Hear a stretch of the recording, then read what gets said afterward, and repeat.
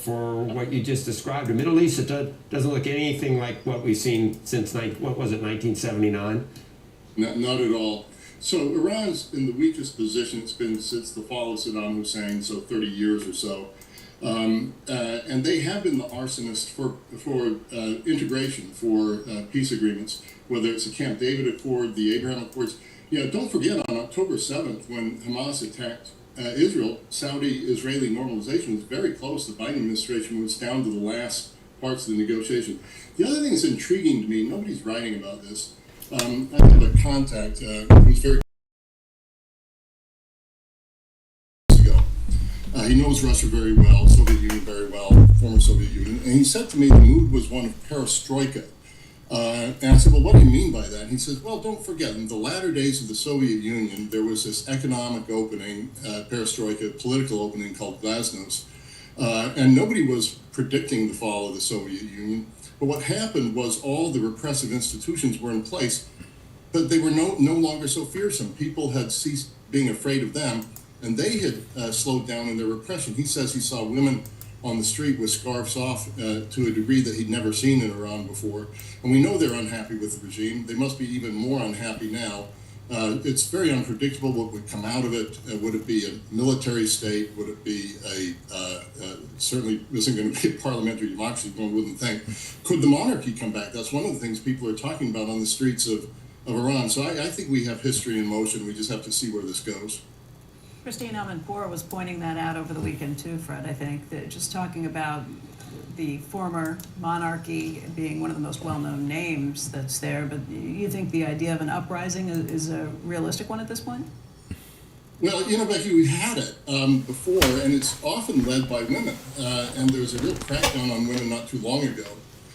We have a strategic litigation project working on Iran's violations of human rights and other things at the Atlantic Council. It's almost all incredibly impressive Iranian-American women who are lawyers working against the regime, and they've got a lot of allies and friends inside the country as well. So there are a lot of groups, but in the past, their power of repression was just so much greater than that opposing them. And so a lot of things take place in Iran behind the scenes. You don't see it, but the question is, does it bubble up now? There's a whole wing of the Republican Party that is just very, I think, aware of the failure of nation-building efforts, the most recent ones that we tried. And I think that's sort of what spawned, I don't know, you take your pick who you want to talk about, that really they don't want any involvement whatsoever with the United States in some of these problem spots. So I think the president is confronted with people on that, from that side of things telling him, what are you doing? Take it easy. And others saying, this is a chance for you to be, 100 years from now, it could be remembered that this is when things happened. But what I'm alluding to is getting dragged into something like allowing bombers, U.S. Equipment, maybe not bombers themselves, but in the bunker busting bombs to take out that remaining nuclear facility. And I know that there's people that want the president to go ahead and and accommodate that somehow for Israel. Do you know anything about where we are on that, and what's the likelihood that happens? Yeah, Joe, I do. I know quite a bit about that. So Brett McGurk was the person that put those plans in place, helped put those plans in place in the Biden administration. He was the negotiator that he's now come to join us in our N7 Abraham Accords initiative. By the way, he's calling the Israelis have called this Operation Roaring Lion. He calls it Operation Kitchen Sink because of everything they've thrown at it. But the issue is that only the U.S. has the B-2 bombers and the 30,000-pound bombs that can actually go in and take out the deeply dug nuclear sites. I think Trump, by not doing that, by not helping out with this, is saying, I'm going to have this both ways. I'm not going to apply American power. I'm not going to send in American soldiers. But on the other hand, I'm going to stand back and let Israel do what it can do with Iran literally naked now in air defense. So I think those that are criticizing this right now should actually praise Trump for the restraint that he's shown He gave the Iranians 60 days. Don't forget the strike took place at the 61st day, so whether it was intentional or not, Israel waited for his deadline for negotiations to pass.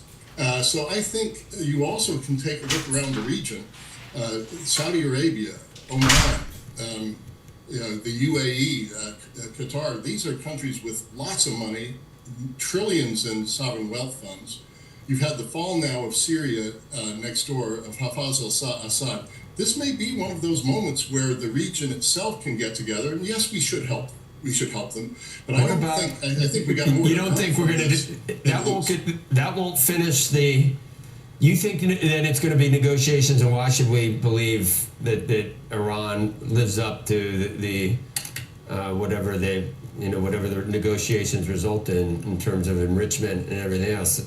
You don't think that which bomber do we need? Which one did you say? The B-2. That big B-2 with the bunker busting bombs. That's not in the future for that the Fordo site. You don't think that is going to happen? So the U.S. policy thus far, I don't know what it is in the Trump administration. The Biden administration, they had to have proof that the regime was moving toward a bomb and absolute intelligence, and they were confident they could get it. The Ayatollahs have said, well, that would violate our religion to go toward a bomb, so we're not going to do it. We just want the fissile material. I just don't know what would set off that kind of bombing in this administration. It may be the same thing, but right now they're so far away from being able to put together a bomb that I think a lot has been achieved away from the negotiating table that has increased our leverage in the negotiations. What would stop President Trump from getting the okay for that? You don't think he will? You don't think that? I don't think that's a bridge too far. That's too much involvement for the United States in this conflict, given what happened in Iraq and what happened in, I don't know, take your pick, in recent. Joe, you and I have both been watching this president. He makes decisions very much on his own and from day to day. So what's in this one man's mind makes a lot of difference in the world. And I can't predict how he's looking at it. You can only know what he's said about war in the past. I know. And he's been very reluctant to go there. He's very much against what happened in Iraq and Afghanistan. And his base elected him partly because of that. So I think it's going to be the last thing he does. Okay. The last thing. Well, I think he'll try to avoid it, is what I mean to say. And it would only be Iran doing something pretty silly that would put him in the position to do it. This feels like maybe we're on the cusp of something really positive, and that's all in your in what you've written lately, Fred. And that not everyone feels that way. It's like, oh, this is horrible. But thank you, appreciate it. Well, some people could accuse me of wishful thinking, but it's optimists who actually try to change the world for the better. And I think there are a lot of them in the Middle East right now, which is right. One of the big changes. Right. Thank you. Thank you. All right, when we come back, President Trump calling for a wider immigration crackdown, but he is being lobbied to take it easier on some key sectors of the economy. We've got the latest details after a break. Squawk Box will be right back.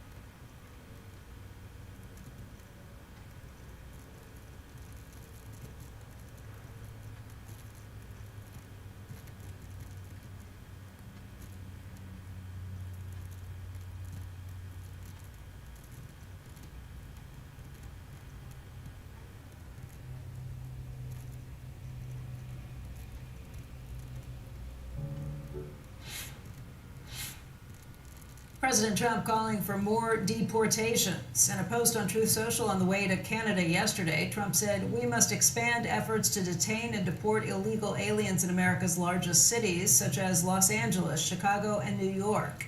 He called these and other cities the core of the Democrat power center and claimed millions of people are there illegally. That follows the president saying last week that he was willing to exempt the agriculture and hotel industries from his nationwide immigration crackdown. Executives in those industries have been complaining to the president about losing reliable, long-time immigrant workers and struggling to replace them.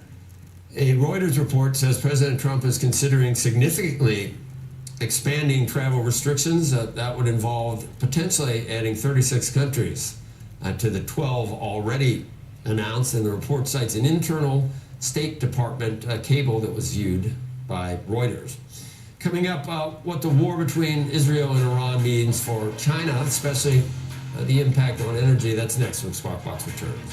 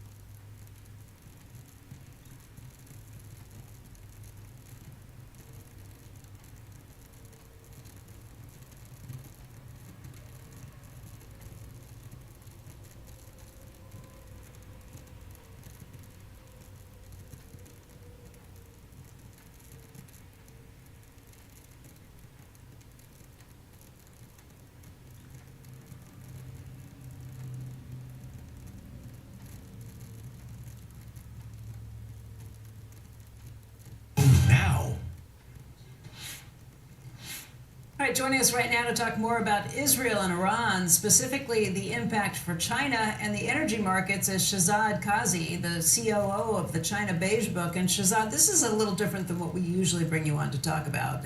Geopolitics obviously flaring up in a big way. You're here to tell us what that means for China, the other big superpower in the world. Yeah, well, I think the key thing for China is, first of all, they've already come out and said that they are opposed to the Israeli attack on Iran. I think they are behind the scenes probably very interested in pushing the Trump administration to work out some kind of de-escalation. For them, this is largely from an economic standpoint about oil. It's about access to They buy oil, the Iranian oil. and they buy the Iranian oil. They're one of the biggest, if not sometimes the biggest, buyer of Iranian oil. Obviously, it's done through the black market and it's illegal, but that makes a huge difference for them. Do they care about whether Iran would be a nuclear-armed country? How would that factor in? And why does the economic output matter so much more? My sense is that the countries in the region, Iran is neighbors with 4 nuclear powers: Russia, China, India, and Pakistan. And none of those, I think, want Iran to have a nuclear weapon. Yet, I don't think anybody in the region wants to see another country completely destabilized, have a power vacuum, have what will absolutely be, if there's a regime overthrow, where the next stop is going to be a very bloody and very intense civil war. It's not going to be some kind of Goldilocks scenario where you just have a new government take over and Iran becomes stable. And that is a scenario everybody wants to avoid in But the do region. you think the other neighbors in the region, the ones who don't have nuclear powers, want to see Iran armed with nuclear weapons? I mean, you just mentioned the ones who have nuclear weapons don't want them to have it. What about the ones who don't? Probably not. I don't know if anybody wants Iran to have a nuclear weapon, and I think it's More nukes seems like a bad idea, just in general. Totally. And I think, the real question is, do the Iranians ultimately want to have a nuclear weapon? I think the answer may have changed now. They might be much closer to a yes now than they were 5 days ago, 6 days ago. We just heard that we've had almost 5 decades of troublemaking from Iran. We saw in Syria a regime was toppled. It doesn't seem like all hell is. I don't know how it finally plays out, and it's not necessarily great. I don't know what this regime eventually looks like either, but it doesn't sound like what you just described would automatically happen in Iran. You don't think that there's no Arab Spring, or I don't know, what would you call it in Iran? What would it be called? I think if the people really do strive, crave something that looks like what other countries in the Middle East that are more moderate, what those people have at this point. After having covered what happened in Afghanistan, having covered the region widely in a previous life, I always say that there's a difference between people with aspirations and people with the guns. People with aspiration are great, but it's people with the guns who have a more everlasting impact. That doesn't last forever. It looks like this is like one of the, in 5 decades, it's never been possible. This doesn't it look like it. I don't know whether you heard Fred Kemp earlier. He thinks this could usher in. He's very optimistic about it. You sound very negative and pessimistic about it. Yeah, I certainly don't share that view. I'm quite frankly very afraid, and I can tell you that a lot of people in the administration, especially those who are focused on China right now, certainly don't want any part of this. This is taking your eye off the ball for sure, and this is going to massively distract resources, because if you're talking about a multi-year effort, Assad's civil war went on for, almost 13, 14 years, if not more. It took a long time. Iraq was a mess. Afghanistan, 20 years of occupation, only for the Taliban to come right back into power. We saw in the middle the growth of ISIS. Syria is, of course, ruled by somebody today who himself was previously in Al-Qaeda, which on 9/11 we would have considered to be completely unacceptable to us. He's rejected all those, hasn't he? Yeah. Sure. Okay. So it's a very dangerous scenario, and I think 6 months ago the president obviously had very different aspirations, remaking America's global trade relationships, ushering in an unprecedented era of peace in the area, and we're getting farther away from it. But more importantly, I think competition with China is what's key. So what would China do to try and preserve its economic interest, its oil that it's getting from Iran? What would it be willing to lay on the table to do to push towards that effort? Look, at this point, it's very hard to say that they would provide any kind of defense support to the Iranians, somehow try to bolster their air defenses and such. But it becomes a very complicated scenario where if, say, the Iranians say we're going to shut down the Strait of Hormuz, that will instantly drag us in at that point. That puts China in a very difficult situation, because shutting down the Strait of Hormuz is bad for them as well. So I don't think the decisions are clear as yet. China is in a tough spot, which is why I think their hope is that this doesn't escalate to that level at all. Is there a chance that they wind up on the same side with the U.S. and maybe are more likely to give on some economic pushes as a result of it? I think if push comes to shove, it's far better for Xi to sit back and let the U.S. do the hard work. And then also, keep in mind, gives them a very nice talking point that says the U.S. constantly makes us look like we're destabilizing the region, we're destabilizing the world, we're a bully, we're the pacifists here. Gives them a very good talking point without having to lift a finger. The pacifists who want to see the oil continue, and so we don't care who's in power or what kind of nuclear weapons they have access. They'll come back and tell them, especially the quote-unquote global south, look, we're not in the business of regime overthrow.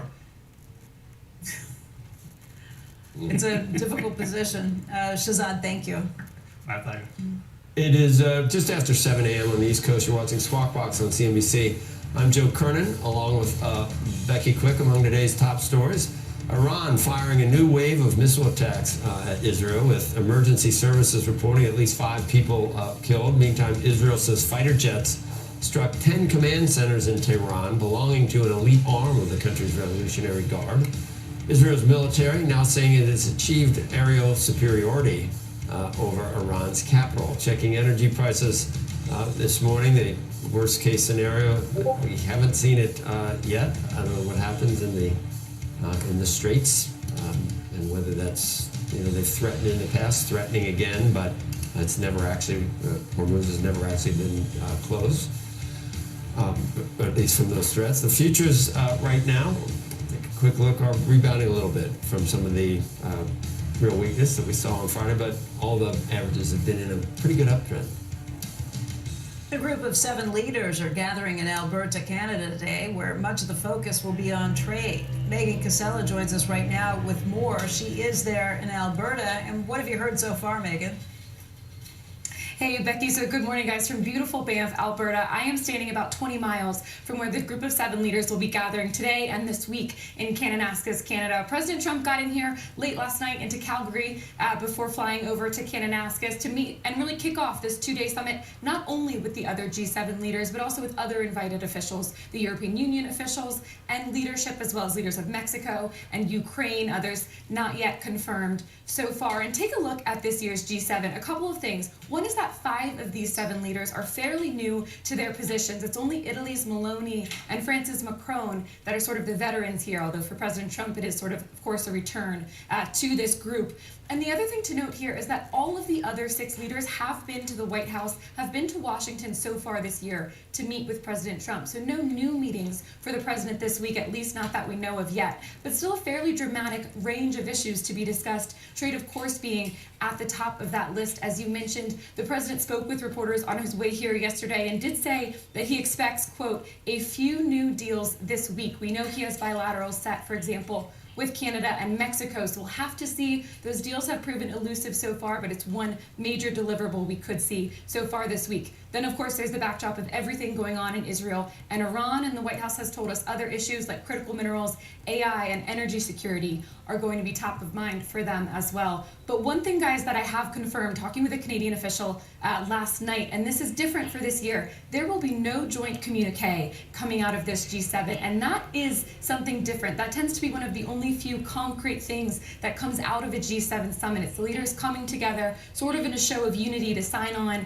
to a set of shared goals. Canada, as the host country, because of how much disunity and how much fracturing this is this year, they're trying to avoid some disagreements, and they're not pushing for a joint statement of any kind. We might see individual leader statements, we might see some on specific issues, but no joint statement. And again, that underscores sort of the fracturing here. And I want to leave you guys with this. If we can pull up this photo from 2018, this is the last time Canada was the host country of the G7, and this became kind of an iconic photo of that summit, with most of the leaders on one side of a table, President Trump on the other side with his arms crossed, kind of defiantly. And it became this symbol of that summit when there was a joint statement. After the president left, he withdrew the U.S. from the statement once he was on Air Force One amid a disagreement with then Prime Minister Justin Trudeau. So with Canada back as the host country, with President Trump back in the White House and returning to the summit this year, there's a lot of speculation here, guys, from everyone I've spoken with as to whether we might see some sort of similar dynamic this time around.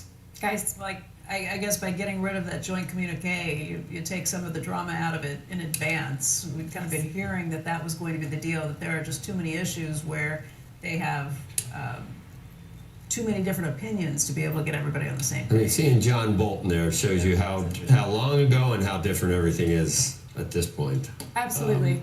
That's right. And yet, Joe, I will say the similarities, the biggest one I'm only going to highlight is just the trade issues that we're back into that with all these side deals wanting to be struck and the tariffs that are back on stage. Everyone's hoping to clinch their side deal, but none of these leaders wants to go home having looked like they've capitulated to the U.S. in any way at the same time. So they sort of want to stand strong while trying to get a deal. And remember, we're just about 3 weeks from the tariff deadline potentially kicking back into effect. So that's sort of the backdrop to all of these side discussions.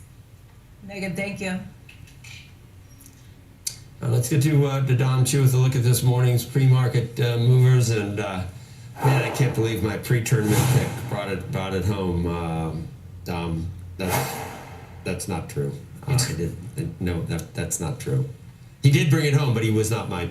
I don't know. Was he yours, JJ Spawn? We should have thought about that because he's been playing like out of his mind ever since the Players Championship. Yeah, I mean, at the Players, I mean, I think the playoff loss. Maybe sometimes there are defeats that lead to the greater good, right? If you look at JJ Spawn, he probably learned a ton from that playoff defeat to Rory McIlroy. But that shot right there, I mean, talk about. I can't, in recent memory, think of a more iconic way to end a major golf tournament than a 64-foot hurler to actually win it. And by the way, the only player in red figures, right, -1 for the championship, and he did so with that 64-foot putt. To me, it was truly fun to watch, only because, Joe, and I know you watched this. First of all, Oakmont is, I know, one of your favorite courses. I have yet to play it, so I haven't experienced it. But what I would say is this. Everybody, including myself, probably rid off JJ Spawn in the first 6 holes of his final round. He pretty much bogeyed every hole to start his round. He went off in 40, 5 over, right, in the front 9, and then came back and after the rain delay and just absolutely put on a clinic. Those last 2 holes were amazing. I think some of the earlier putts, he only had a 2-putt that one and lag it up. Some of his earlier putts, and the drive on 17 was just. And the drive on 18, he stepped up. You know, they say that to win a major, you need like good things to happen to you. When that approach shot hit the pin, that beautiful approach that they hit it and then ran off the front of the green, and he just sat there stoically watching it happen. That's when I thought, well, when that happens, that you're not meant to win. And then to come back from that adversity. No, what I would say was Larry Mize, don't you think? Larry Mize, I think he was against Greg Norman. Remember that chip on 11? Yes, yeah. I mean, that was like the kind of thing you don't see very often either. Just like that. Anyway, Dom. Yes, I will. I digress. I will get us back on track right now. Let's talk about some of those stocks on the move across the Atlantic right now. Big consumer C-suite changes afoot. Shares of luxury brand warehouse Kering are higher by just about maybe 9.5% right now in European trading. This is the parent company of brands like Gucci, Balenciaga, Yves Saint Laurent, Brioni, others, is reportedly landing a new CEO in Luca De Meo. De Meo stepped down as CEO of French automaker Renault to pursue an opportunity outside the industry. Le Figaro, the French newspaper, says that he's now reportedly taking over as CEO of Kering. Shares of Renault, by the way, are down roughly 7% in response, so keep an eye on those European shares. Meanwhile, here in America, Insight Corp, among the biggest gainers in the S&P right now, up about maybe 6 to 7%. The biopharma company announced positive preliminary trial data for a drug it has in development to treat a bone marrow and blood disorder. Those results also led to analysts at Stifel upgrading the shares to a buy from a prior hold. The target price goes all the way up to 107 from 75, so Insight up to nearly 7%. And we'll end on shares of Celsius, which are higher by 3.5%, due in part to analysts at TD Cowen upgrading the energy drink maker to a buy from a hold. The target price goes up to 55 from 37. They're citing things like brand optimism and expansion of product distribution going into 2026. So Celsius is up on that bit of news. Now, for more on that and other top calls of the day, just head over to cnbc.com/pro. Subscribers get all the details and context behind those big analyst calls. Joe, I will send things back over to you, and I'm going to go and look up and watch that 64-foot JJ Spawn putt again and again and again. So. Larry's Mize and he's Augusta native too. No one picked. I forgot Seve was in that playoff. Did you remember Seve? I thought it was just Norman. Seve was there too for that playoff. Then I thought about Bubba on 10 when he no way he had Augusta. You mean? Yeah. I'm thinking about things that won tournaments with shot unlikely. All right. See you later. Here's what I would Thanks. say too. Lab putters. Right? Everyone's wondering what those lab putters are going to do in response. So we'll see what Yeah. happens there. That was, he had a look in his eye, that's for sure. All right, when we come back, an exclusive interview with Transportation Secretary Sean Duffy, live from the Paris Air Show, covering everything from last week's deadly Air India crash to the air traffic control infrastructure here at home. Also, Congressional Budget Office Director Phil Swagel, his office facing blistering criticism from the GOP over the analysis of President Trump's mega bill. He will join us at 7:50 a.m. Eastern Time. Squawk Box will be right back.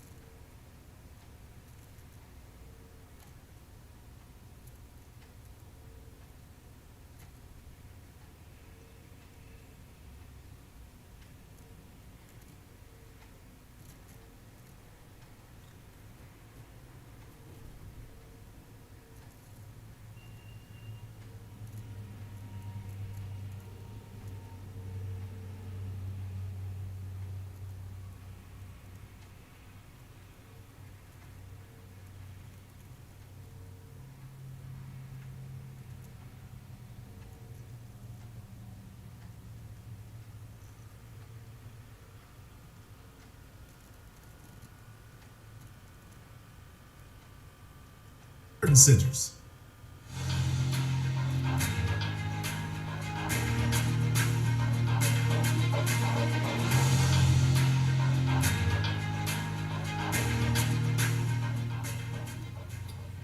Welcome back to Squawk Box. Let's get to Phil LeBeau. He's at the Paris Air Show, as you know, and he's now joined by Transportation Secretary Sean Duffy. Hey, Phil.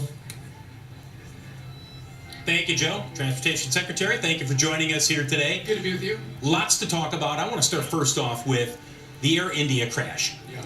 You're NTSB, FAA are not leading the investigation, but you're assisting. Yeah.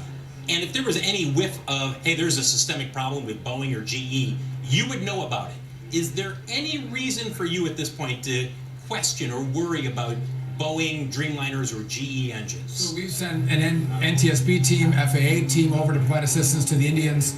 And again, data is pulled from the engines in the airplane as the flight departs. If there was indication that there was anything wrong with the Dreamliner, the 787, we would actually take significant action. We don't have that, so we're going to wait for the data to come in, and we'll see what happened on that flight. We have the black boxes, so that's going to be analyzed. We're going to get information relatively quickly. The Indians lead that, but again, if there's safety issues, we will take action. The lack of information has some people, along with other air incidents in the first half of this year, just nervous about flying right now. Can you appreciate that, where the general public says, what's going on out there? Well, I think that when you had East Palestine, the train derailment, all of a sudden media covers a whole bunch of train derailments that were happening all the time. It's just that the media focuses on it. But again, people saw Newark, they saw DCA, but the system is absolutely safe. We have multiple redundancies in place as we drive the safest skies in the world in America. And so, but again, that doesn't mean we don't have to upgrade. We don't have some warning signs that your system is old.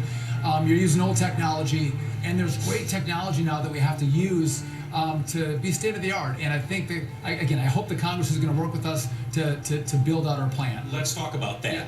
You're going to get probably $12.5 billion, at least in this initial funding bill, but you need a lot more money for this. And ultimately, the two questions that are out there is A, does Congress fully fund what you need to be done? And B, how do you approach this differently than saying, here you go, FAA, put it to work? So $12.5 billion is really important. That gives us a start to build this project, which is why I aggressively support the big, beautiful bill. But it's not enough.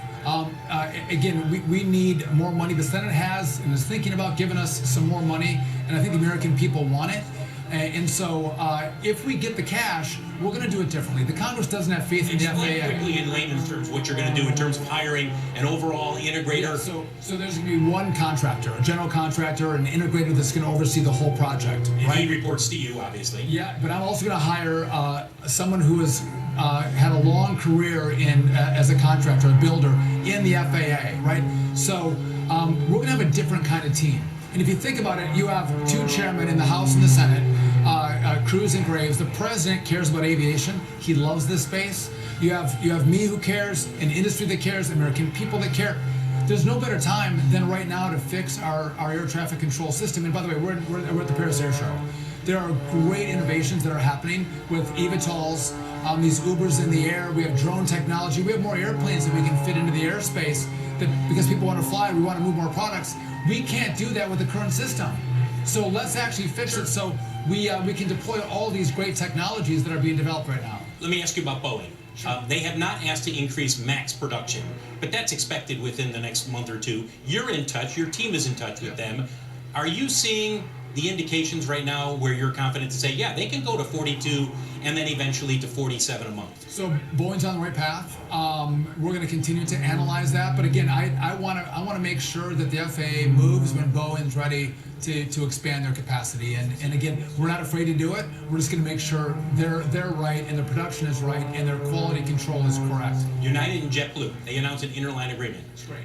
They're going to be selling tickets. They're not coordinating their flights, but they're going to be selling tickets on each other's system.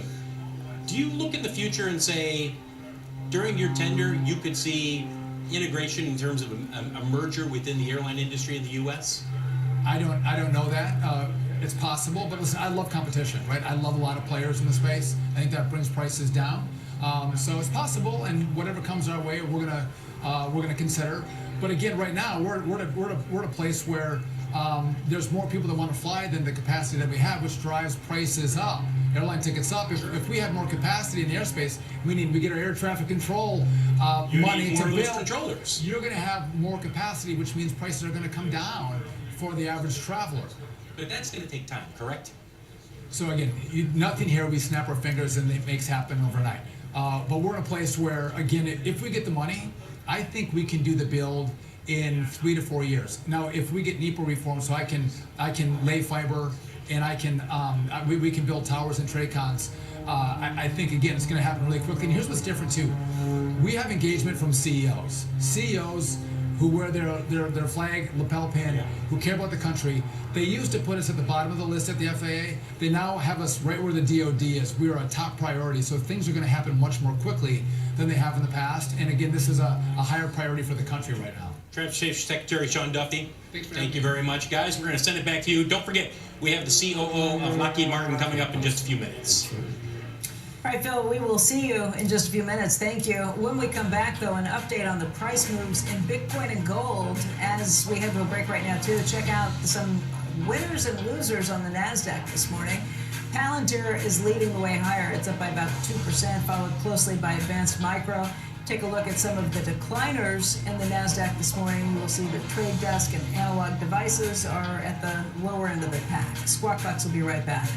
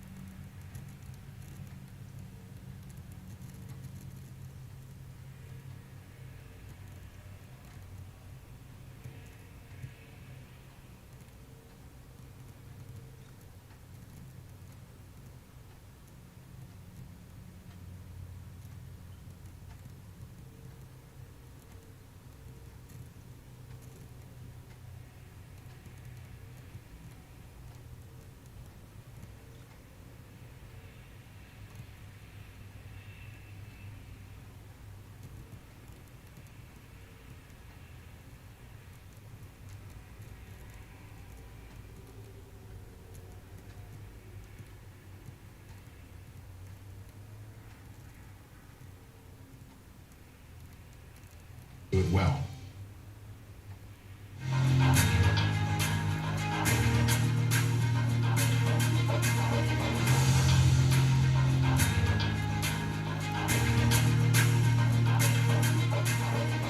All right, welcome back to Squawk Box, everyone. We're keeping an eye on gold this morning. It's slightly lower, $3,442 an ounce, but that comes after another bid that it caught on Friday with the backdrop of global economic uncertainty, or global geopolitical uncertainty, I should say. Over the 1 year, gold prices are up by over 46%.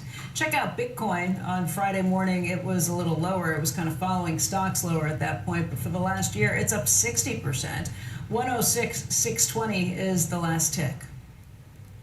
Coming up, we're going to head back to the Paris Air Show for an exclusive interview with the Chief Operating Officer of Lockheed Martin.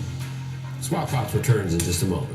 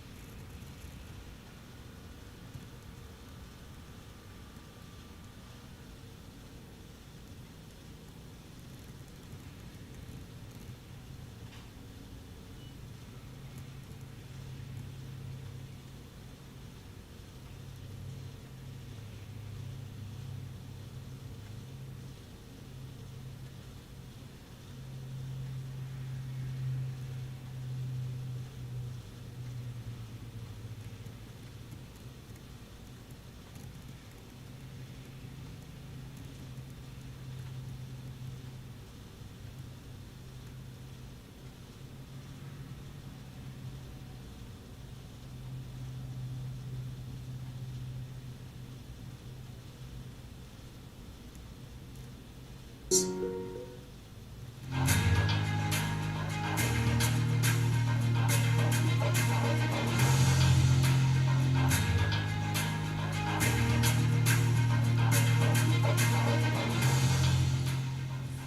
All right, let's get back to our Phil LeBeau at the Paris Air Show. He is joined right now by Lockheed Martin Chief Operating Officer Frank St. John. Phil, good morning again.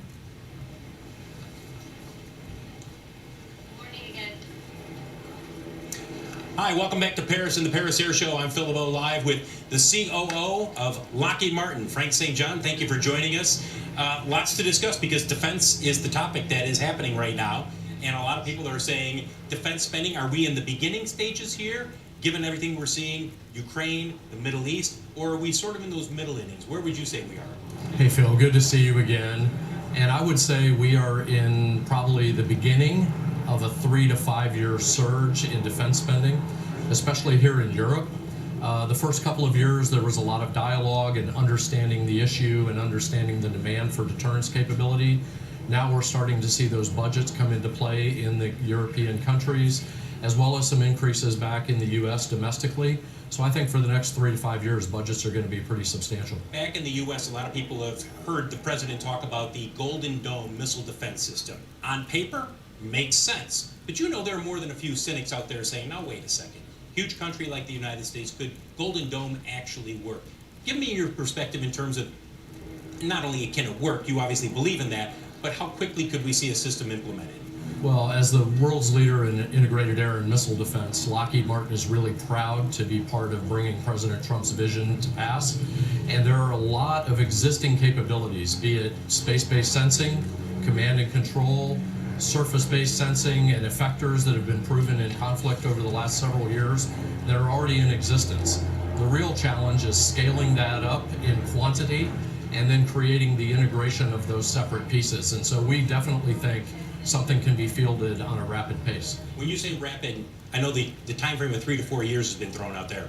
Is that realistic? Yes, it's very realistic to have a basic capability on the field within a couple of years, and then in parallel be developing the more advanced threat deterrents, things like space-based interceptors and the like. How much do the drone threats that are out there now change that? Well, it's interesting because the drone threats are, if they're large, we're going to be seeing them handled by the kind of systems we're seeing operating in the Middle East today. The smaller drone threats, we're actively working on laser weapon systems, high-powered microwaves, ways to deal with those smaller drone threats down kind of in a lower layer. After Q1, you guys issued cautious guidance, in part because uncertainty about executive orders, there's some trade war implications, etc. I know you're in a quiet period and you can't give any guidance, but when do you expect to get greater clarity as you look at the second half of the year and your financials? I think probably in the June, July timeframe, and that's for a couple of reasons. One, we're going to get some clarity on some program issues and some realities there.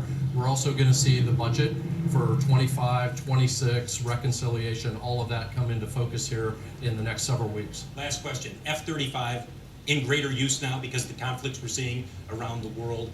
Do you look at that and say that's validation for a system? Absolutely. We have said for years that the F-35 was the quarterback of the battlefield, that its sensing capability, its command and control capability, its ability to fuse data from multiple sources was going to be incredibly valuable. We're seeing that in the Red Sea. We're seeing that in Southwest Asia. It is proving itself. And since we met last year at Farnborough, we've delivered 200 new processor configuration F-35s, and that production line is going strong. Frank St. John, COO of Lockheed Martin, thank you for joining us today here at the Paris Air Show. Guys, we will send it back to you. Great, Phil. Thanks. Coming up, how will OPEC react to the escalation between Israel and Iran? We'll take a closer look at the international energy complex. That's next. Before the break, check out the gains in ExxonMobil and Chevron over the last week. Squawk Box coming right back.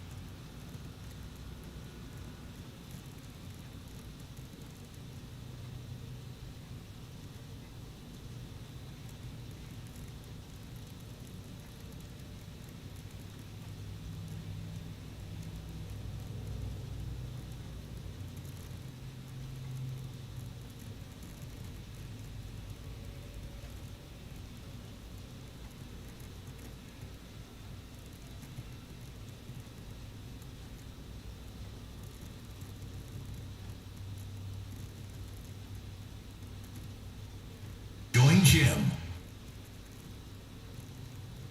All right, let's check out energy prices this morning. You will see natural gas up pretty sharply over the weekend. Israel proving that it can hit Iranian energy infrastructure by striking an oil storage facility in parts of a natural gas field.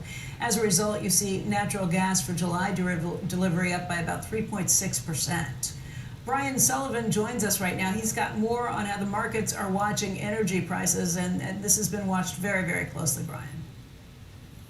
It is, and I think, good morning, Becky and Joe, by the way. I think the big question right now is not why did oil rise last week. The big question right now is probably why is oil not rising more than it is? As you noted, natural gas is on the rise. All right, so let's kind of hit as of 7:40 a.m. Eastern time on Monday. Let's kind of hit exactly where we stand right now. Here are the key focuses of the energy market. As you noted, oil really is flat to even down. Natural gas is up.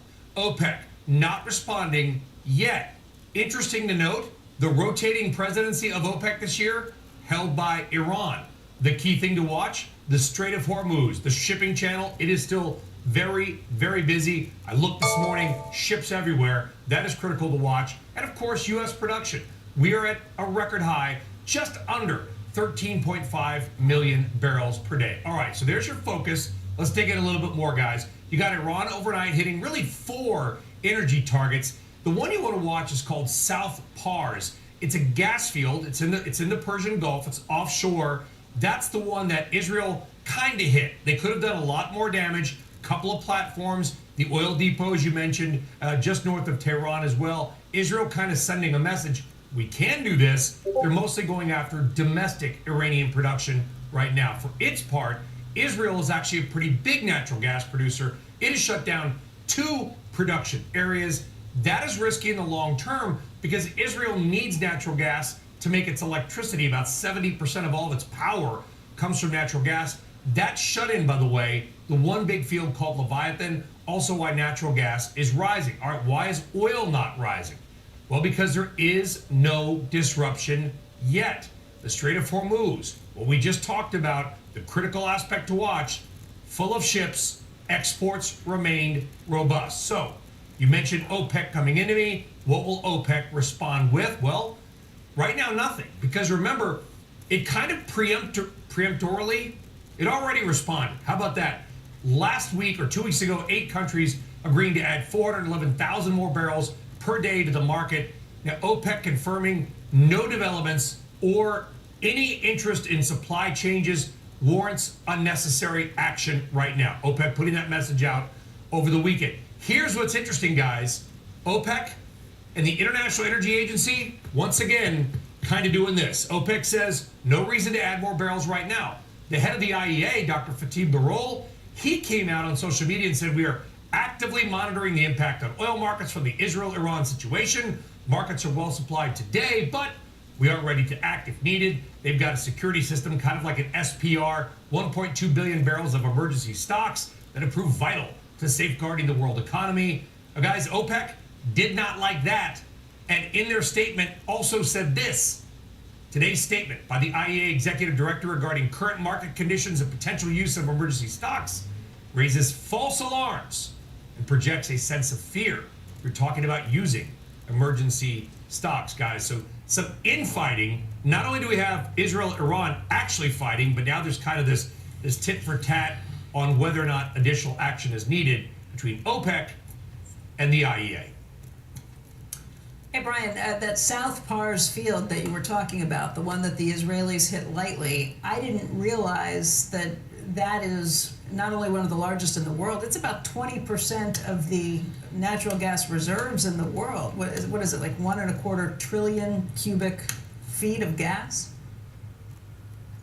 Yes, and even by natural gas measures, and they use billions and trillions and things that are kind of Carl Sagan-ish, hard to understand. This is the biggest natural gas field in the world, but I will say this, Becky, it's not like Iran is tapping the South Pars field in its entirety. It's offshore. It actually extends over into Qatar. So it's kind of under the ground, under the water in the Persian Gulf. So Iran has some offshore oil platforms in its waters. The field then extends across the Persian Gulf into Qatar, which of course is the single or one of the world's largest natural gas and LNG producers. So they actually tap the same field. What's important here is that Israel has basically said, we can get you. We can hit your oil depots. They have not hit any major refineries yet. What Israel hit inside of Iran, the Shahar oil depot, that was kind of an oil storage tank, and Iran has said there's not a lot in there anyway. Watch for Iranian refineries. Those are the key words. And most importantly, guys, and I can't reiterate this enough, is the Strait of Hormuz. I know you had a guest on earlier this morning that was talking about China. China needs this oil. I don't think China, through diplomacy, is going to allow Iran to shut that in. And I can't reiterate enough, guys, that the president of OPEC this year rotates is Iran. Mohsen Pakajad is his name. He's the president. The Saudi Aramco CEO said maybe we can have diplomacy through oil. We might find out. Yeah. That's going to be interesting. Hope we have a backup. We'll see. Well, is it like there will be blood? No backup for the guy from Iran. I don't know. Well, maybe he's fine. I was just thinking the oil fields. You were talking about natural gas. Qatar using it too. Is it like there will be blood, the movie, where you can suction it and siphon it off and take it from far away? Are you talking about drinking a milkshake? I have a wine and goes like this, Daniel. Yeah, like theoretically, I've watched that movie too much. It's possible, Becky. Here's the key. If the Strait of Hormuz, if you hear or see a headline about a mine, M-I-N-E, or some kind of shipping issue in the Strait of Hormuz, Persian Gulf, that's when the oil markets are really going to pay attention. Right now, they're paying attention. This is terrible and it needs to end. But the oil markets haven't reacted because they know that the oil is still flowing. Just look at supply, demand, fundamentals. As cold as that sounds in this world, that's what's to watch. Oh, and Joe, by the way, the American Fifth Fleet, the biggest naval buildup since World War II, is over there. I don't think they're going to allow anything to happen. And you saw the headlines about Trump potentially vetoing an assassination of the Iranian president. That news coming out of Reuters over the weekend. Yes, and it is quite a naval presence. Maybe we need to build a few more ships, but we still got we've still got some serious shows of strength. Brian, you went with Qatar and Qatar, so you got all your bases covered. We're getting like, I think that's the best way to do it, because one day they tell me this, the next day I'm talking about like the style people or whatever. Do you have a preference? Give me some advice. I think it's like Nokia and Nokia. You remember that? We used to be Or like tomato Nokia, and tomato. but in Finland they say Right. Yeah, I think Qatar, sort of with the is the right A way to do little it. bit of emphasis on the Okay, second syllable. There was just an Qatar. NBC. I've been learning Arabic, a little bit of Arabic. NBC Stopping said, Qatar. it's not Qatar, it's back to Qatar. I don't know. I'm confused. We've changed it 12 times. I do what Brian did. We'll see you guys That's all what I day said. long. Yep, he did little bit for everybody. Coming up is Just mumble. yeah. You don't need to give me that advice. I do fine on my own. It's going a buy right now. We're going to focus on that stock's performance and the rest of the markets coming up next. Squawk Box returns just a moment.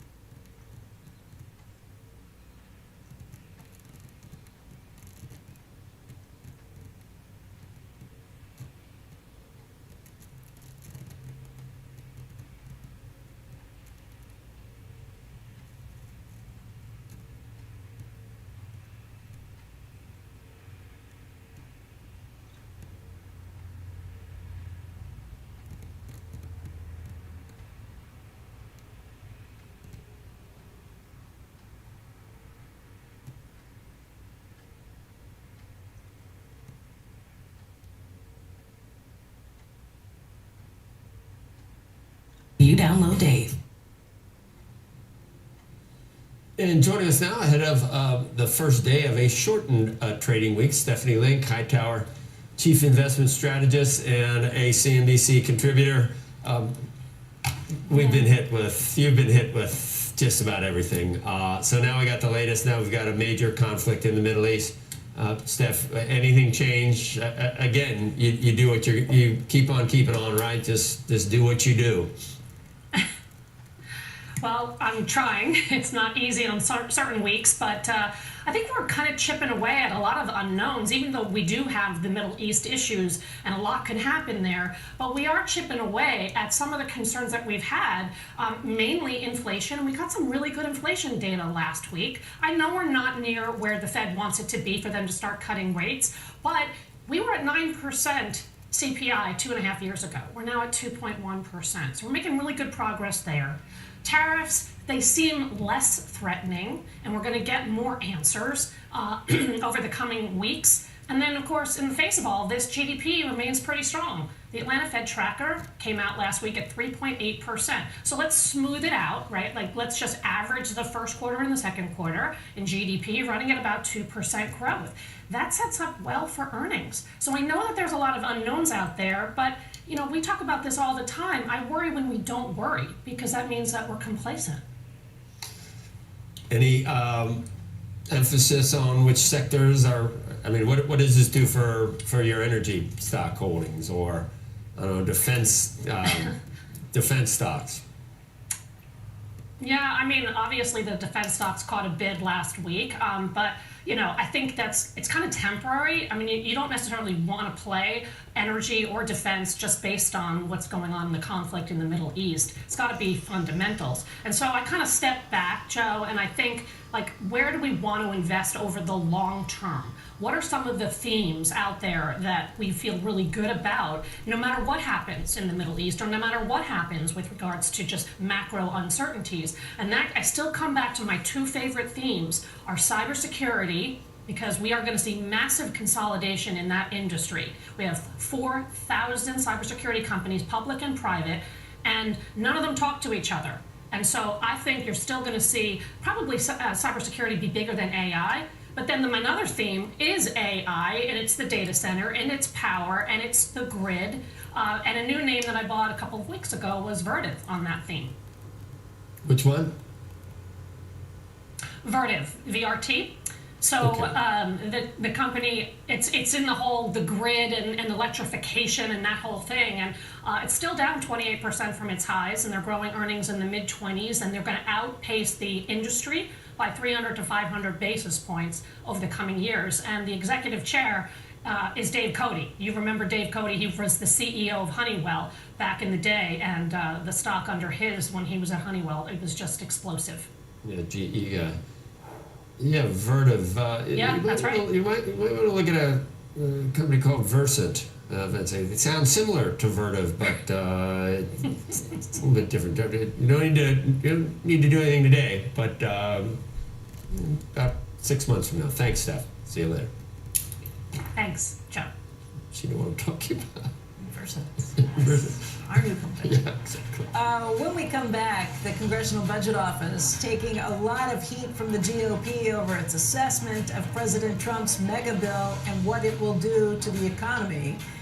CBO Director Phil Swagel will join us next with the analysis of the legislation and the hostilities that have come towards him and the CBO from Capitol Hill.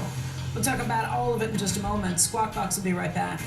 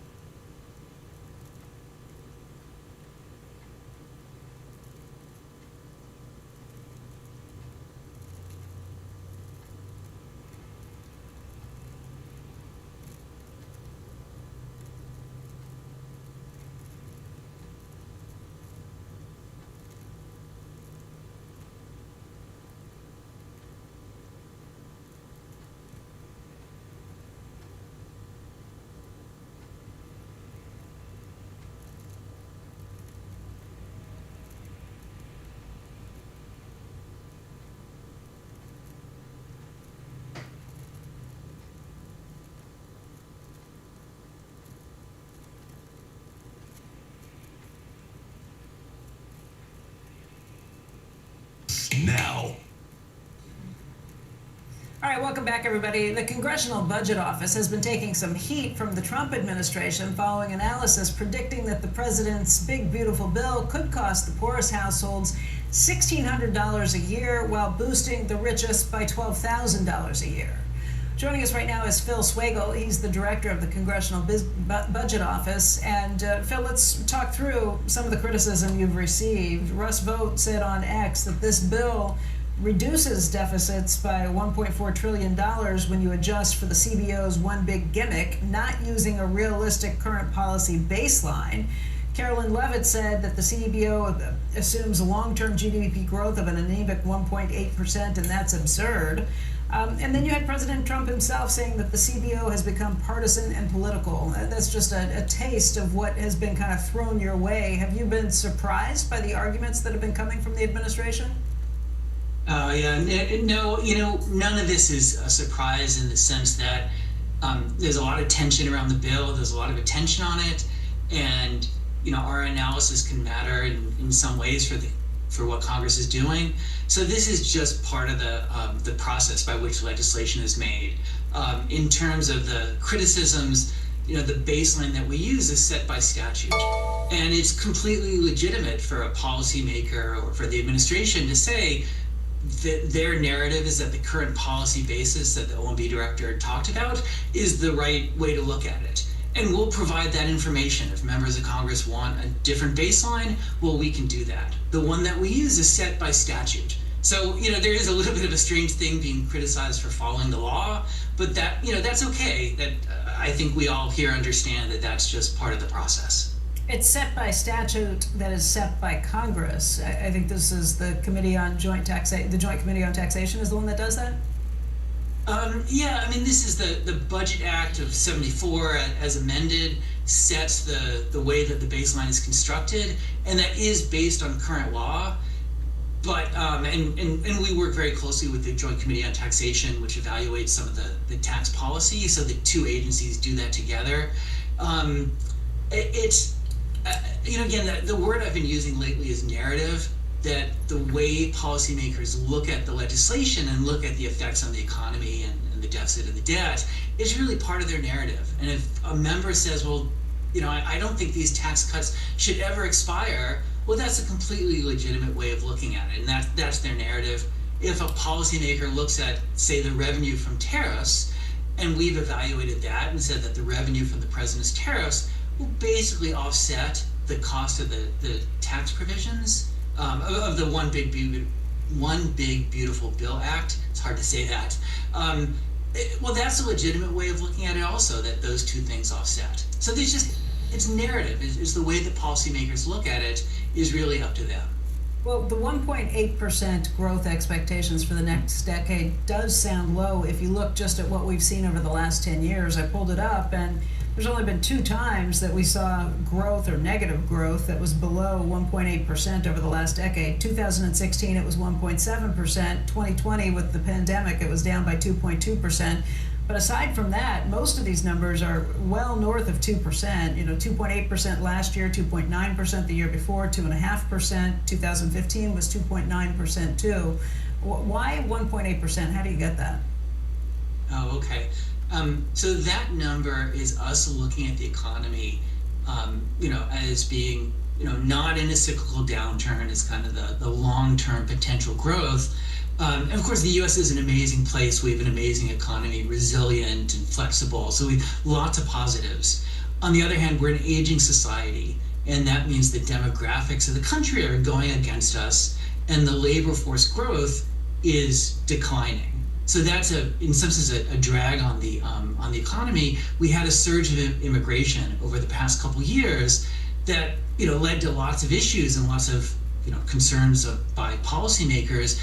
But it did, in some sense, offset the labor shortage that we had coming out of the pandemic, and that's ended. So that's the kind of thing we're looking at. We're looking at the demographics.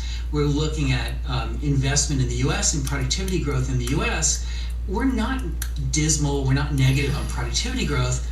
We just don't have the kind of booming productivity growth that the U.S. has seen at some times. So that's why the 1.8% is kind of a middle of the road long-term projection for economic growth.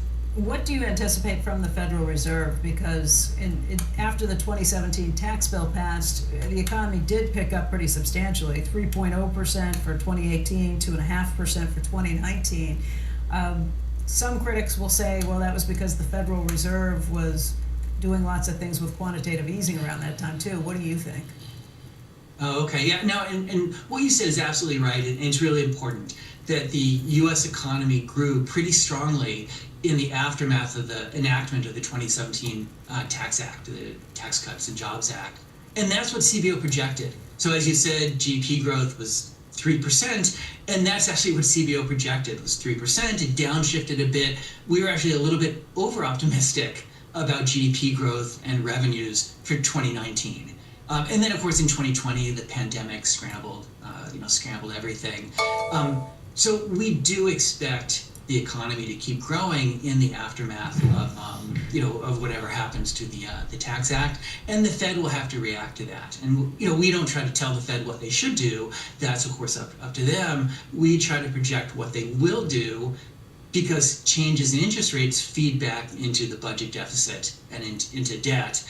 And that's really, in some sense, the challenge of the fiscal situation we have, is that the debt trajectory in the U.S. is rising. That will feed back into interest rates, that will feed back into the Fed's decision, and then feed back into the budget. So, that's the challenge that we face, is that debt trajectory feeding back into the fiscal situation. It is a lot to try and get your arms around, a lot of moving pieces. That's, I suppose, why some people say, well, the OMB is always wrong. I guess it depends on which one of those metrics, which baselines you kind of put into it. Phil, you've been, again, accused of being partisan. You're a Republican. I am a Republican. You can see over my shoulder that sheet of dollar bills is signed by the Treasury Secretary when I was in the Bush administration, in the Bush Treasury, as in the Bush White House. This is a nonpartisan organization. We work for the entire Congress. We work for both Democrats and Republicans, the House and the Senate. I have 270 colleagues here who are just focused on the job. And of course we get things wrong. We get a lot right, we get some things wrong. We're human. We do our best, and we do it in a nonpartisan, professional way. So remember the last CBO estimates for the 2017 bill. I know that you have constraints that you work under, but that doesn't mean that it's not sometimes misleading or could be outright. You might not be anywhere near close to what the actual. Tax receipts between. Just talking about, you had to. You said it would be 27 trillion. The CBO, not you, but it was $1.5 trillion higher than that between those years. I think some people have gone back and said that was because inflation spiked during the pandemic. I mean, it's ego, isn't it, Phil? I mean, if you're not sure exactly what to put in, you're not sure exactly what's going to come out. I mean, there is margin. There's room for error. I don't think a lot of the people that love this bill are. I mean, I know they want to get it passed. They want to do what the president wants, but I don't think they're just lying through their teeth about what they expect to happen and why they think the CBO is underestimating some of the positive effects of the growth initiatives that are in there. Oh, okay. Yeah, I mean, of course, there's uncertainty about the effects of the bill. I look at the 2017 Act, where in the immediate aftermath, the CBO projections were really spot on for 2018 and 2019. And that's both with revenues and with growth. 2020, of course, the pandemic scrambled things. There's lots of legislation. There's very high inflation starting in March of 2021, and that inflated revenues as well. There's the Fed's QE, had an effect on asset prices, and we had a spike in capital gains revenues. There's the immigration surge, and that meant high revenues. And see, these are things that the CBO certainly did not predict back, in 2018. A lot of things like that. What is the growth? What is your assumption on GDP growth? I think that's what they complain about. What is your assumption for GDP growth? 1.8%. Phil. Yeah, so it's 1.8, about 1.8% now, and that's But important what do to they keep want in mind to that's talk about? before the bill, and we're putting out a dynamic analysis of the bill that will look at the effects inclusive of the bill. And the challenge that there's some things that will boost GDP growth, the lower taxes, but the higher deficit will go in the opposite direction. What do the GOP wants you to assume much higher, Phil? I think that's right, and it's based on not just the bill, but the totality of what the president's agenda is. And he has a deregulation agenda. And you can't really put that in, right? We will look at that later in the year, but the score, the dynamic estimate, is just of the bill. So if the president has other pro-growth elements to his policies, we will get that. It just won't be in what we release later this week. Could it be somewhere in the middle? Would you be absolutely shocked if it underestimated the positive effects? I mean, there is a range of uncertainty. If the outcome is better than we expect, we will look at our estimates and say, well, what did we miss? And we will adjust it. And there's really no sort of, no belief that we're perfect. Believe me, we will, And by the way, we'll learn and adjust. this is just based on the House's version of things. The Senate is going to put out its version today, and then you've got to figure out where the two come together. How quickly will you be able to change your models based on the new bills that are coming? Okay, and thanks for asking that, because that's an important part of what's happening here at CBO, is that we're working intensively with the committees in the Senate as they take up the bill and work their will on the legislative language. And there's this very intensive back and forth as we provide technical assistance to the committees. I think we'll be in good position to provide estimates as the Senate legislative language comes out. It depends, of course, on the changes they make. If they're big changes, well, then we might have some more modeling. But we and my colleagues at the Joint Committee on Taxation are working as hard as we can to provide feedback as quickly and immediately as we can. Okay, Phil, thank you. Phil Swagel. Thanks so much. It is 8 a.m. on the East Coast, and you're watching Squawk Box right here on CNBC. I'm Becky Quick along with Joe Kernan. Andrew is off today. Among our top stories this morning, Israel's defense minister saying that Tehran will pay the price for its fresh missile strikes against Israel.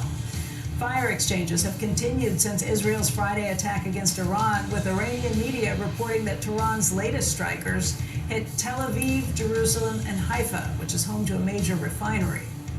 In Washington, Republicans on the Senate Finance Committee are expected to release the legislative text for their portion of President Trump's tax bill, which will include some controversial revisions of the cap on SALT deductions and Medicaid cuts. Senate Republicans are set to gather for a conference meeting this afternoon. And Nippon Steel rising in Japan today after President Trump approved its nearly $15 billion bid for U.S. steel on Friday. That deal includes $11 billion in new investments by the year 2028, as well as commitments on governance, production, and trade. You can see that stock is up by about 1.5%. U.S. Steel here in the United States up by 5%. Here's the futures this morning, rebounding a little for more on the market. Let's get to Mike Santoli, the New York Stock Exchange. Hey, Mike. Hey, Joe. Yeah, actually retaking about 2/3 or a little more than half of what was lost on Friday. S&P was down 1.1%. Here's the S&P 500 index fund. You see it trying to firm up there.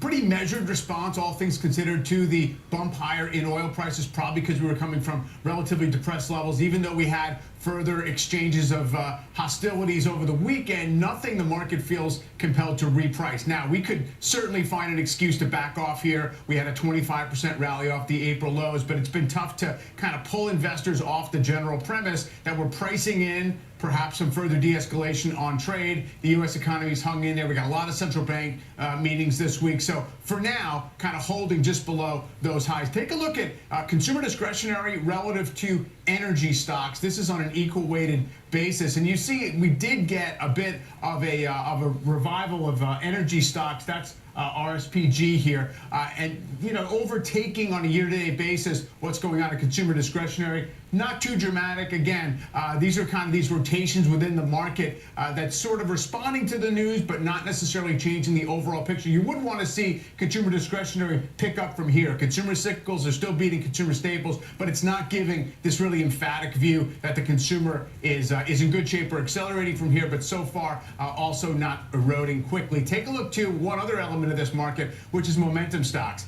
That huge rally off the lows really did surge the momentum part of the market, the stocks that have already been performing really well. Relative to the S&P, you see it's actually even greater outperformance than we had back in February when you did have a setback in the momentum stocks to destabilize the overall index. So keep an eye out for that, although, even on Friday, there was not a lot to watch in this score, guys.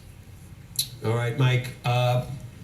You're a little bit surprised, Mike, at oil. I mean, it's bizarre, and I guess it's a wait and see at this point. We're well supplied, the entire planet. That's right. I think. That's been the message of the market for a while here, is that we are pretty well supplied, and it's going to take something pretty specific to curtail short-term supplies to get that bid continuing in crude beyond the mid-70s. We'll see.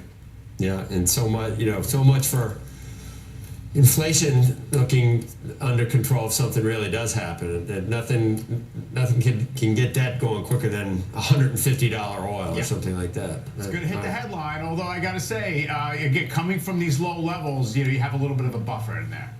Right. All right. What was I reading? That every $10, I mean, I guess the understanding is every $10 sustained increase in oil prices leads to 20 to 40 basis points increases in consumer price index. Does that sound about right, Mike? That's plausible, sure. I mean, it's a huge part of the overall inflation measure, but I have to say, energy costs as a percentage of real disposable income of Americans has never been lower, right? So it just doesn't have quite the swing factor it used to. But it's been bringing down inflation to the tune of about 25 cents or the something statistical impact every is there, month. The statistical impact on it, Mike, thank you. When we come back, the surge in oil prices and the ongoing Israel-Iran conflict, where prices at the pump may be headed next. And as we head to a break, let's take a look at shares of Tesla this morning. The EV maker announcing updates to both its Model S and Model X, and an immediate $5,000 price increase for all trim levels. Changes to those models include new wheel designs, better noise cancellation to help counter road and wind noise, and a new suspension design to improve the ride quality. Squawk Box will be right back.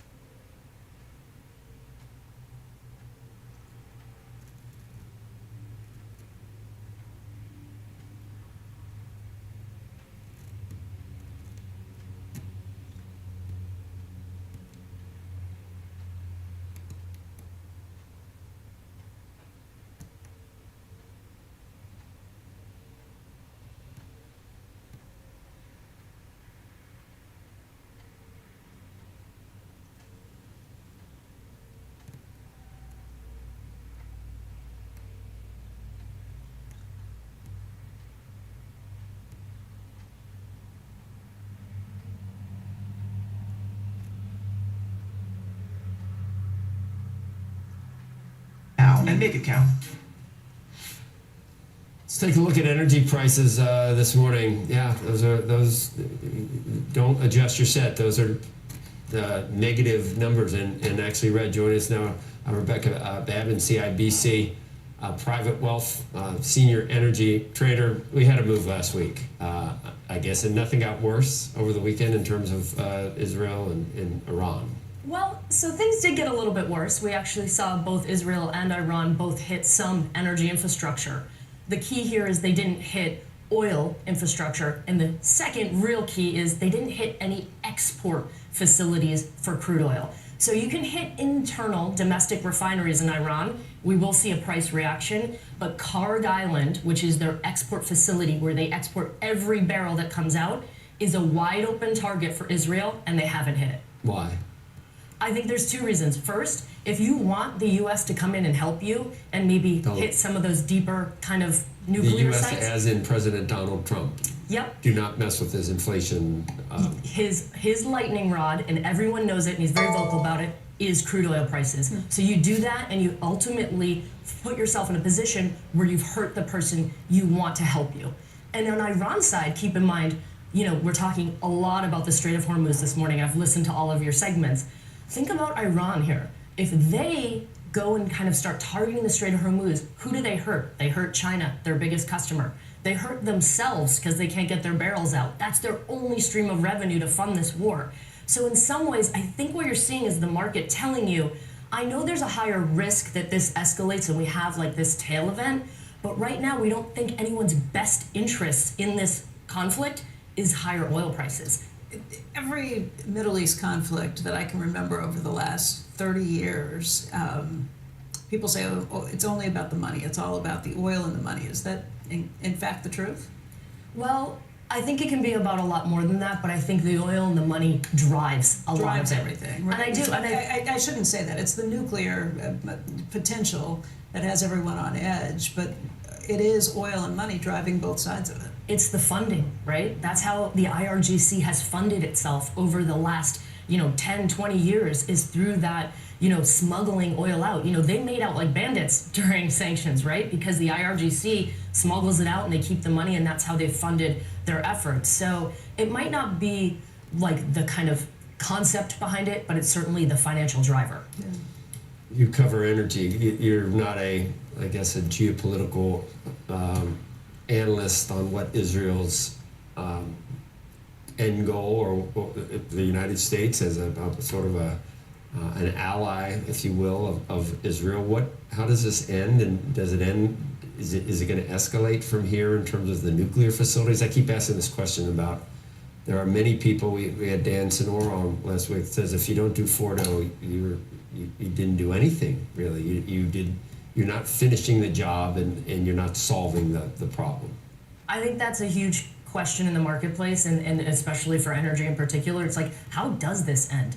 Does it end that they're forced to the table? Iran is forced to the table because things have gotten so bad, and then Israel is able to go in and really do what they need to do to eliminate the threat. And I think you're right, Israel wants every single nuclear site out of commission.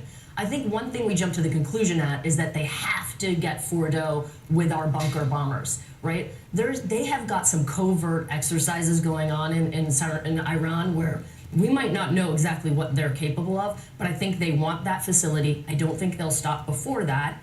But at the same time, I think when we look at the end, for crude oil at least, what does that mean? Does that mean, okay, we don't have sanctions on Iranian crude anymore? Or is the flow still coming? Most likely, because Donald Trump really wants that. And then the other is, okay, maybe Iran does something, it's their last-ditch effort. Fordo's gone, they've lost everything. They go the Hail Mary for Strait of Hormuz. How long does that last? They have such little resource. And again, that's why crude oil is where it is. And yeah, I was going to say the reason that we don't see crude oil prices higher, though, is that the oil markets have kind of become inured to these sort of flare-ups, never actually putting a pinch on oil supplies in a major way. That's a key point, but the second key point is we also have a fair amount of spare capacity sitting in OPEC regions, and they're starting to bring barrels back. The market itself, if we stripped away everything that's happening and we said where supply and demand balance is, in the second half of 2025, we're going to be oversupplied by 1 million barrels. barring, all flows stay the same. So that gives the market a lot of a buffer. And then you'll talk about the other buffer, which is the SPR, right? We have 1.2 million barrels sitting in the SPR. So again, I think the market's looking at this and saying, I don't know who benefits from higher oil prices in this conflict. And secondly, I've got a couple buffers in place. I'm not going to necessarily spike to the 90s. It sounds like coming to a theater near you, but so you're telling me that there are actually covert like Mossad types that you could see some special forces on the ground try to destroy Fordo somehow. I mean, that I don't know that factually. I know Again, you I'm not a don't, geopolitical analyst. At least, but you broached. I don't even want to say it out loud because I don't want to give any. I just wonder if that was the case, why didn't they do that first? Because you've lost the element of surprise at this point. Right. I've just heard the commentary from seen it Benjamin too, Netanyahu saying we've got a lot up our sleeve, Yeah. and they have done some pretty interesting things. The pager, that was just beyond belief. The way it took years to set, and then anything with a switch, people were afraid to turn air conditioners, garbage disposals, anything could blow up. It's interesting that your job entails, a lot of I'm sure channel checks for oil and natural gas, things like that. But you got to think about these type things, Mission Impossible type things. I think it's what makes it interesting and exciting, and also stressful.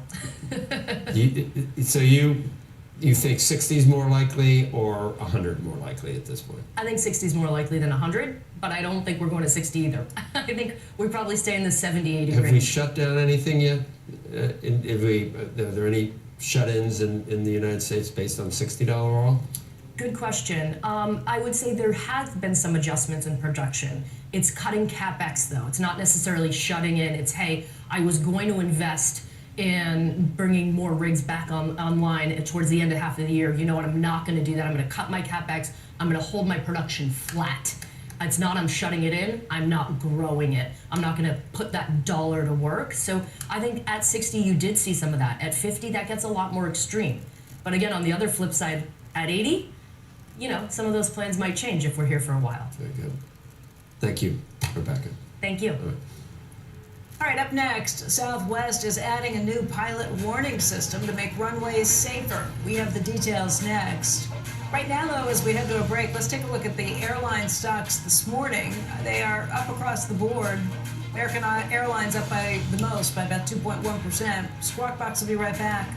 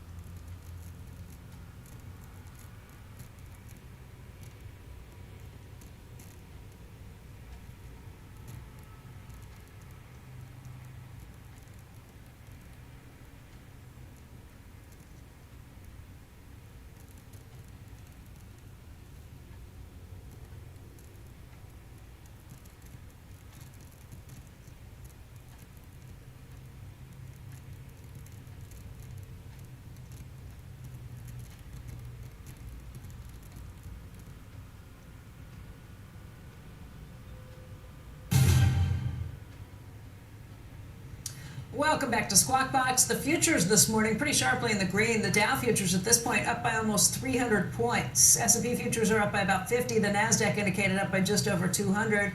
And a couple of corporate headlines for you this morning. Southwest adding a new cockpit alert system to warn pilots when other planes are too close. That system is designed by Honeywell. Both Honeywell and Southwest shares have seen big gains over the last 2 months. Honeywell up by about 16%, up by more than 29% for Southwest. Google reportedly plans to cut ties with Scale AI following the news that rival Meta is taking a 49% stake in the startup. Scale AI generated $870 million in revenue last year, and sources tell Reuters that Google spent about $150 million on the company's services. The Trump organization announcing plans to launch a new cell phone provider, Trump Mobile. It plans to offer unlimited texting and options for telemedicine and roadside assistance. The company says its phones will be made in America. Call centers will be based in the U.S. And checking the shares of the mobile home or mobile phone providers, you can see now a little bit of movement, nothing significant really. Up next, Phone home. phone home. Yeah, mobile home different. Up next, the impact of the Israel-Iran conflict on the global stage, including Russia's war with Ukraine and what it means for China's interest in Taiwan. As we head to break, here's a look at this morning's pre-market winners and losers. In this case, in the NASDAQ. We're coming right back.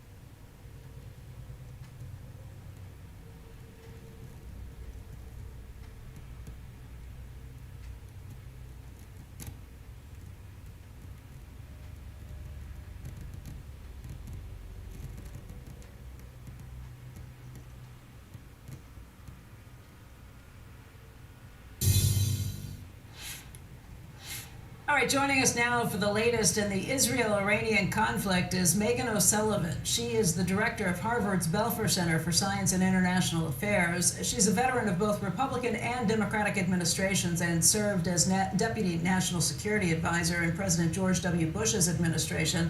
And Megan, I've got a lot of questions about what's happening between Israel and Iran right now. There are two different camps out there. One camp will tell you that, hey, Iran was cheating on the limits they were allowed to be using when it comes to the Nuclear Non-Proliferation Treaty. The IAEA just said this month that for the first time in nearly 2 decades that it's not complying with what it had been supposed to do under that treaty. That they were just weeks away from having enough uranium that they'd actually be able to move forward with trying to put together a nuclear bomb, and that this attack stopped them from being able to reach that, at least by a number of months, if not longer. There are others who are saying that this is going to push Iran to say that it will no longer be a part of that treaty, and this will push it to race even faster to try and come up with a nuclear weapon.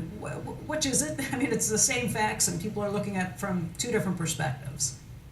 Good morning, Becky. Well, you laid it out very nicely. I actually would say that there are elements of truth to both. The first is that this particular set of actions by Israel has been long anticipated, but really spurred because of Iranian actions. You mentioned the IAEA report. That report was the product of months of work begun under the Biden administration, and the IAEA coming forward and saying very clearly Iran is taking actions that make it impossible for the IAEA to say with confidence that this is a peaceful program. And then 19 members of the IAEA last week voting to censor Iran around this. So it's Iranian action at this moment that has pushed this to the precipice into what is now a full-blown war.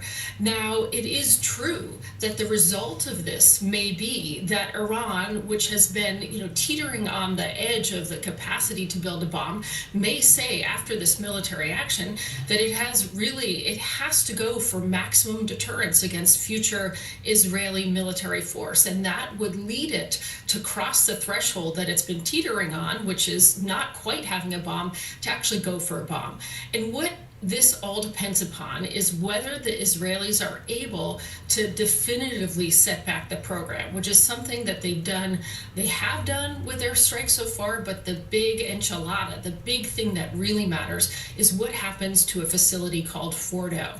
As long as Fordo remains intact and operational, Iran will have this option to go towards a bomb, and to go towards a bomb in relatively short order. And I think it's reasonable to fear that that will be the big Iranian takeaway from the events of the last week, which, we have to acknowledge are still ongoing. So you were the Deputy NSA, National Security Advisor. Do you think that Israel could take out Fordo without U.S. assistance?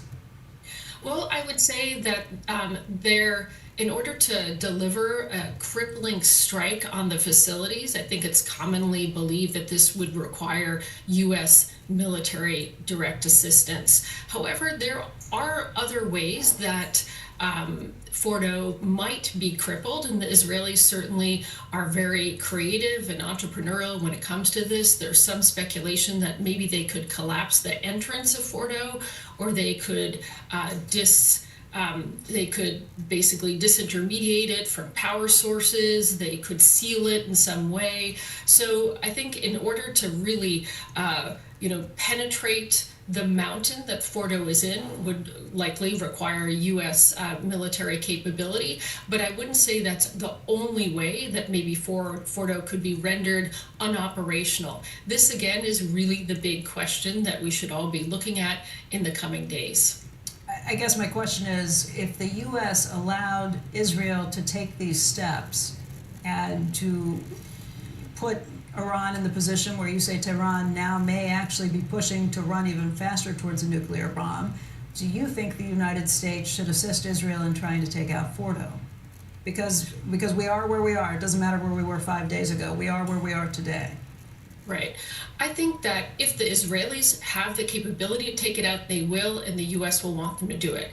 As you point out, the U.S. administration is going to be at a very difficult situation, a very difficult decision, deciding whether it wants to become directly involved to actually take out Fordo. And it may decide that that is going to be necessary because it doesn't want to leave Israel, but not only Israel, the whole region, including U.S. interests in the region and beyond, in the worst possible situation, which is that Iran still has the ability to rush towards the bomb because Fordo remains intact. And it now has the impetus to really do this. So I think that this will be something that the Trump administration is likely seriously contemplating because it does not want Iran to be in the position where it currently is, and it's probably, hoping that Israel is able to deliver some kind of crippling blow. But if it doesn't, that is perhaps the most likely way, barring U.S. Personnel or civilians being killed somehow in the crossfire, that America comes in directly into this conflict. And the repercussions of that, both in the Middle East region and for the United States, would be what? Well, I think we have to assume that Iran would throw everything that it had in retaliation. And so right now, although we really are clearly in a full-scale war between Israel and Iran, there are a number of things that have not happened yet, and that the things that involve the region. The Houthis haven't gotten involved yet. The Iranians haven't targeted any American personnel or U.S. bases in the region. The Iranians haven't targeted any Gulf infrastructure, particularly oil infrastructure. The Iranians haven't tried to close the Strait of Hormuz. All of those things, I think, would be on the table if the conflict escalates and the U.S. becomes directly involved beyond helping Israel defend itself. And the question there is, how much capacity do the Iranians still have? Israel is working daily to try to erode its capacity, and we've seen that Iran's capacity, its proxy network, has been greatly diminished over the last year by the Israelis, but it still has capacity, and it has capacity in many parts of the world. So I think we would expect that if the United States became directly involved, really in any way, Fordo being the most consequential, but there are a number of different ways the U.S. might be dragged into this, that we would move from this very intense Iran-Israel exchange to something that was more regional.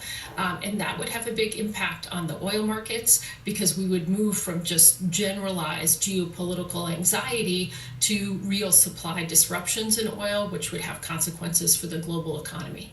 But the only way, if I'm hearing you correctly, the only way that this is going to remain a regional issue that other major superpowers get drawn into, the United States, China, anybody else, the only way that happens is if Fordo is not taken out. Because if Fordo is taken out, then all bets are off, and you've got the IRG as a kind of cornered animal that's going to go out and do anything and try and take things down. So if they get to keep their nuclear facility in Fordo, it will be as is, but all of this will have been basically for naught in terms of trying to get them away from the ability to produce a nuclear weapon.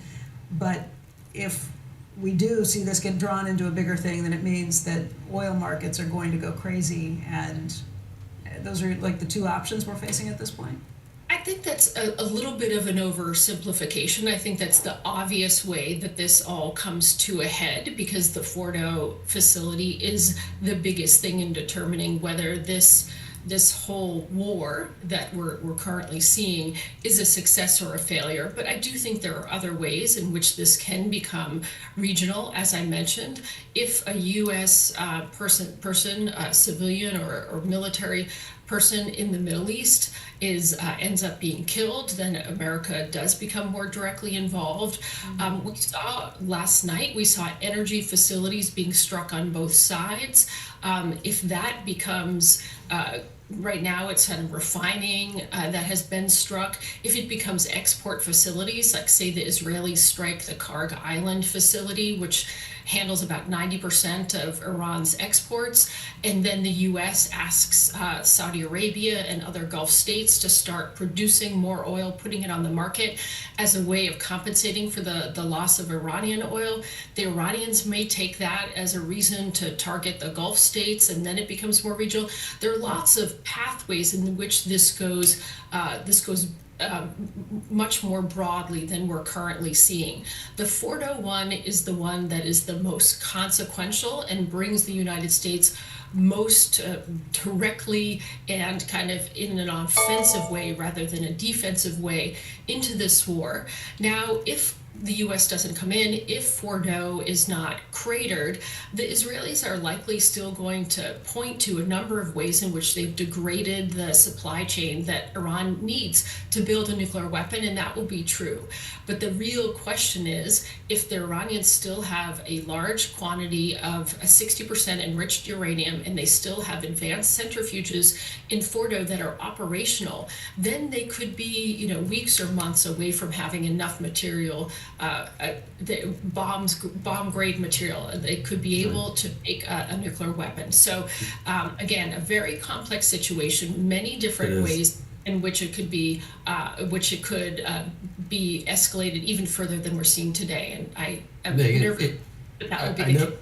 I know Prime Minister Netanyahu did mention something about regime change. I don't know what the likelihood is. I think about the morass that Iraq turned into, but I'm just wondering, there'd be no boots on the ground. You do the B2, you do engage. It would take we did engage with Iraq. We've done this before, so it's not totally unprecedented that the United States would decide that its best interests were served in entering some type of conflict like this. So they totally take out Fordo, the United States says. Does the regime does it last? Does it have any staying power? I could see it almost collapsing from within, and that would be the only involvement the United States would have, be nothing like Iraq. It could be that one step, and you could change the whole dynamic of what's going on internally in that country. I think we have to be, these are very good points. We have to be very cautious about talking about regime change, espousing it as a goal. Netanyahu refrained from commenting on this. The Iranians are clearly focused on Iran's ballistic missile program and its nuclear program. And I think the United States, I can't speak for the Trump administration, but is wise in being very nervous about being the one that would tip over things in Iran so that there would be regime change. I think we certainly have learned very hard lessons from Iraq and Afghanistan. As someone who spent nearly 2 years in Iraq, I would caution the regime change reality is very, very complicated. And as you point out, we really don't know what would happen. We would have very little control over what would go on the ground. And so I think that, seriously falls into the category of be very careful what you wish for. Obviously, this regime is loathed by most in the United States, and the Congress, and the executive branch, and Israel. But it would be somewhat naive to think that this regime could collapse and that it wouldn't create enormous challenges in this part of the world. Many challenges that probably have not been adequately prepared for at all. Never can, right? Never can prepare. Know all that. I just thank you, Megan. A lot fascinating, a lot to consider. We appreciate it. Back home, news from Warner Brothers Discovery. The company says about 90% of its bondholders support its plans to separate the global networks in streaming and studio businesses. The bondholders also voted to support WBD's plan to buy back about half of its $37 billion in debt that resulted from the merger of Warner Media and Discovery back in 2022. The changes to debt covenants approved by the credit investors would leave the legacy cable business holding most of the debt. The streaming and studio business would be less indebted and therefore in a better position to compete with its rivals. And the stock's up a little bit on that news. Up next, could the U.S. economy suffer collateral damage from the conflict between Israel and Iran. We're going to discuss the impact on the Fed's rate path. Squawk Box coming right back.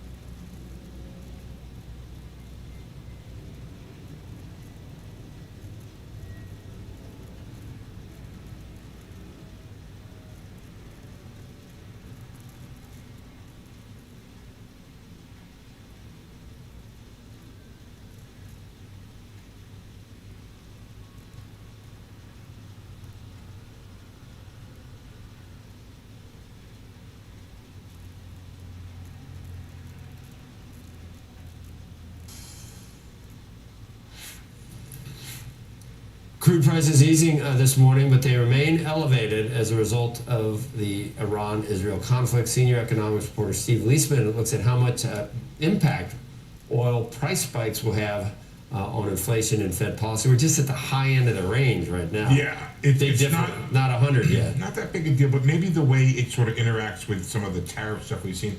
Fed officials, they're going to watch the surge in crude prices carefully, especially because of lingering concern about the impact of those tariffs on inflation. But history shows while headline inflation will rise, price spikes in crude often don't end up in the core, and that's what the Fed cares most about. Look at this. Price spikes in 74 and 1980 sent headline inflation surging. They also lifted overall prices in the early 2000s. But core inflation, that removes food and energy, spiked in 74 and 80. But it's really shown little response since then, except for the pandemic when there was a broad surge in prices. So I don't think that was an oil price spike. One reason could be that consumers, they end up spending more on energy. That depresses spending in other places, so it becomes an economic headwind, not an inflation tailwind. That is, unless inflation expectations become unanchored. We know people tend to freak out more than they should when it comes to oil prices. And of course, if monetary policy is too loose, as it was in the 70s, the Fed has vowed not to make that mistake again. The recent spike in oil prices, says Deutsche Bank, should leave the Fed even more vigilant around inflation expectations, particularly given the sensitivity of a number of measures to energy prices. In fact, rate cut probabilities have dropped a bit since Friday from last week's rise after the better inflation numbers. They now show about a 64-65% chance of rate cuts in September and December, down more than 10 points from before the conflict. Right now, higher oil prices, if sustained, they're going to offset some of the better inflation numbers we've seen, could clear the way for those price hikes from tariffs to show up more clearly in the indices. But this is why we calculate core, to focus on price changes that matter and to kind of leave out the ones that end up being noise when it comes to policy making. Although the core stuff, the higher food and energy prices eventually work their way into other numbers, into the production of other stuff, right? They so do. It's an early sign of what could be coming. It can be, but the fact is it often doesn't because you have offsets when people are substituting out or paying more for gasoline. You know, those extra... By the cheapy, watered down stuff?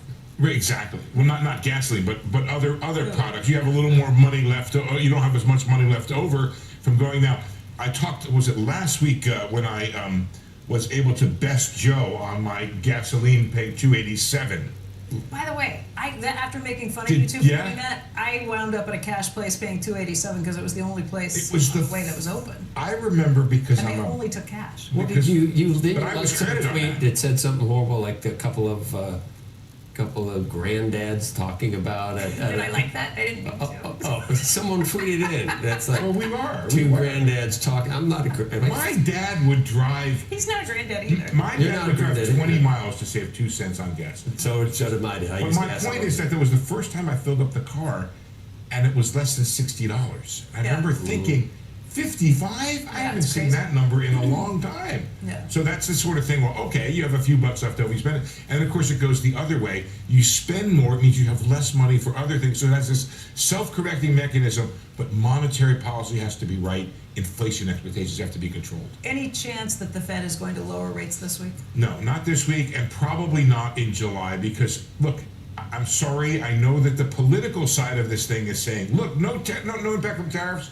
It's not what I'm reading from The Economist. They're like, it's going to come. It has to show up. You cannot raise all of this money and have no impact on inflation. You can have offsets, and that's one of the keys to what I'm reporting this morning, is that the oil offset might be going away, so you might see a little bit bigger impact from the tariffs. You could do it with no impact.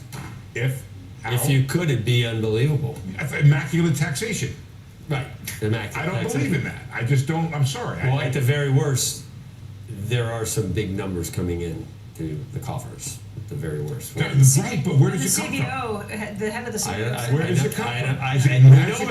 Is it fairy dust? Why do you why do people on the left? Me people on the left. Not you. Why do people on the left? They can't wait to raise corporate taxes, but they hate tariffs, which do the same thing. Okay, that's a very good and sophisticated point. It's an interesting point. Let me get to the idea that I know you got to go, but taxation on corporate taxation ends up FedEx. It's FedEx. It's true. We said it this way. You said it that way. It's true, but there is the progressive notion, or the regressive notion thing. You're right. Of the tariffs that. By the way, it exists in Europe, and they have ways of doing it. We can talk about that some other Corporate time. taxes eventually get passed on to consumers too. That is true. Yeah. That is that's we a gotta good and sophisticated point, but we have no time to discuss. Roger Ferguson, we got to get to him because he finally can't wait to cut rates. That's a lie. That I thought I'd get someone's attention that way. I would Roger. not have talked if I'd known Roger was. Yeah, Roger. I didn't know he was former Fed vice chair as well as SMBC contributor. If that ever does happen, Roger, you let us know and we'll cancel everything else we got going and put you on to say that. That's how surprising it was. So you did not say that. How are you feeling about the Fed's position right now? I think the Fed is well positioned right now. I think they're not going to cut rates this meeting, next meeting. I'm not sure what's going to happen even beyond that, and we'll wait and see. So right now, I think they're in a wait and see mode. They're hoping for further disinflation, but they know they've got to be vigilant. And so I think they're going to signal a lot of vigilance this meeting and will be very patient before they cut rates, probably disappointing a few people. Atlanta Fed, Roger, I know that, and Steve has talked about, you can't really bank it, right? Even though it's Federal Reserve Bank, but you can't bank on what they say. But why would you cut if you're, what are they, 3.88? You can't cut with, you can't cut with even if that's a remote possibility, you can't cut. No, you absolutely cannot cut. And also you hear a lot of talk from Fed policymakers about inflation expectations, not just long term, but short term. maybe becoming a bit problematic. So I think they're very much on guard against signaling anything that suggests that they're rushing to cut. And then you got the Straits of Hormuz, which are open right now, but that's definitely got to be on everyone's radar screen as well. I would think. We hope for the best, but prepare for the worst.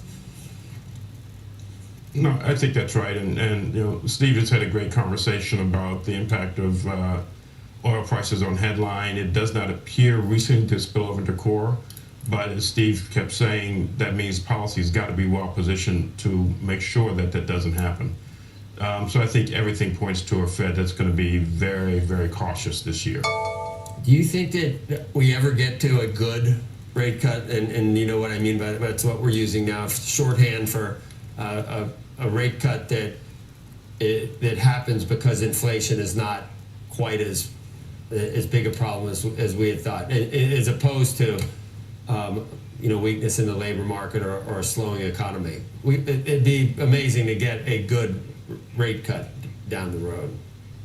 I think we'd all like to get one. They came awfully close to achieving the elusive soft landing. I think this year it's going to be hard to get to, quote, a good rate cut because I think there's still too much risk for them. Perhaps next year things will feel much better. We'll have greater clarity around both the tariffs, the oil impact, whether or not immigration reform and deporting people has had a big impact in labor markets. So I think this year there's too much uncertainty. Hopefully next year, greater clarity and disinflation will continue, and they'll feel that they can come off just a little bit. But even there, I don't expect dramatic moves anytime soon. Roger, what about the president's idea that, hey, inflation's low now, you can cut, and if you're wrong and you have inflation later, you can hike later? What's wrong with that idea?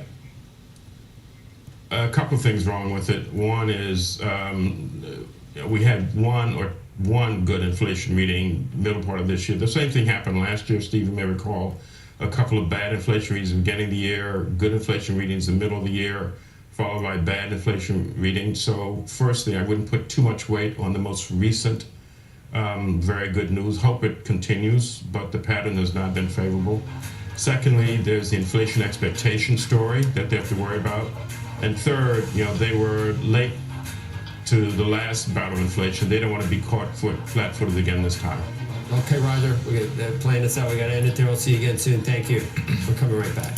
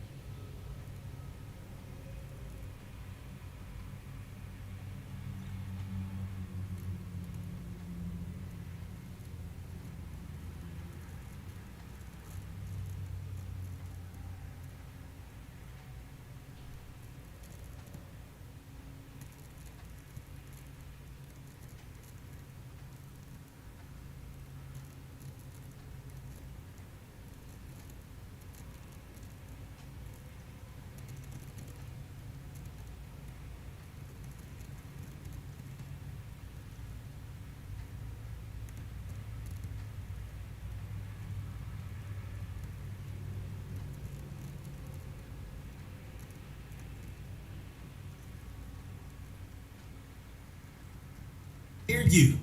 All right, welcome back to Squawk Box. I'm Dominic Chu with your morning movers. We're going to start with shares of AMD, higher after Piper Sandler increased its target price to $140 from $125. They have an overweight rating on the stock. They're bullish on the semi-manufacturer's relationship with Amazon. Its product launches at the AMD event last week. Those shares, though, have still shed about 25% of their value in the last year. Meanwhile, shares of Trump Media and Technologies slightly higher after the Trump Organization announced a new Trump-branded cell phone and wireless service. The T1 smartphone is going to be available in September of 2025. Verizon and AT&T shares moving slightly lower in the news. Now, there's no formal tie-up that we can see between Trump Media and Telecom and Trump Organization, but again, that's the move that we are seeing right now. And Sarepta shares are plummeting after the second death of a patient using its gene therapy drug to treat Duchenne muscular dystrophy. Sarepta subsequently suspended shipments of the drug for non-ambulatory patients. BMO, Piper Sandler, H.C. Wainwright, all downgrading the stock, guys. So keep an eye on Sarepta. I'll send things back over to you, Becky. Okay, Dom, thank you very much. All right, that about does it for us today. We will be right back here tomorrow. Make sure you join us then. Right now it's time for Squawk on the Street.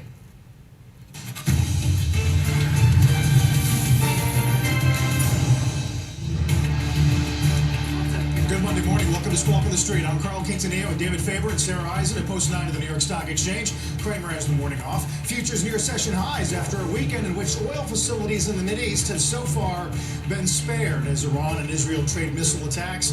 Oil's back near 71. Busy week with the Fed decision, retail sales, and the G7 summit. Our roadmap begins with the markets digesting some of these Mideast tensions. Stocks coming off their worst day in more than 3 weeks. Speaking of stocks, shares of U.S. Steel, they're going to be up in the pre-market. Why? Well, President Trump late Friday did approve the company's deal to be acquired by Nippon. It does require a golden share and gives that to the U.S. government. Also ahead, oil prices pulling back after the Israel-Iran conflict fueled the biggest one-day gains for WTI and Brent since 2022. Let's begin with the Middle East, of course, on the market's radar as we do kick off a new trading week. Sarah is absolutely right. The focus is going to be on energy today. Nat gas a little elevated, but after hitting 78 on Friday on West Texas, back to 71.5. And a lot of notes this morning talking about how maybe markets are overreacting to some of the tensions in the Middle East. We're underreacting. I mean, oil has this sort of numb effect sometimes to geopolitical risk. That's been a constant theme for the last few years now. So it was actually a big move that we got on Friday, and some might have thought coming in today we would see oil prices elevated again today just because we're in the fourth day in a row now. It's escalated, but I guess what the market is looking at, David, is that oil supply still flows through the Middle East and has not been disrupted. And the worst case scenarios for the oil market, i.e. Israel going after the energy, the oil infrastructure, the production in Iran, which is one of the world's biggest producers, has not happened. Iran has not disrupted flow of oil via the Strait of Hormuz, which is really important for about a fifth of the world's oil. And because that's not happening, oil prices down again. And we continue this sort of theme of the geopolitical risk just not going into oil like we've seen in years past. And potentially not impacting the market. Obviously, oil down and the futures are up as our viewers saw there. So, yeah, I think it's interesting because the prospect of an attack on Iran's nuclear facilities, so to speak, or their uranium enrichment facilities and the like, certainly has been something the market participants have talked about as a possibility for years. I think the expectation would have been a stronger response, a negative response, but it has not happened, at least at this point. And to your point, it's not as though things have calmed down in any way. If anything, they continue to escalate with both sides exchanging ever-increasing volleys of bombing. Yeah, there have been some civilian deaths in Tel Aviv and in Haifa, but Netanyahu is on the tape this morning, says there is a path to victory. They're on their way to achieving their two objectives, which is removing the nuclear threat and then removing the missile threat.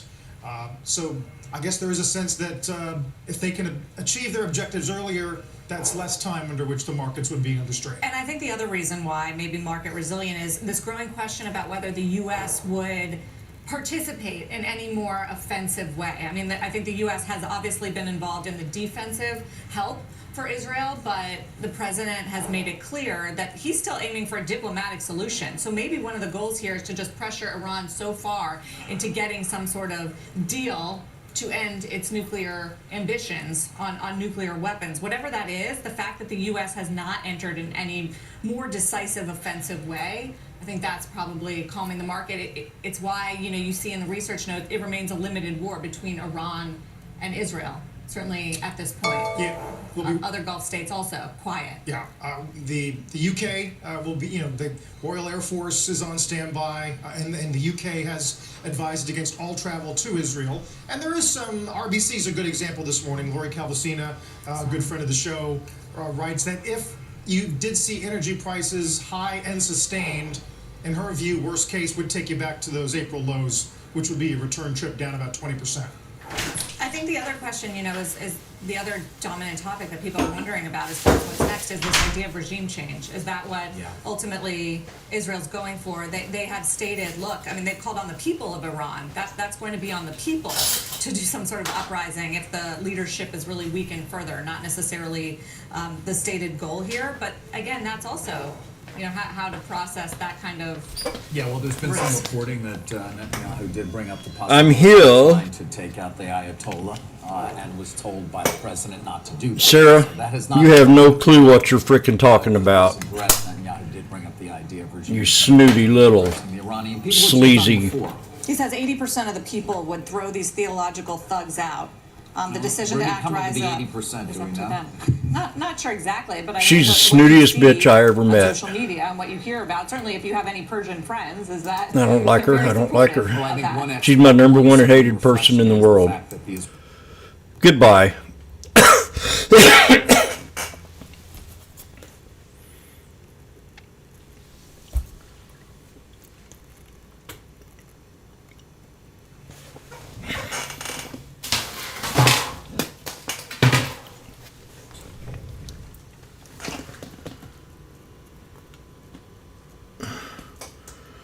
Alrighty, what time is it? 8:07.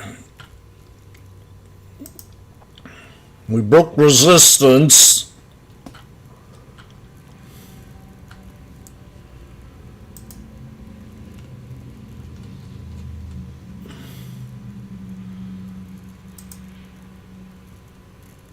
We broke resistance.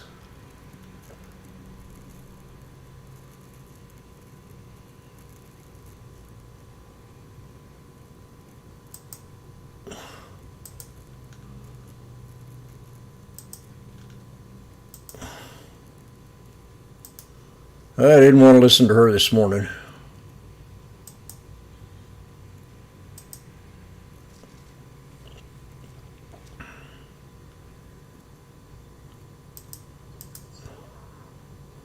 Actually, could probably take it a little bit lower, but that's about it. I'd say that's going to be it.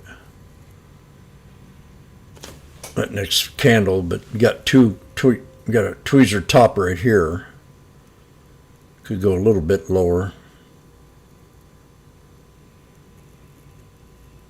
Let me put it in here just in case.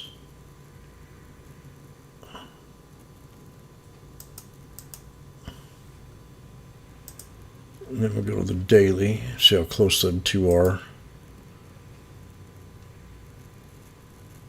So on the daily, it's a little higher.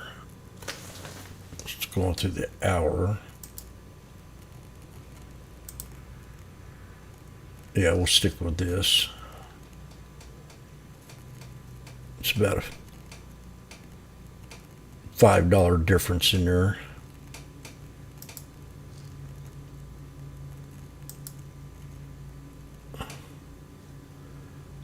And on the 5-day, 5-minute.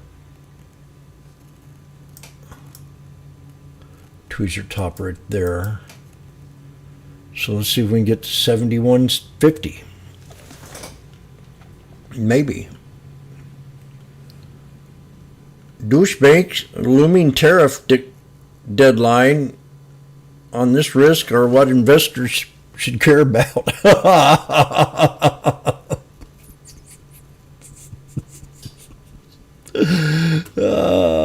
Governor Douchebank. Woo!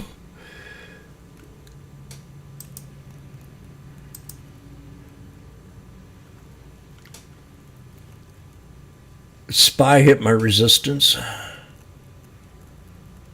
$601.33. And I got a, let's see what the 5-day says.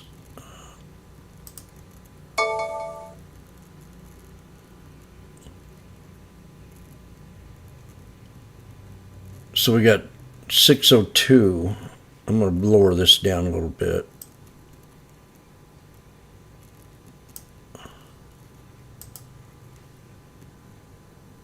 The new resistance is $602.15 for the SPY.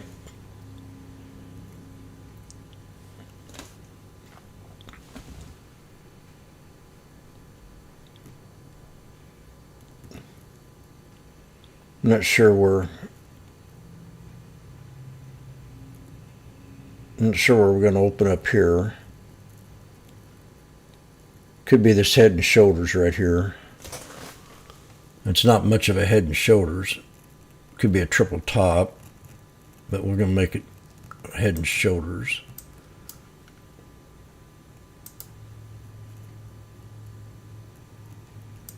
Shoulder line resistance. Okay.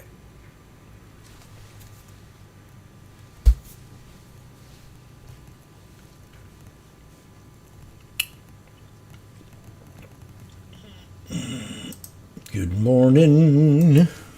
Hope everybody had a great weekend. It rained again here.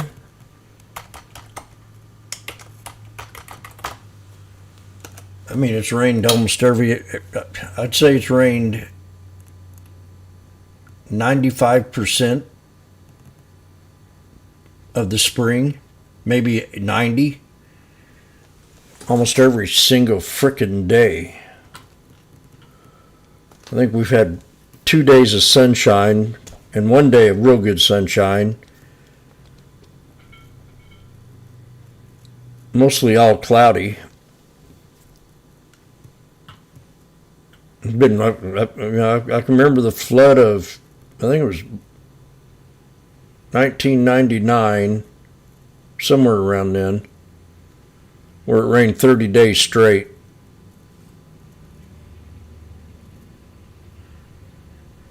But I think we got more rain this time, just in different increments. Definitely got more rain. I'm surprised we didn't get real bad floods. We had some flooding. But it's allowing I think it's allowing itself enough time for it to soak in. Like a real good rain here, a couple every week. I mean, a good rain.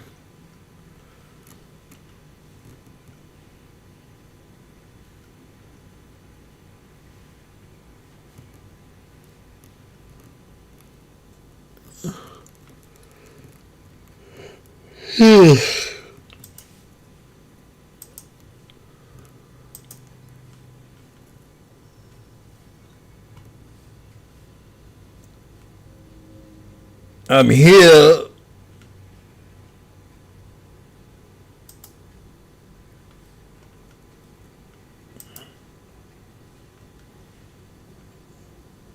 Man, nobody's in the room yet.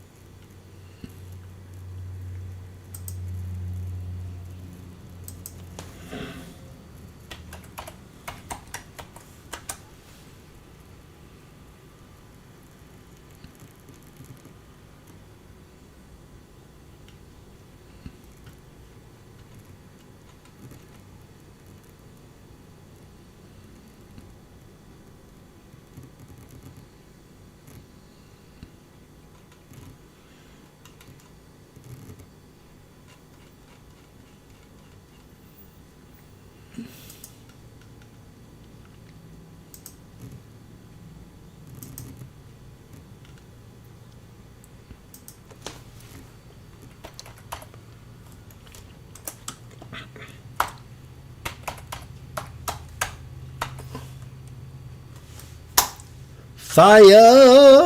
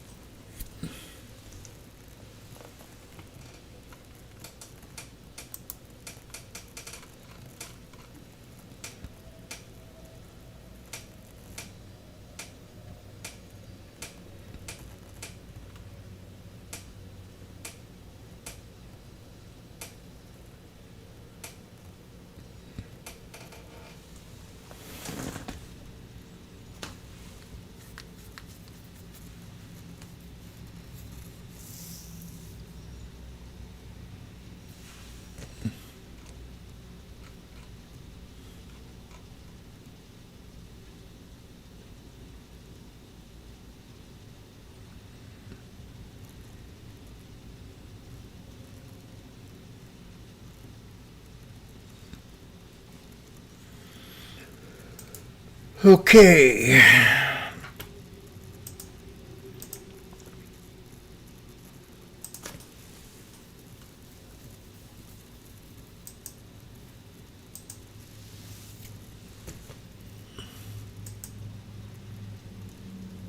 Got 6 more minutes and I'm going to get my shoes off and the tea ready.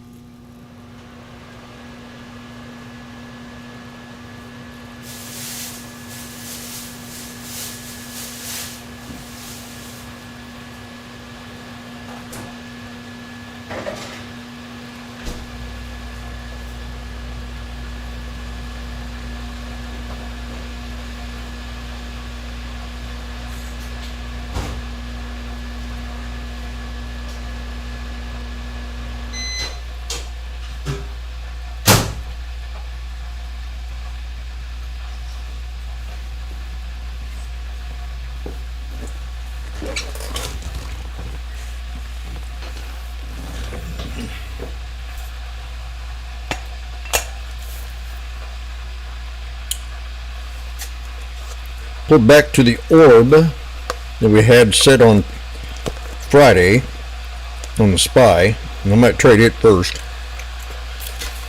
We'll see where the SPX is.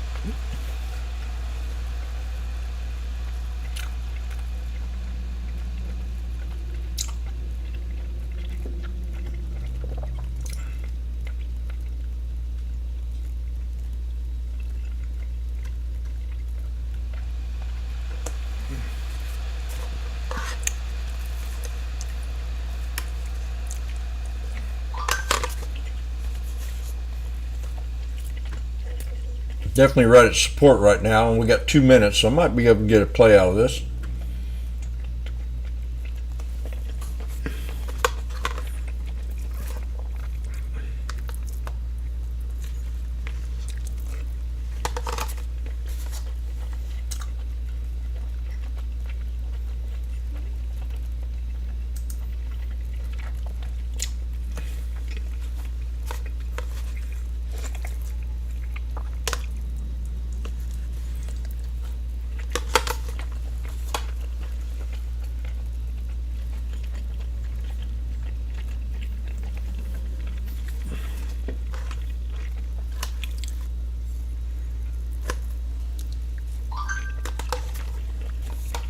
I love that cauliflower stuff. I made last week. This stuff is, I made more.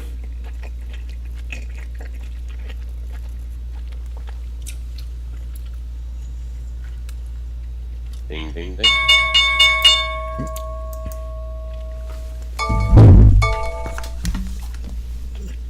We're right at a pivot point too off this support.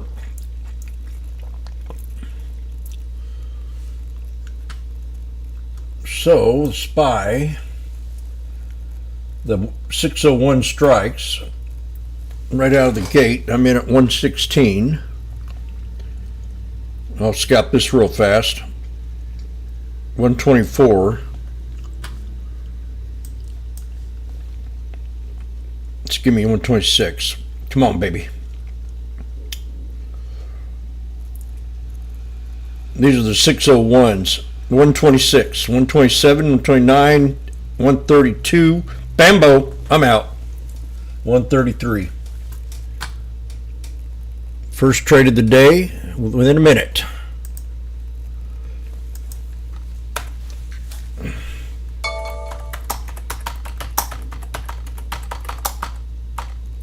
And that was the lotto. Today's the 16th. 145.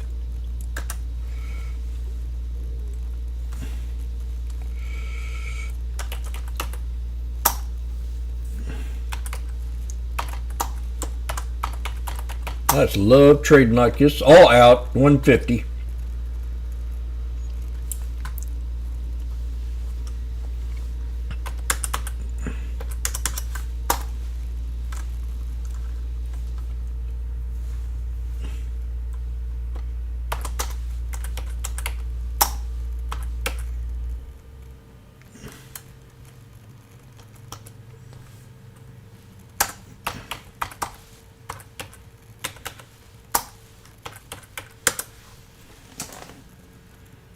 We hit right up to resistance, double top. Now let's see if we're going to correct. Oh yeah.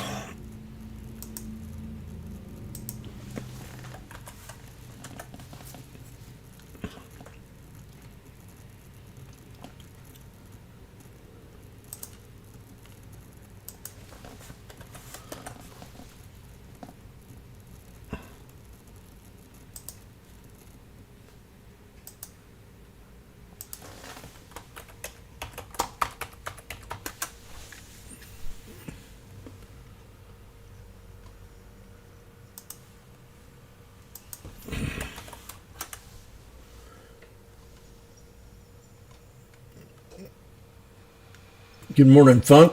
Good morning, Angel. Good morning, Bug, Randy, Johnny, Link. I'm ready to go to the beach. Oh, that's very unprofessional.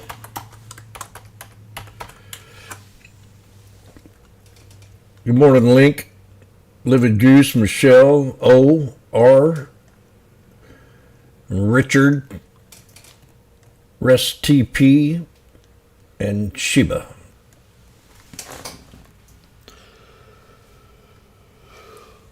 Well, got the first trade out of the way for today.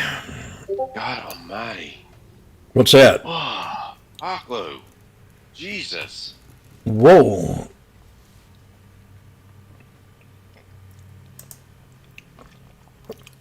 New high on /ES. Double top.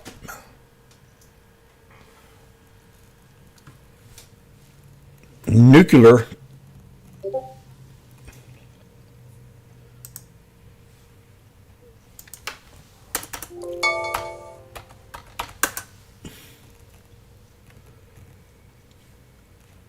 Not out if you can find a resistance to that baby. Well, I know how we used to do this. Let me see. I mean, 5-minute RSI is 92. It's coming down in a minute. I'm trying to figure out how to.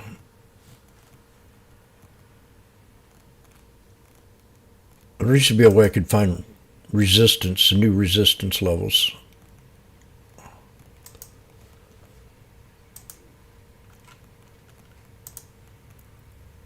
Yeah, here we go. Well, we just hit it.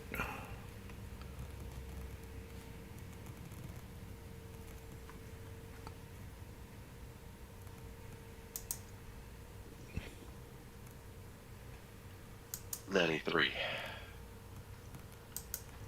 Yeah, we broke it. So let me try a different chart.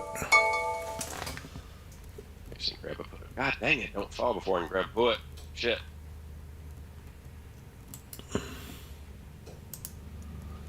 We'll see if it holds right here.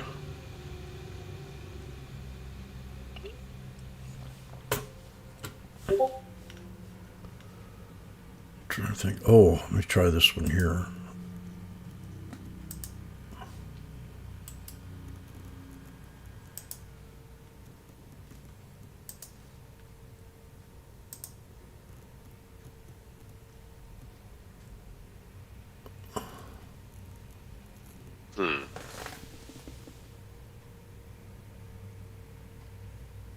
Fibonacci extensions.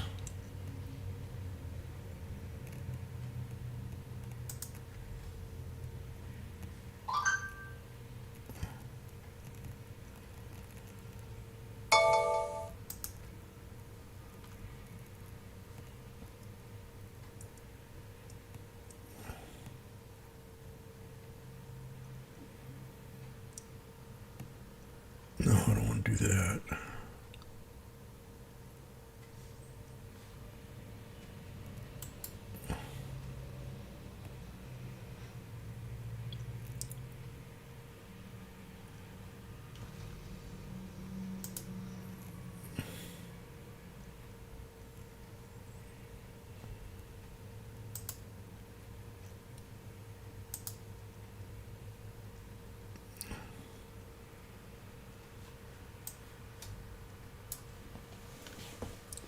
So the previous support's right around 70.50, previous resistance.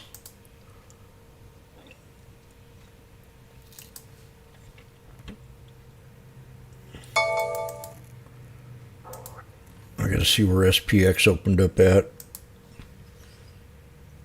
Okay, we got a double top on SPX. We broke the head and shoulders. We opened up at just almost at my resistance level of 605, 6005 that I did on the video. Let's see where that was.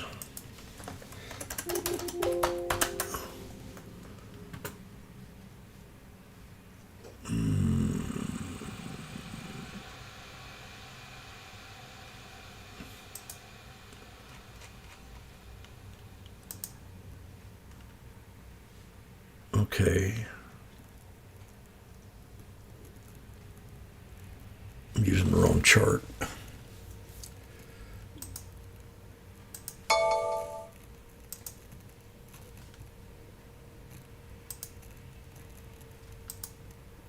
I'm not going to use that one.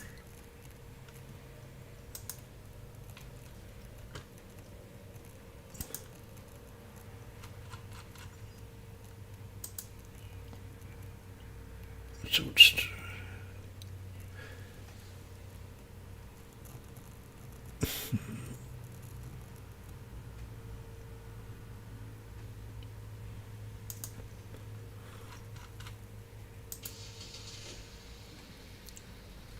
I think now from now on I'm going to write where those trend lines are in my video on the line. Yeah, that was definitely a tweezer top on the weekly. So we broke that.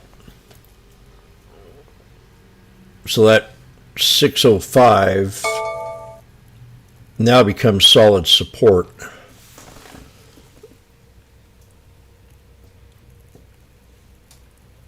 So I'm going to put an alert right there at the 605 area. Right here off this triple top right here.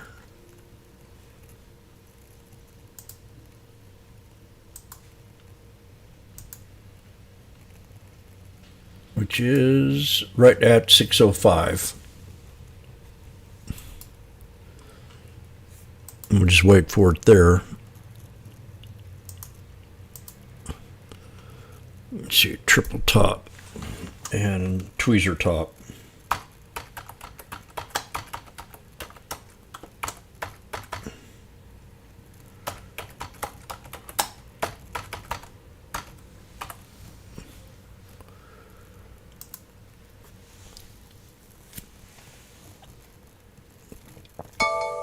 This would be the head and shoulders, so we'll bring that up to the shoulder line.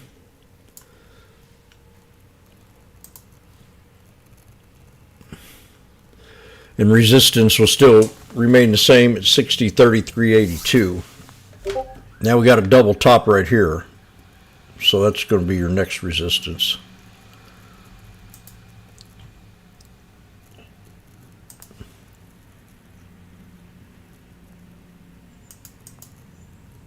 And we're going to put a little, that's pretty close, put a little force field right there and lower that resistance to that. This is on the SPX, so I'm just trying to figure out how I want to trade it. So I'll take it and lower this to that right there.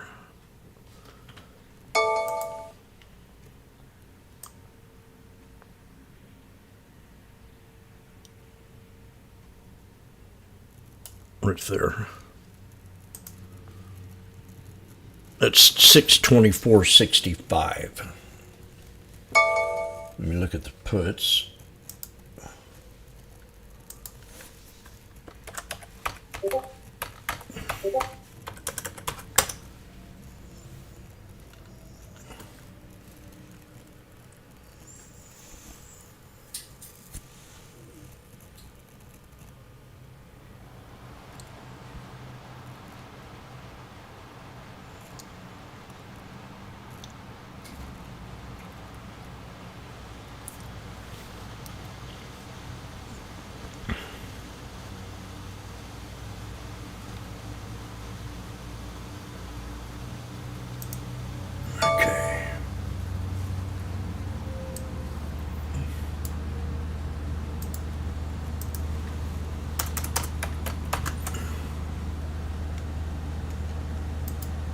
SPX put right at 6,000.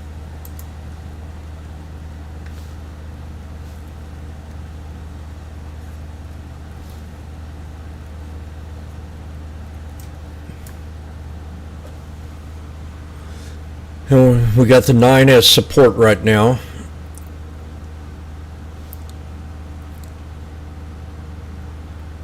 We got a shooting star and a spinning top.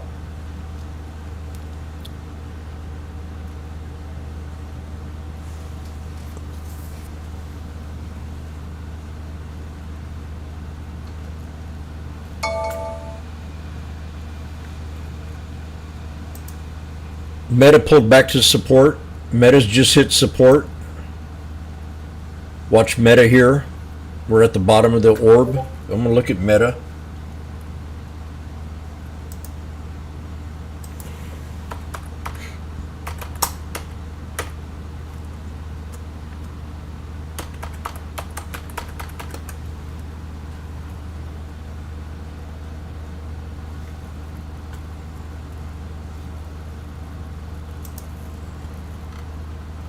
$520 to $570 on the put, but I didn't take it on the SPX. I'm going to take Meta. Oh God, they're high.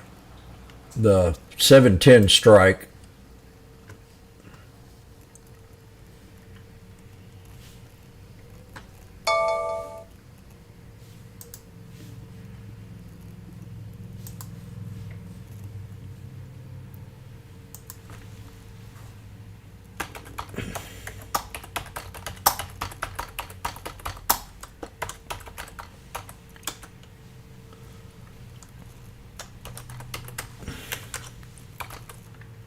And we got a short week this week, I think. I have to double check.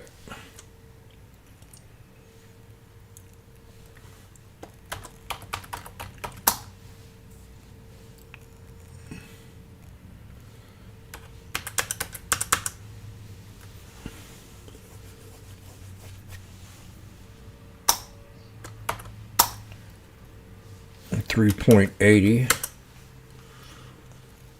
Let's see here. I got my first contract right at 380. Now I don't know if this is a good trade or not.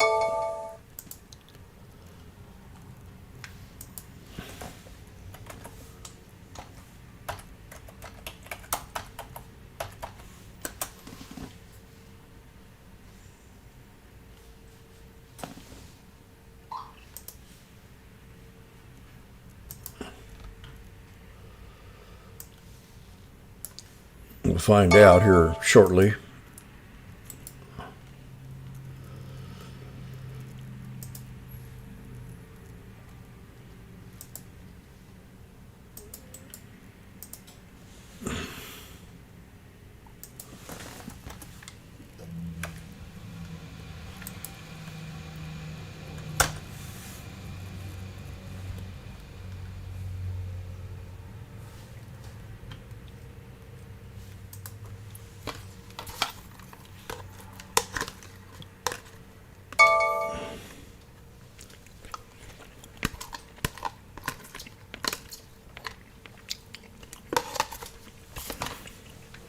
It's 360.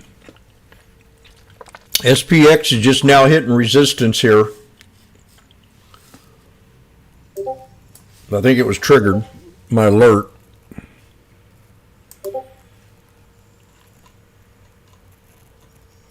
It had to have been. Where's it at? I want to read it.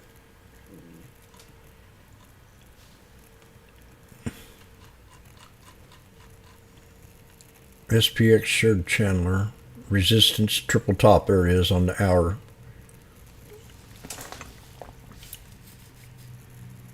Watch the puts here on SPX. I'm still in spies at 3.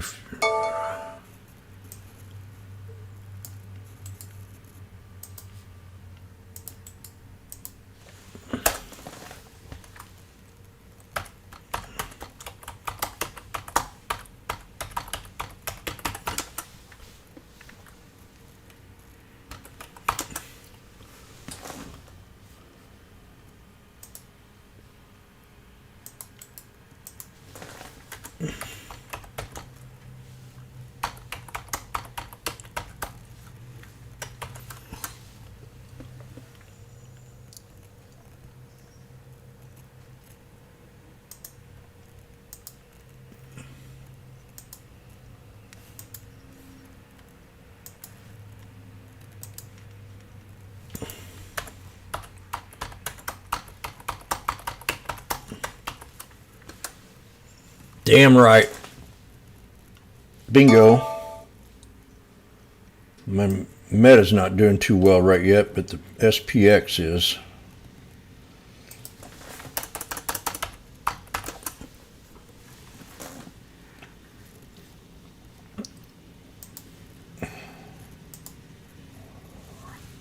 $6,000s.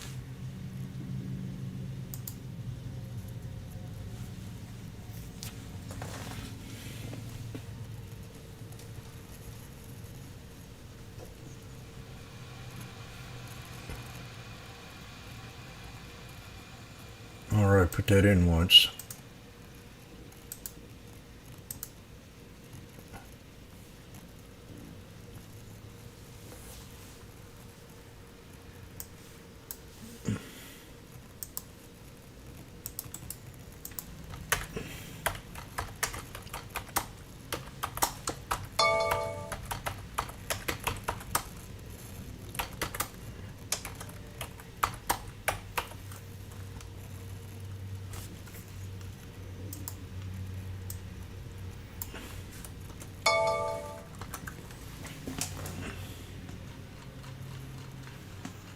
Whoa, shit.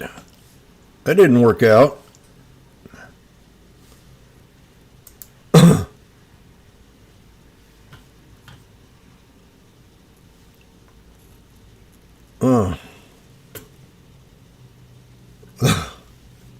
I gotta add another one. Well, damn, I don't know what to do. I got.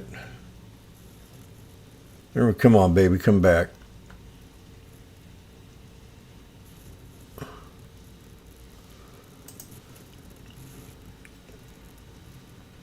Unbelievable. That's what you are. Shit.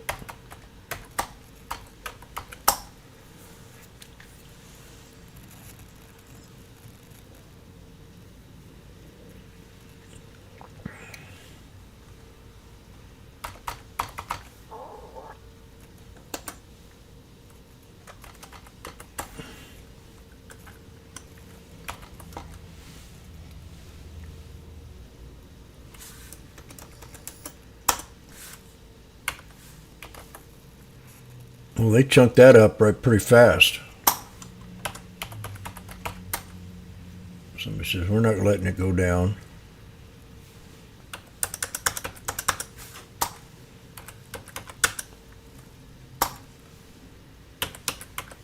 So I got 3 contracts, one at 430 and 2 at 360.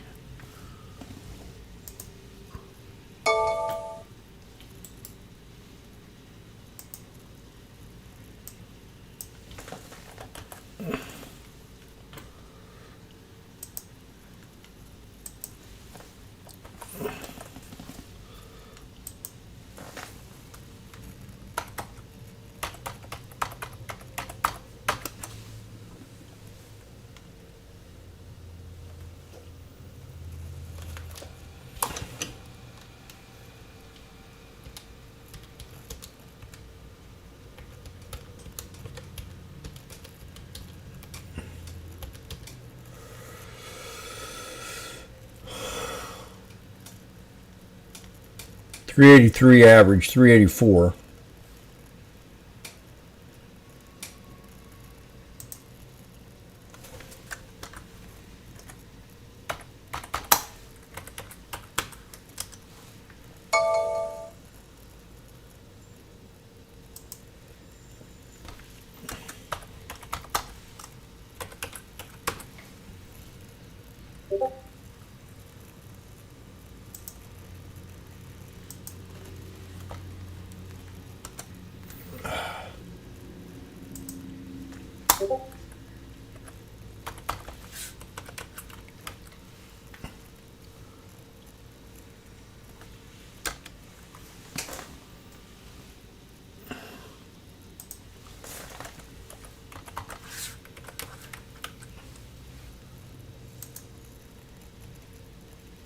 Jesus.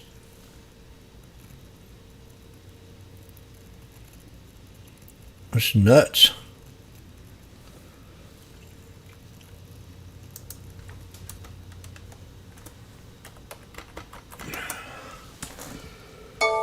Okay.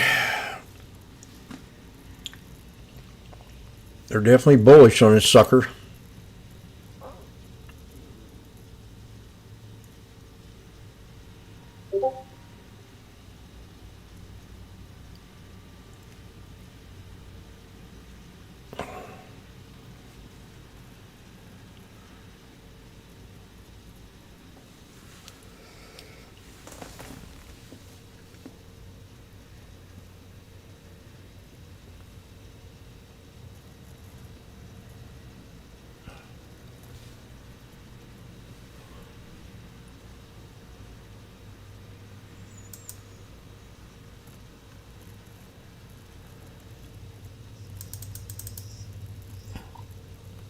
Wow, we're coming up to my resistance levels on the /ES.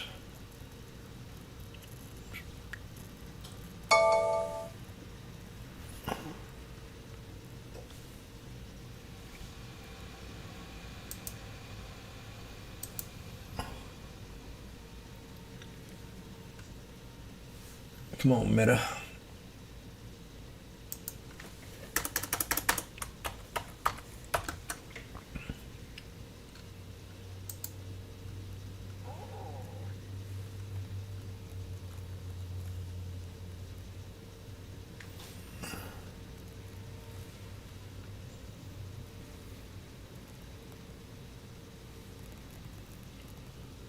Seven till 10 calls are at 405, $4 for Meta.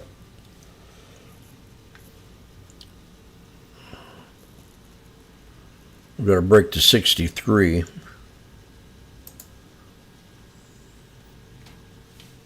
I'm still in the SPX here. Oh, we're good. Here we go. Oh, that's Meta. I said, oh good, I'm up.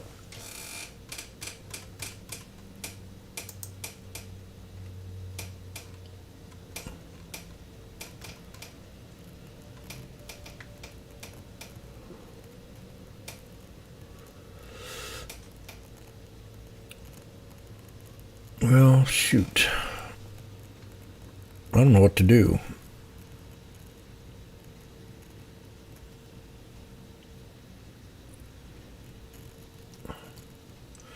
I had a first good SPY trade of the day, but met us at 450. Could go ahead and sell them here.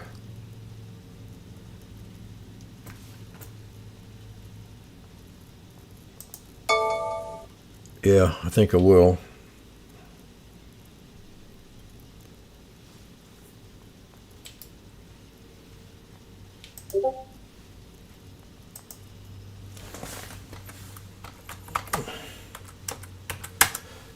Out of Met at 440.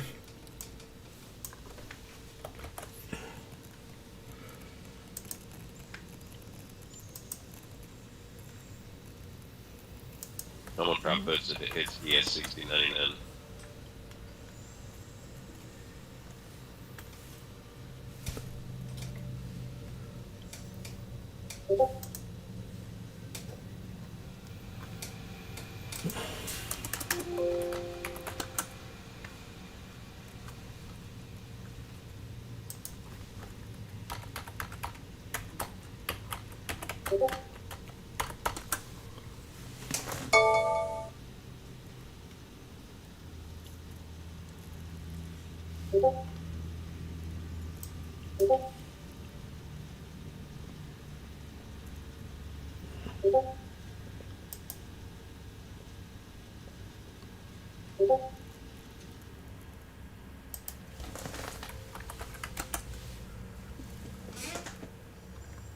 Iran says it wants to de-escalate, wants to talk to Trump.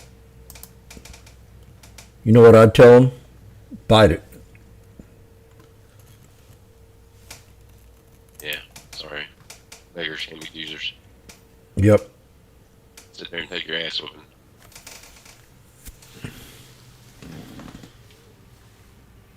Till we're sick of you. But Trump doesn't want that war to go on, but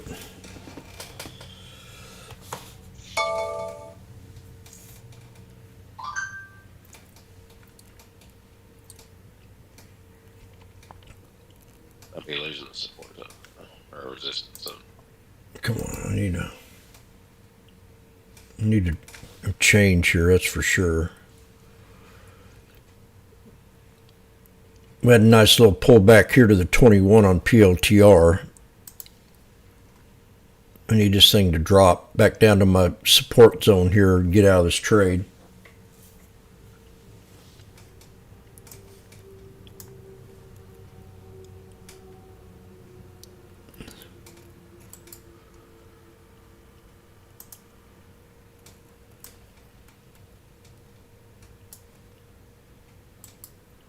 But the Iranian people, they kind of want us to kick their ass, so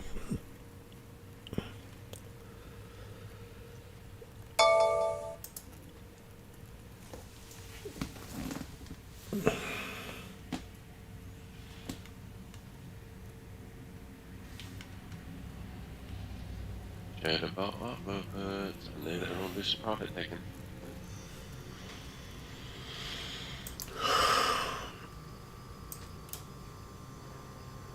we hit the triple top on the SPX.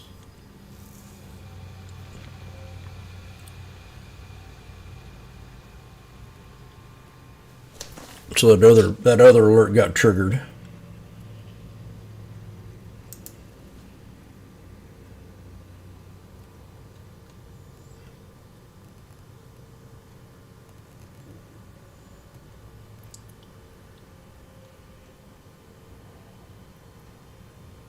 What time was that? Had to have been 8:55. Oh my god, it would have been destroyed up there. Oh shit.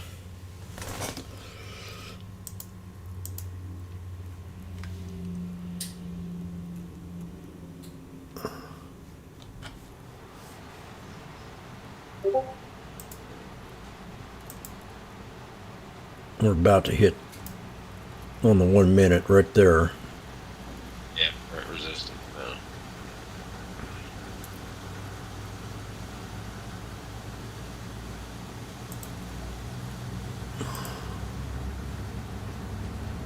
We'll see. Yeah. We're just broke it.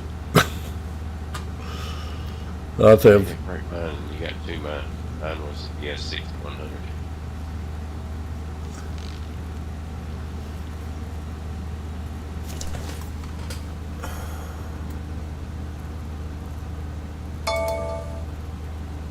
yeah, 6100 is what I had.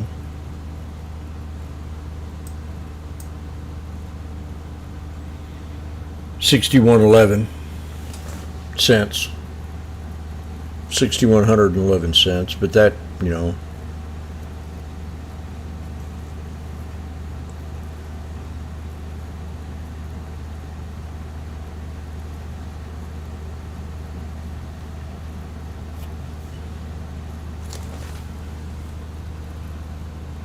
This thing can run. Made some pullbacks to the 9 to pull ours off. This thing could run to 61.27.42 on the ES. No problem.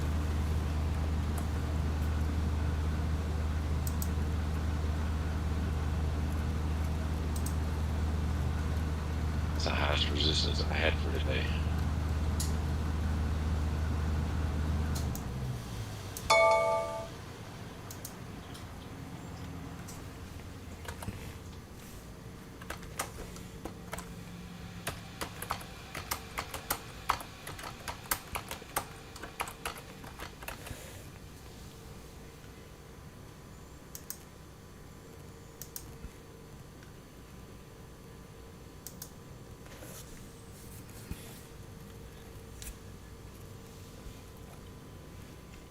I'm at 465 now.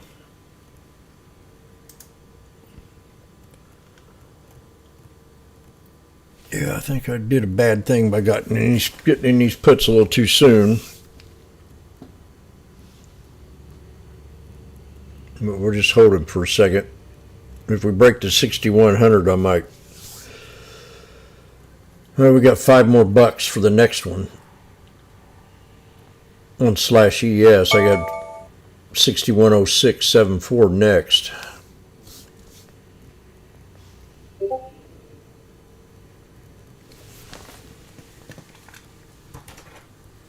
We'll just hold on to these and see if we can get a pull back to a triple top, and that'd be around the 21.6082.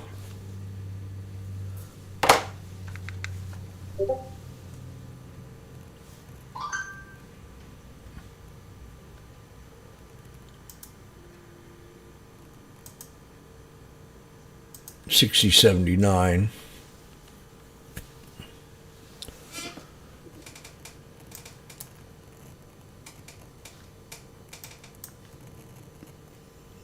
And that secures the 2 minute and the 1 minute and the 3 minute and the 5 minute.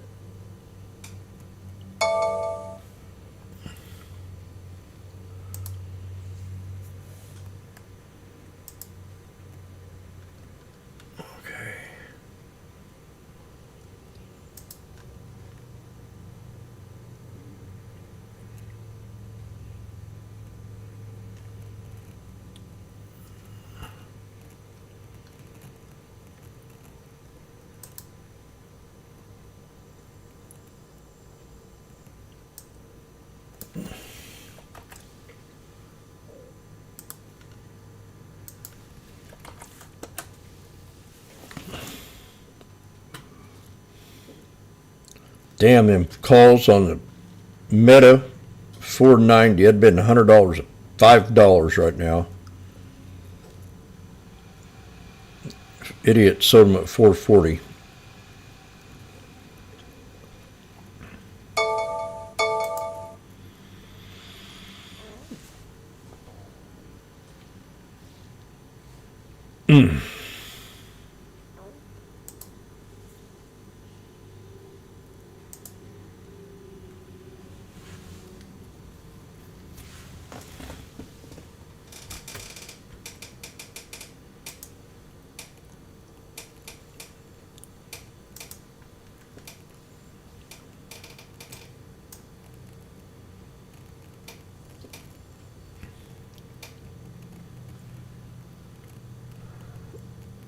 I'll go get my tea and I'll be right back.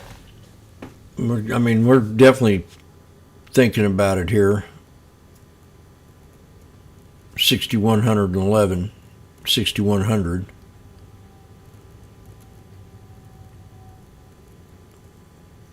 On the /ES.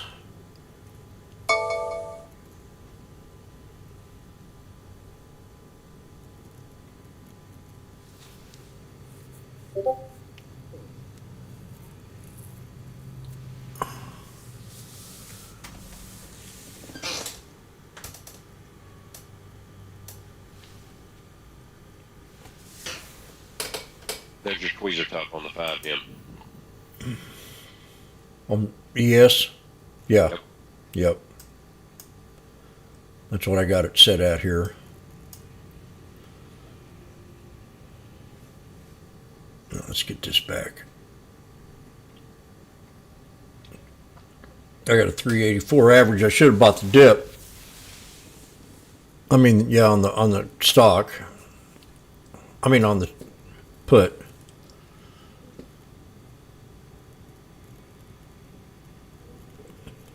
I'm going to give it a little bit more time here. Who knows? This market's kept kind of stair-stepping candles, the last 4 5-minute candles, 20 minutes. Yeah, we're bullish as hell, but I could still see us because the 9, if you look at the 5-minute on ES, Yeah. the 9 is sitting directly on top of the orb. I could see us coming down and retrying that and bouncing back up.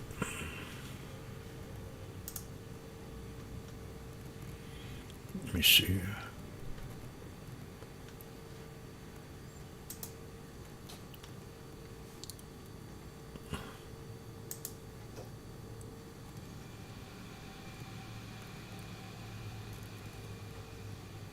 I might just go ahead and add them right here. Let's see what we've got. 3.84 plus 2.30. That'd be give me 307.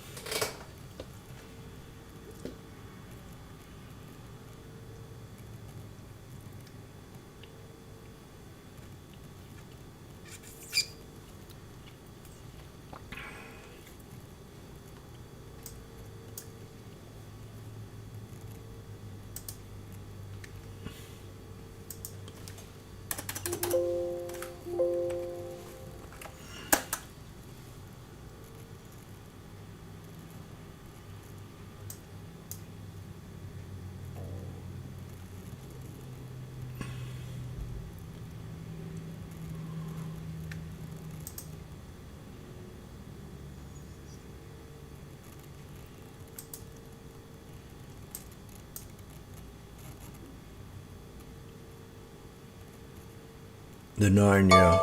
I see. See what you're saying. That'd be a good support too. That'd keep it bullish. If it came to the orb, you'd still be bullish as long as you're above the 9 on the 5.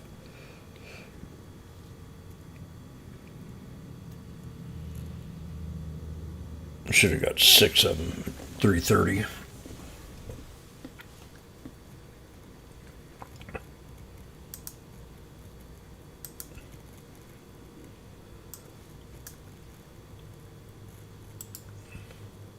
I mean 230.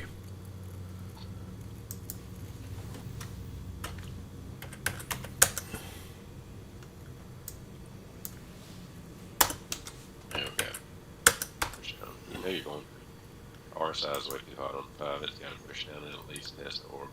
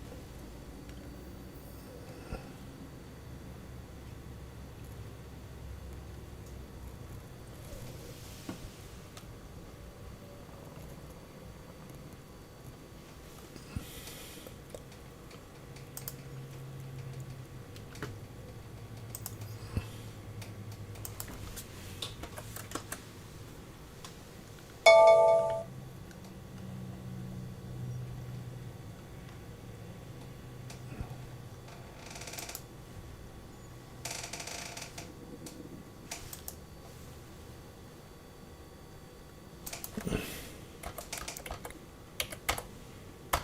gonna go ahead and load the 60/60s if it does.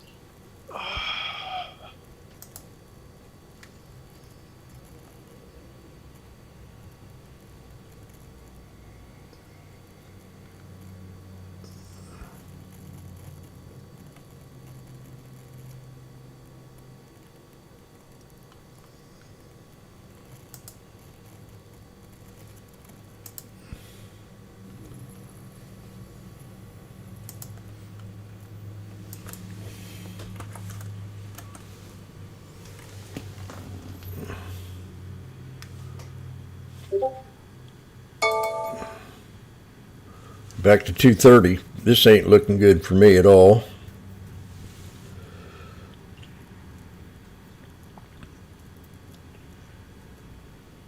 Because they're just getting too far out of the money. We're back at the top, resistance again.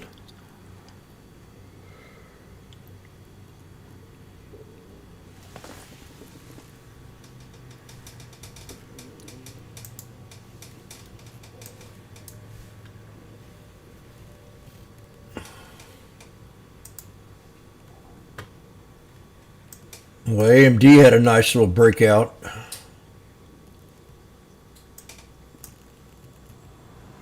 APLD came off that resistance zone a while ago.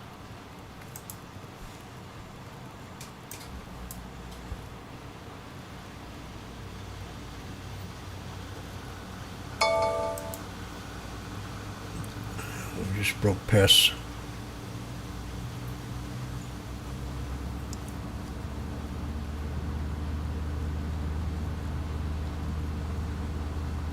EJT comes out with news about a phone and they're about to bring a break to the bottom of the orb. Their EMA cloud. I don't even want to look at the SPY now. The calls on the SPY. God darn it! Look at Meta 570. Jesus.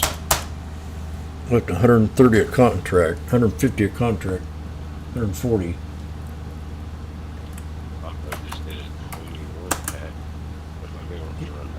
SPY hit two. Fuck, I could be rich off the SPY if I held them babies. $3.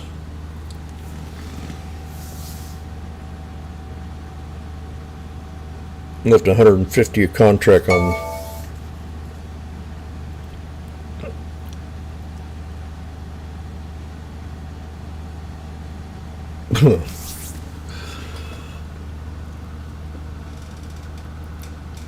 Okay, well, shoot, I don't know what to do.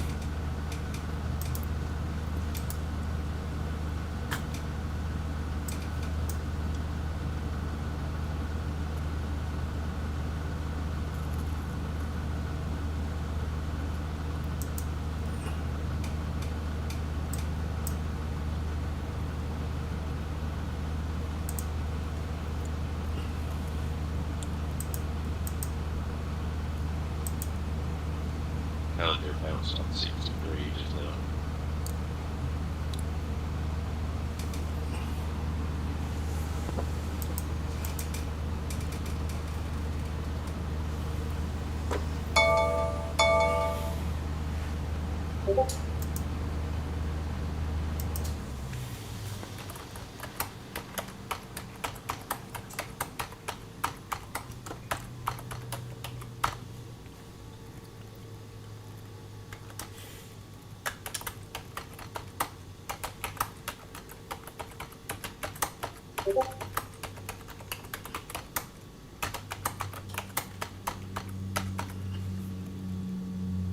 No, Palantir lost the 63.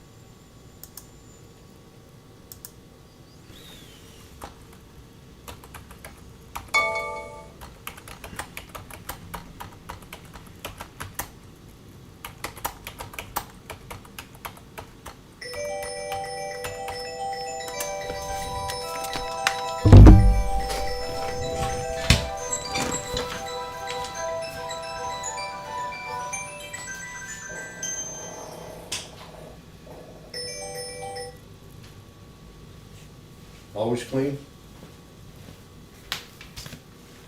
Hello? Yeah, what's up, baby?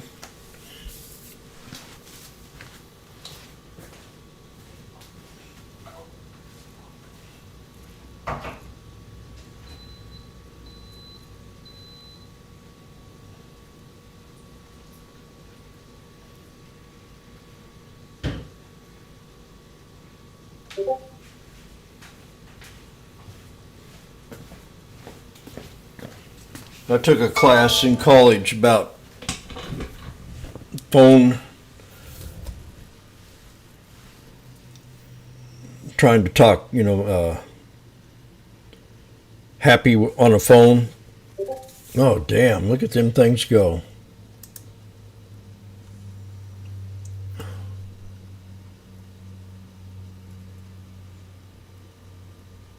Like I aced it. Because the phone conversation is one of the most important things you do when you're in business. And these AI generated calls. Hello?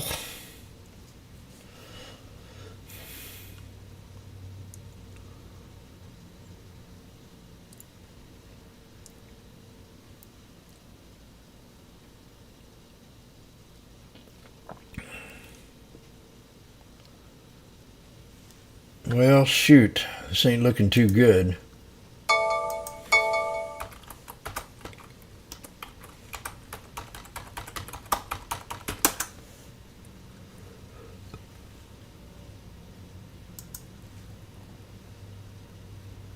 Where's my slash ES? We got another tweezer top here.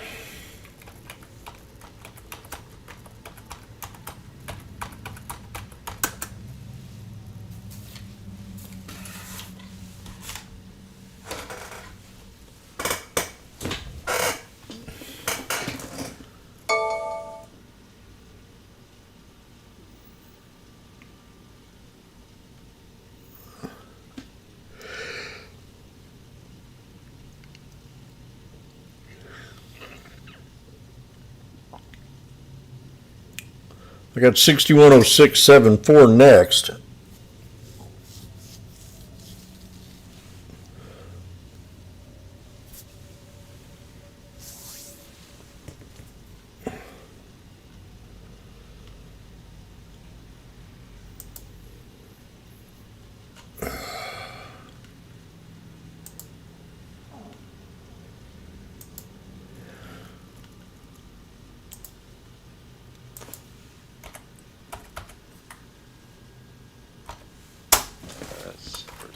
Let me figure out what I just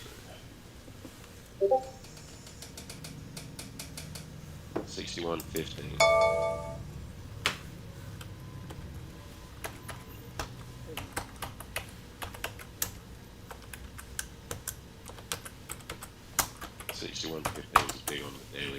ES. I've seen a couple of sports up there. So now it's going to be a rejection spot. Where?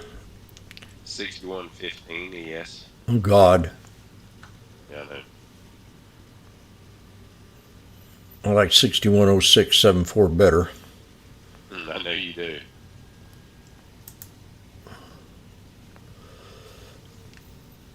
Let's see, one, two, let's see. Yeah, 2 reversals on the daily at that 6115.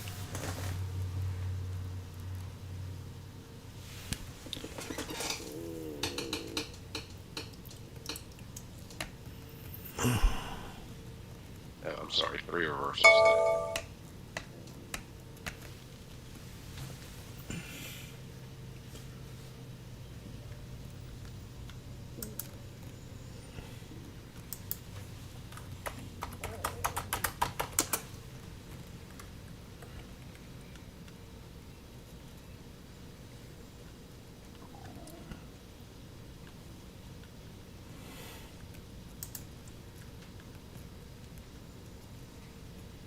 If I had 6 more, I'd be way over my limit. Right now, I'm at my limit.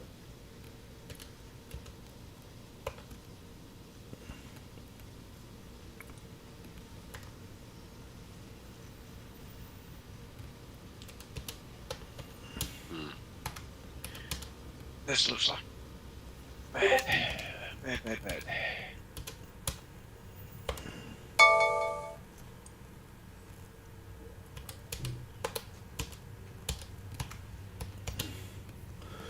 So if I'm about 6 more here at my resistance spot,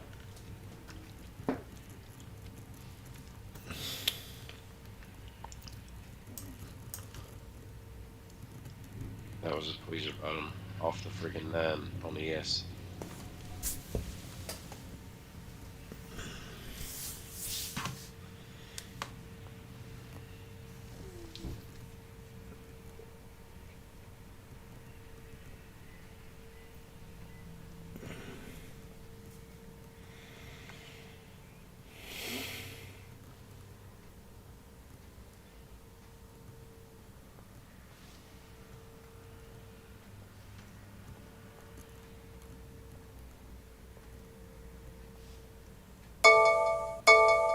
seven five. We got new economic events. Manufacturing surveys are out. Yeah.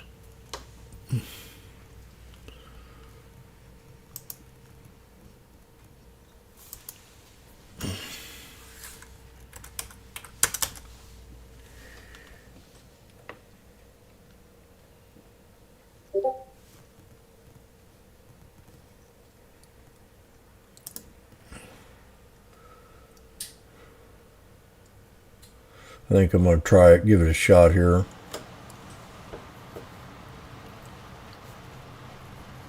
$180.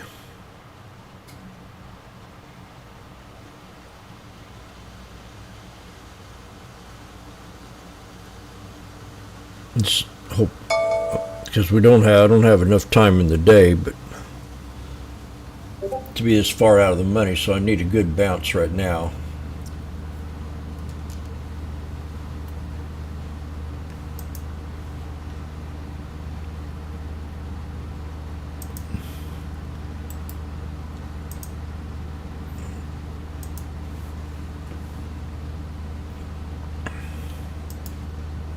I gotta work my way out of this one here.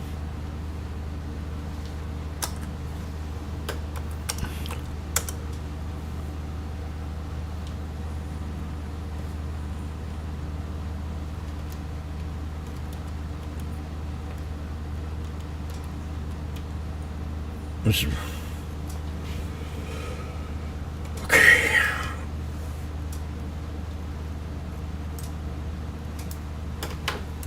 if we don't hold, I'm going to sell them for a loss.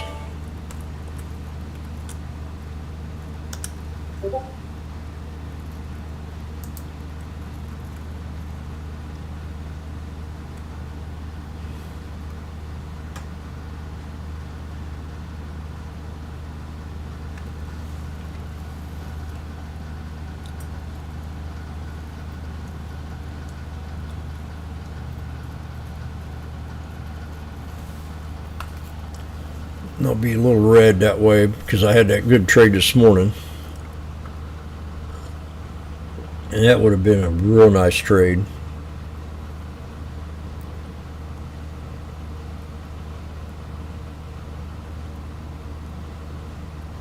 It'd been $4,000 if I'd have held them all the way to now.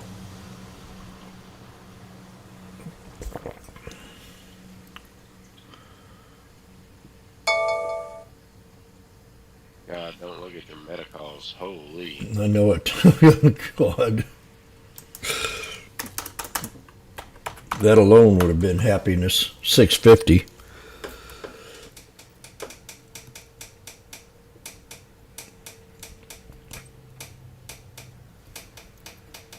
Come on. This market's just stronger than hell.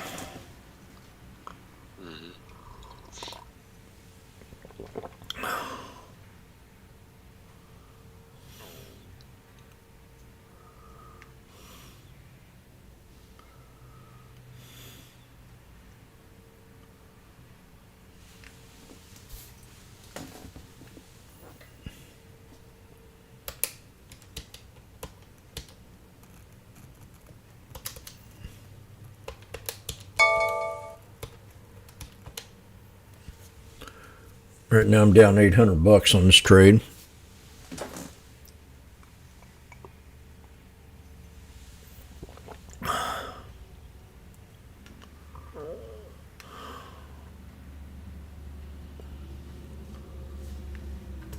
It should be right at my resistance level, close to it.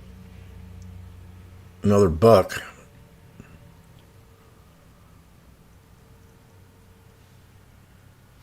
On the slash ES. If that breaks, I've definitely got to sell it.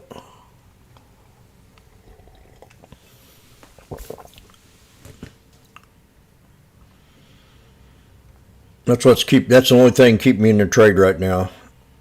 610674.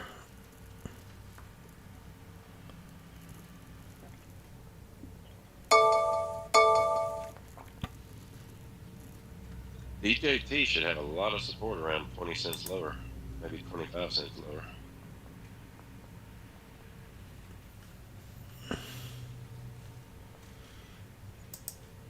That 1880 mark.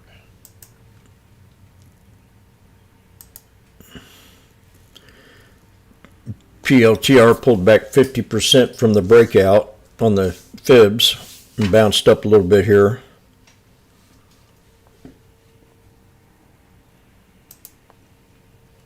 I'm down just 75 cents away from this. What do you mean, Randy? I'm not in anything right now. I'm not touching. I'm not buying puts with the EMA cloud. That's that strong. I'm gonna wait for the pullback to the EMA cloud, and then I'll catch the bounce back up.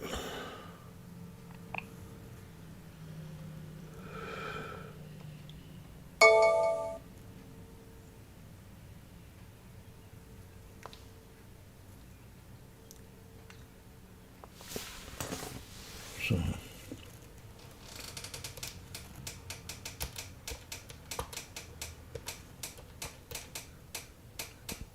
Right now I just got under three. I got $3,000 in SPX. A little under $3,000.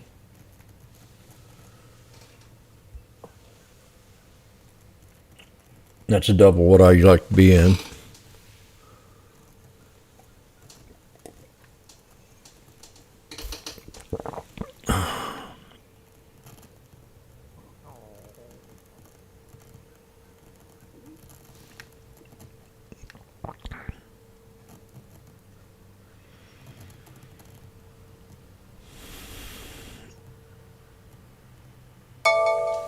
Let me see if I can think of an alternative trade here.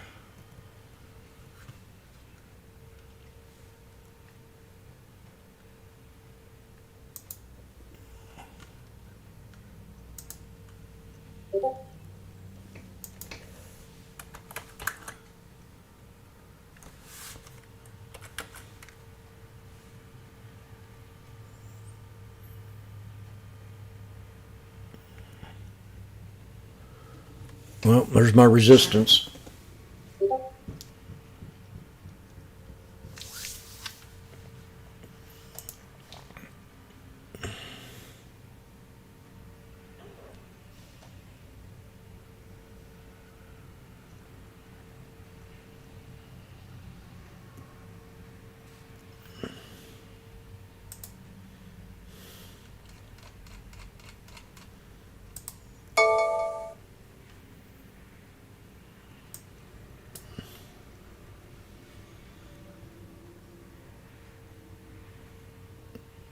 Got a three-headed snake resistance here, three-headed head and shoulders.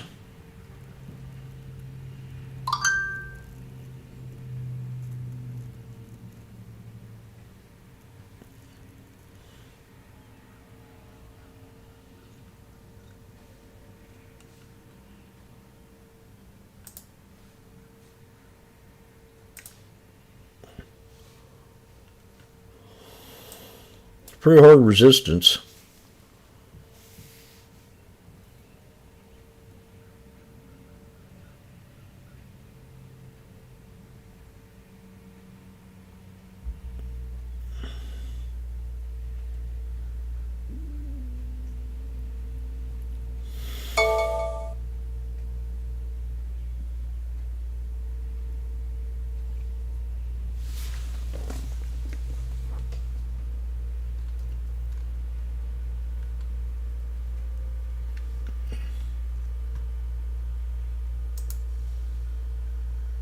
AMD really had a nice run this morning. Let's see if we got any news.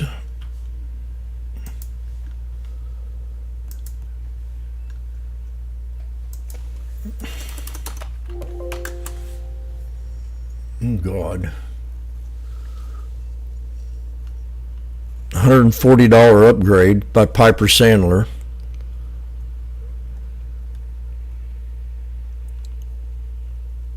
That's a huge upgrade. You know, I always get a little leery when I see them jump up their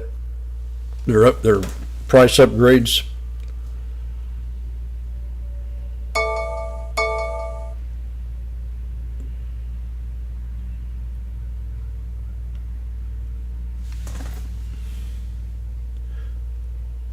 But that new processor they got is supposed to be real good. $144.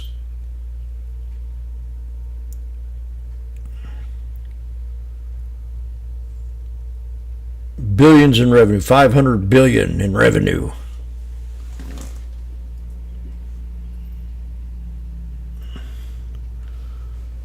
Okay, I need two.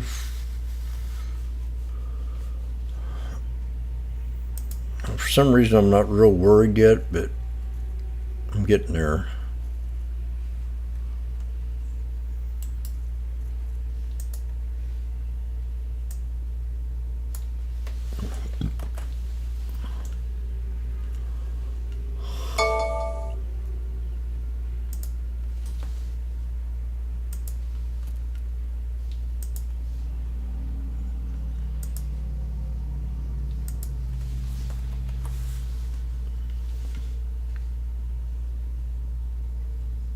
Average 180? No.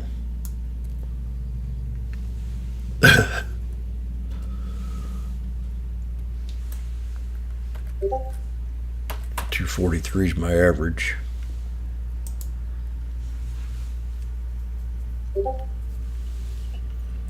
Okay, we're dropping to the 21, so that's your support. And if that doesn't hold, we'll get back down to this triple top. We held it once right here, so we could easily come back down and do it again. And that might bring me to my average.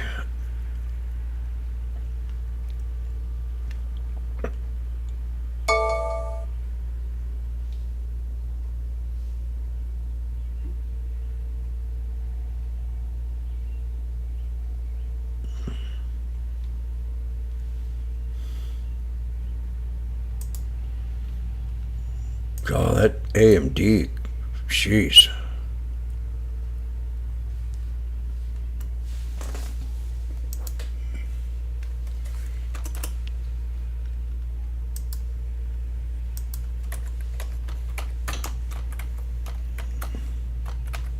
somebody's betting that Powell screws the boost hard.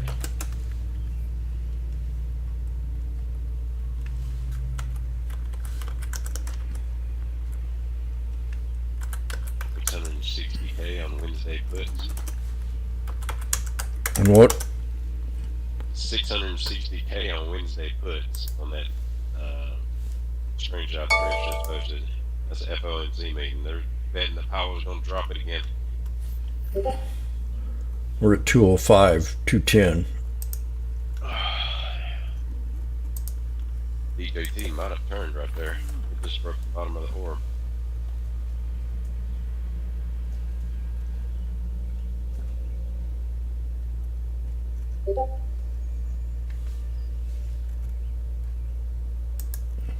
Whoops.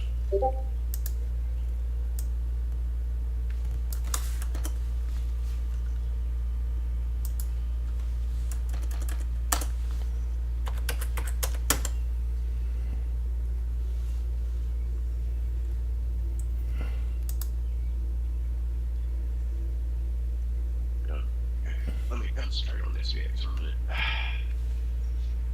We're getting down here to support. Yeah, well, let's say it's, you know what I mean, I guess. On the ES. Yep. I got 60. I'm going to stick with that old resistance, 6111.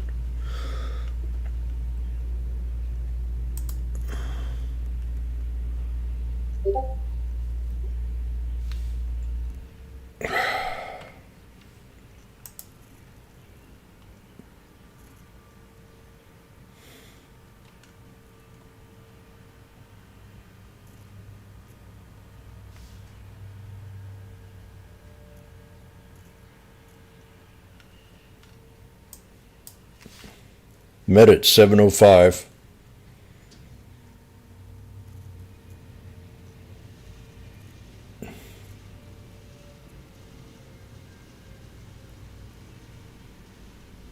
There've been $6,000. No, not 6,000.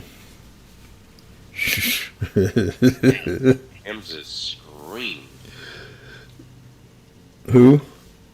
M's. Hmm.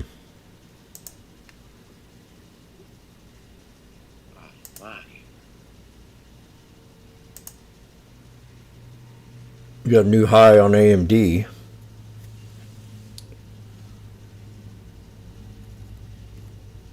They raised price on this to 144 to 150.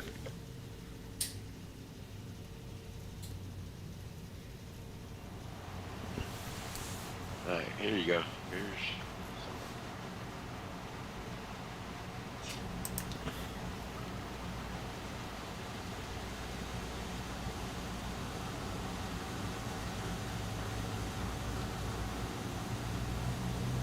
215. down to the 63 on my chart.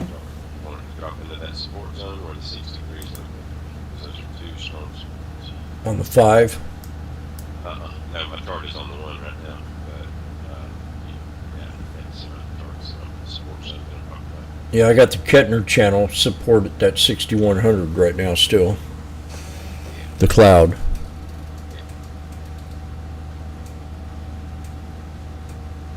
But the 1 minute Yeah. 63 is dead off in the middle. So.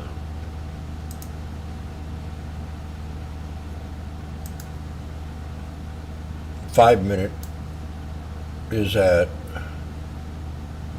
76 off the 63. The Kettner channel cloud. That's a huge drop.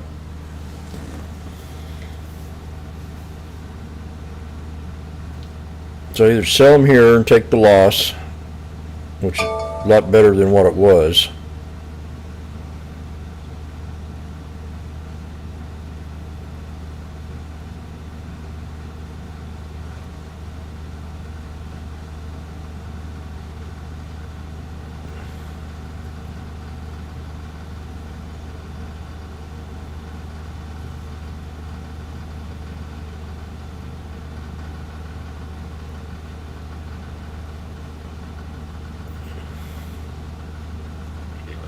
Zone of the 63. You've already lost 20. No.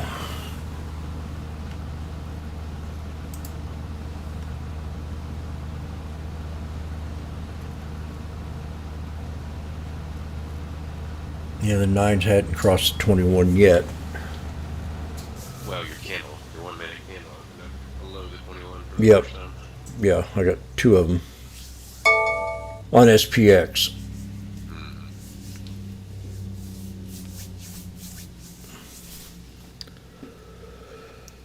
Okay, what to do? 35 times 12. That's $420.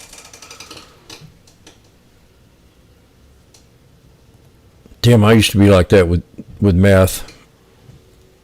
I've always been able to do it since I was in freaking school. Like, the teachers used to freaking have a game where they would take a calculator and try to beat me. Yep. I used to be like that too. Not no more. I can do it.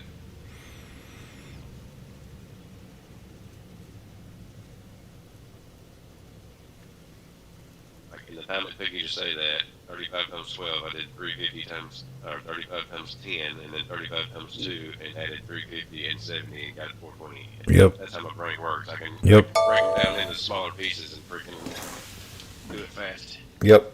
That's the way to do it. That's the way I did it.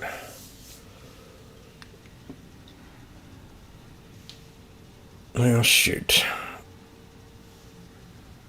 I think I had my chance.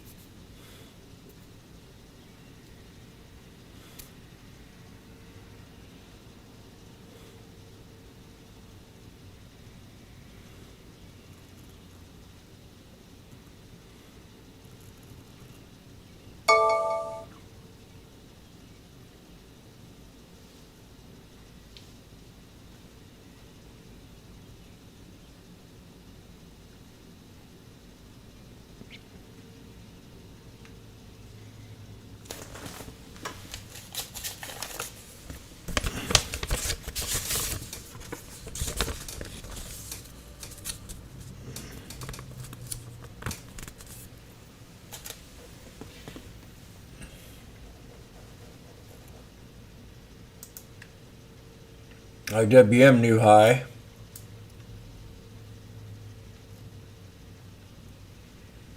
SPY just hit my resistance, 604.35 that I had. I done the video last night, yesterday.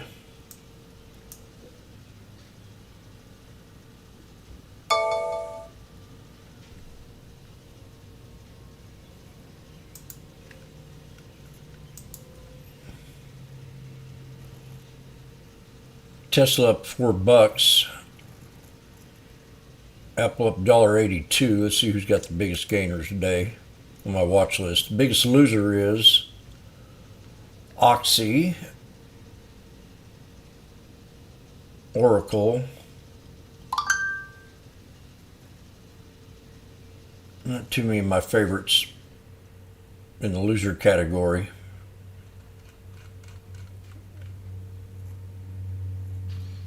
Now I'm going to take QSI off of here. I don't ever watch it.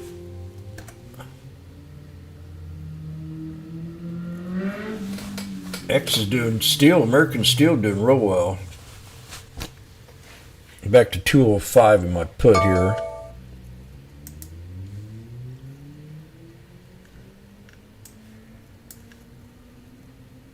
We're back at the 21.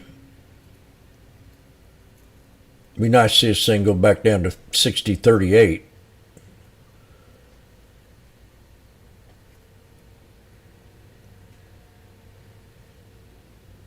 You got 11 minutes for fat cats go to lunch with me.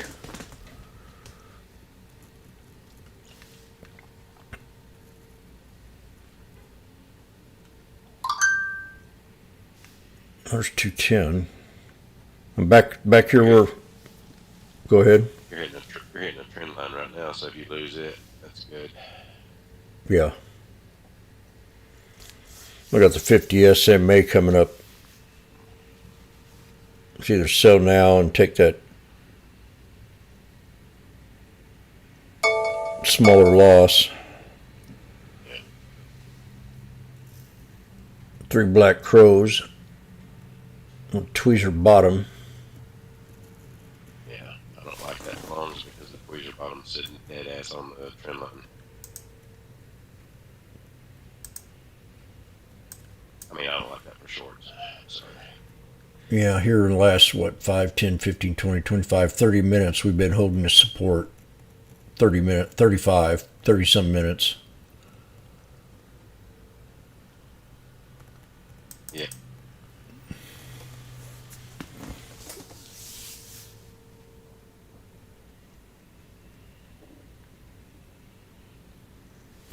Let me see what the yes says.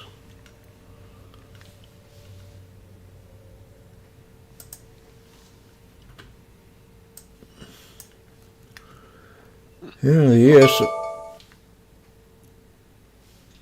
You lost it on the one. Yeah. We got a triple bottom on the 5, or on the 1 minute on /ES. So that'll mean a lot.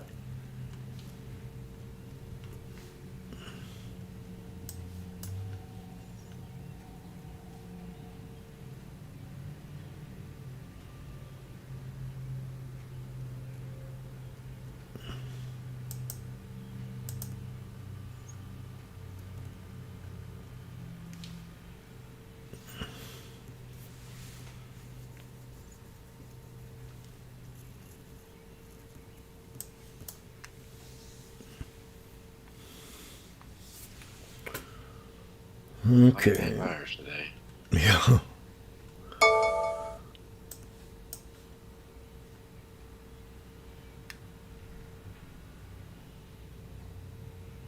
They know if they let this, if this 46 doesn't hold on this SPX, that we could drop.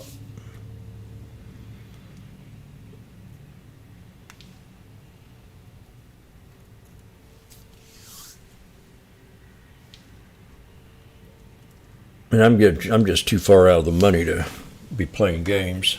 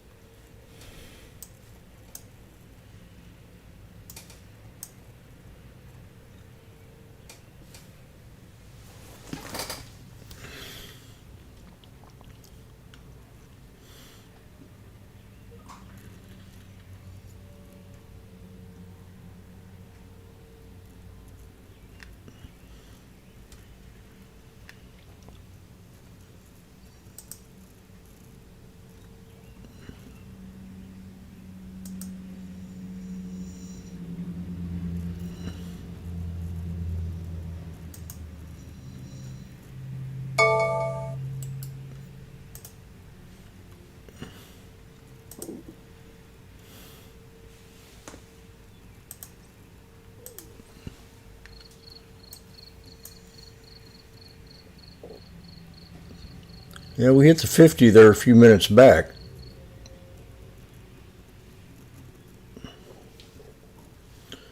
Come on, drop. Let's not play this thing.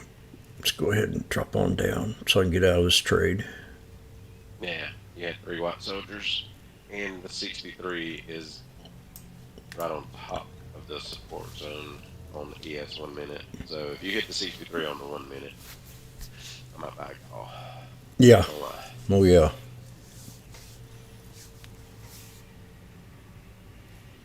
I got the 60-60s loaded up, ready to go. They were. 63. We're back at support again. Hit the 50. So we're squeezing between the 50 and the 9 now.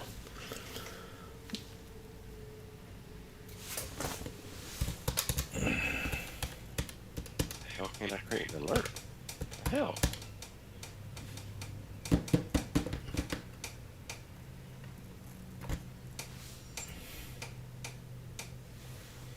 I'm going to put an alert down there. Right click. Yeah, I know. It won't let me do it. You got it at the mark? Fixed it. I switched to a different time frame and it just fixed itself. So, whatever. Yeah. I usually put it at below. Mark at below.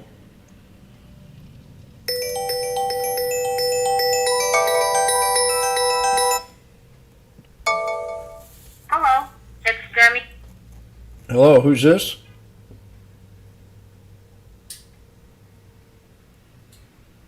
Is this Jenny? The girl I met last night at the bar?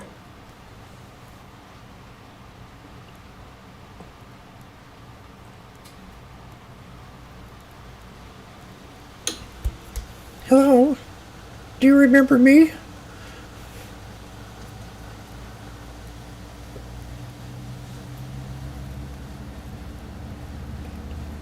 $220, baby.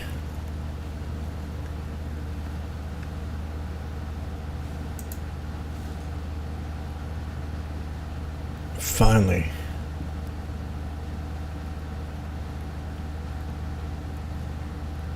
This will be one of them trades where I get out even and be relieved and then watch it drop another $2. Contract.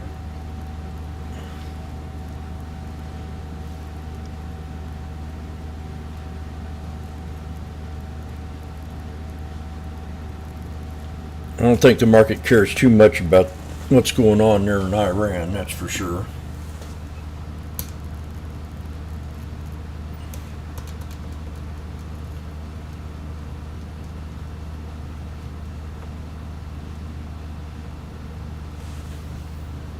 Studio, where are you?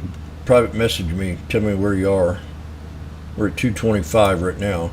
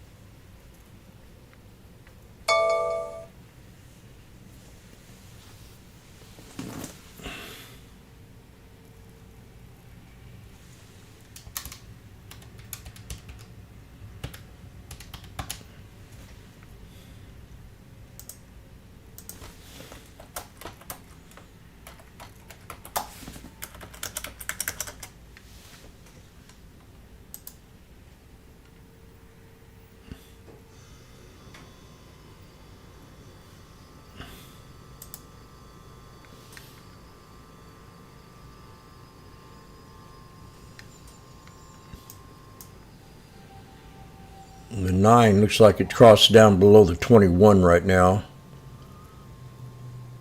I used to trade it like that too. I'd buy a put once that 9 crossed down the 21.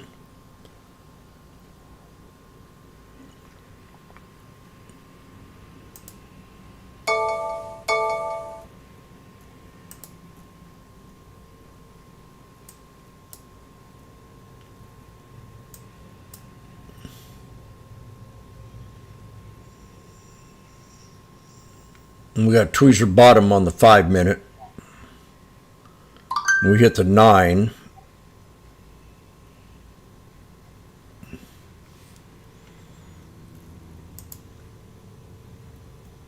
Just like that, see?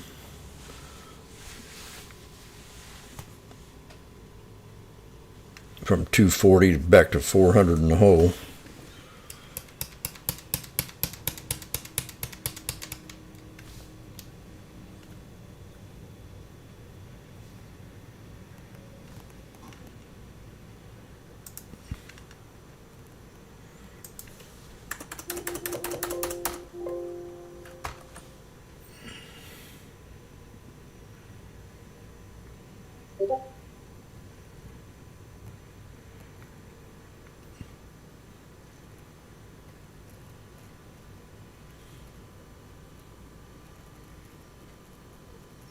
What's a golden share?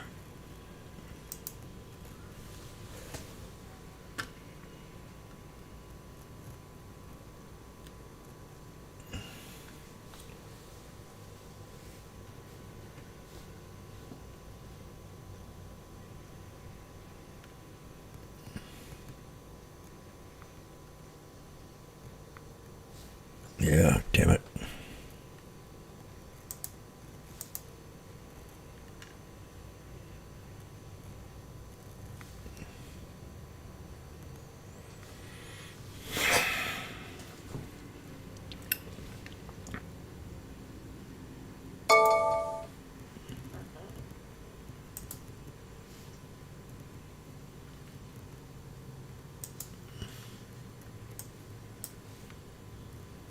That was a nice reversal call in Meta that I did.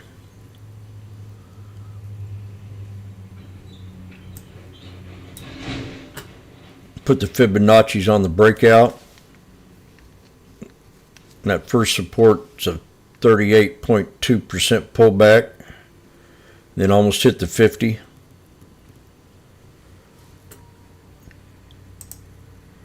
PLTR is at support. Now this could be overbought, but I think it's running on momentum more than anything else.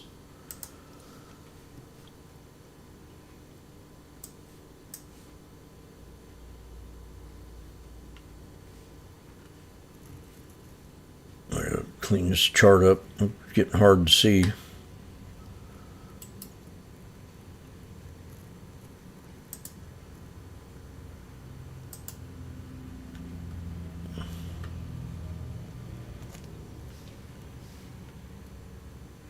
I'm just a little bit too far out of the money. If we broke below the 9, it'd be a nice drop. And we got a couple dojis right now. Spinning top and a doji.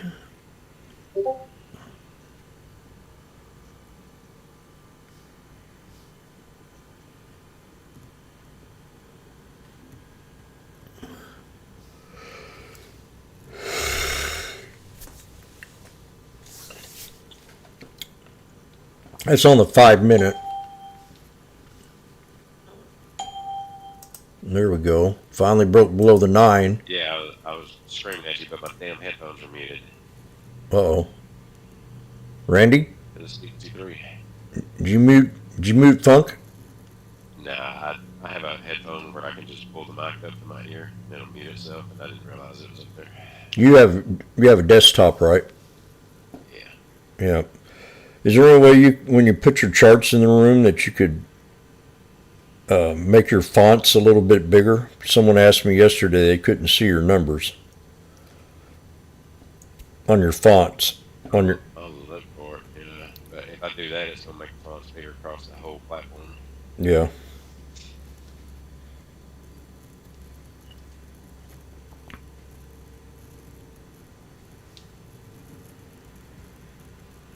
Wish you could do it per chart, but if I make them bigger, it'll make the active trader screen so big that I won't be able to see the freaking call. I won't be able to see the option change. Okay. Ain't there fonts on the platform itself instead of the computer? That's what I'm looking for right now. Yeah. I think it's just the system settings, like look and feel. I think that controls all the fonts across, the whole system. Let me see what that looks like. Oh shit! I can see that. Jesus Christ.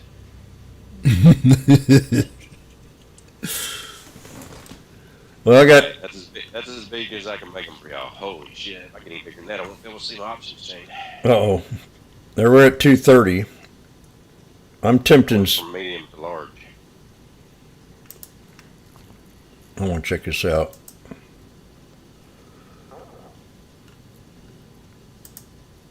Yeah, those are easier to see for sure.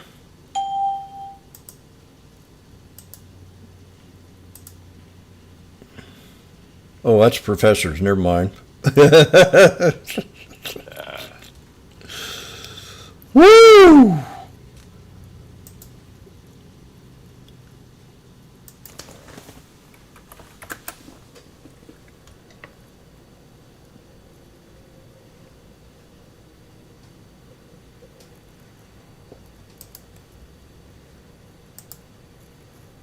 I'm tempted to get out of these things. I don't think I'm going to have too much. But we're back at support now. This is what I was looking for. Should have sold them there at 225.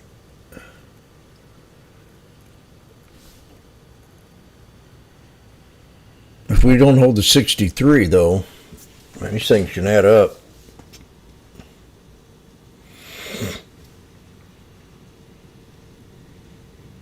Your 5 minute could come down and tap the 21 on ES. It's at the bottom of that support zone, lined up perfectly.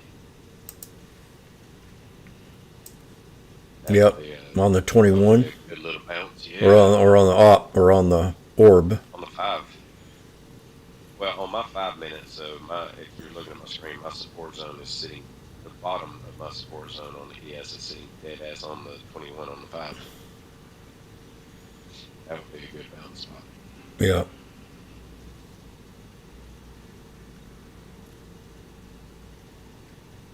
I was down 800 on these things.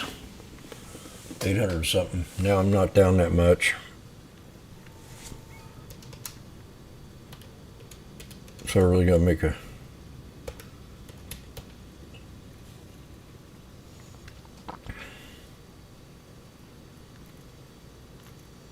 If I had the patience to wait for the 2 minute on the /ES, it'd be 93. And that'll definitely be in the green.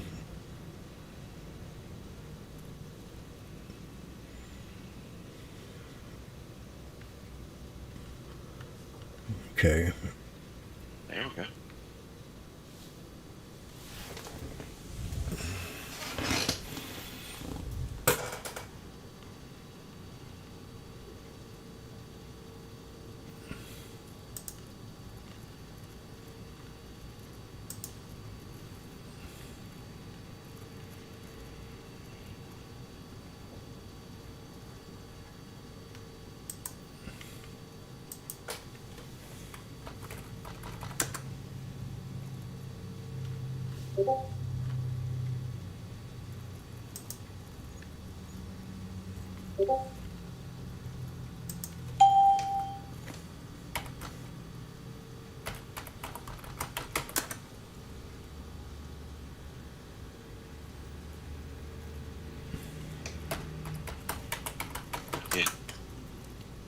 Hit my alert right there.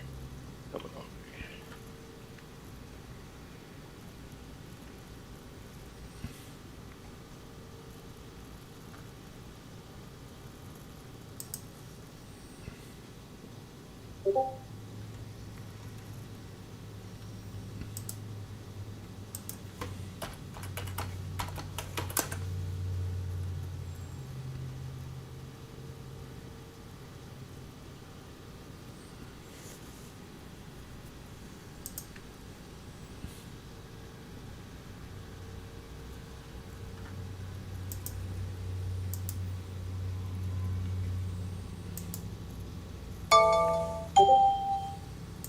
We're out of support here, Richard. And if we break below this, we could have a nice little pullback to 36. If we don't, we're going to know here something soon. Yeah, you will. But right now, you're at a solid support on the SPX. And on the S.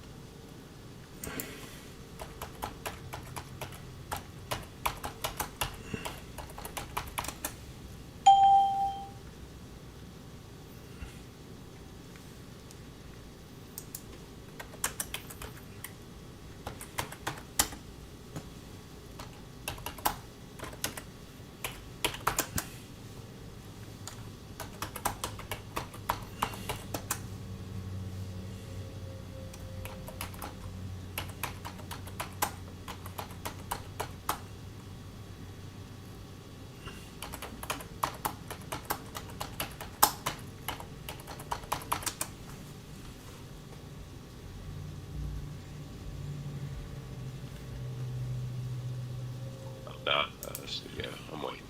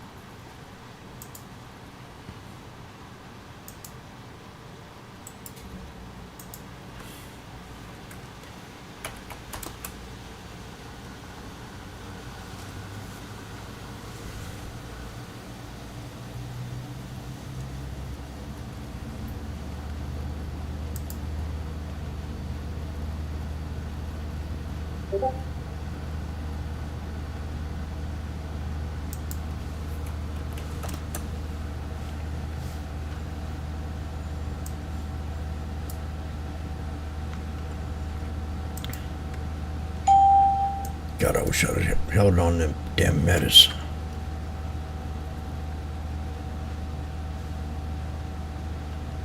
That'd have been almost $1,000.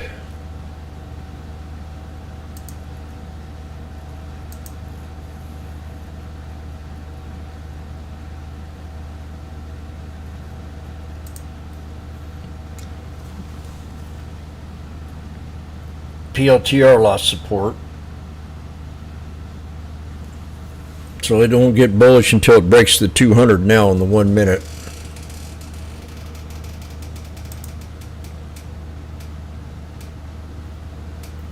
I'd put a Fibonacci on the, let me see here, on AMD.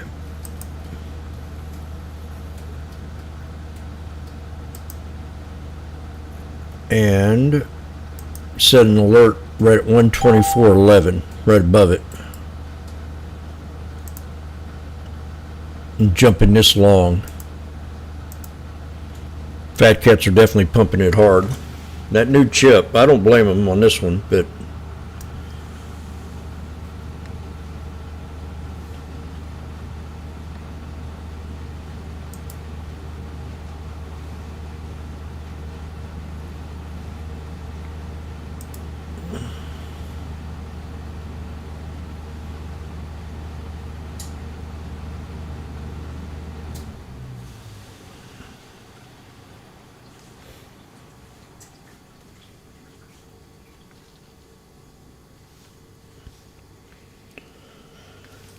say la ti da.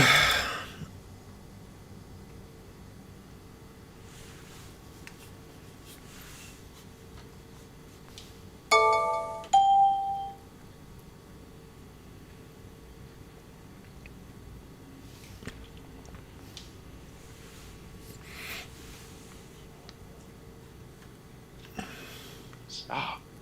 Got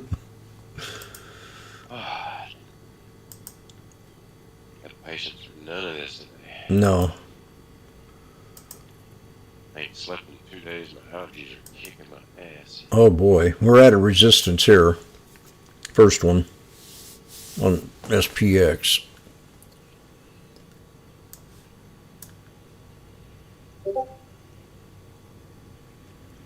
I worked hard this weekend. I was pretty much wore out Saturday. I think it was Saturday.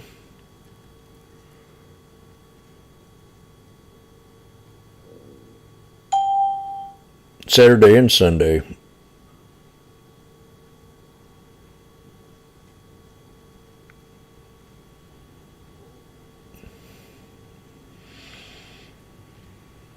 I did stairwell and these carpets, and it first time I ever done that.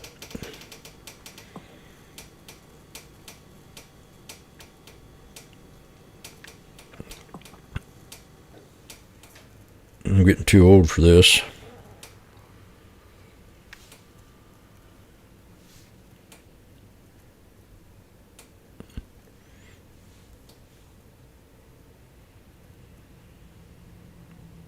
I used to do this 72 hours a week.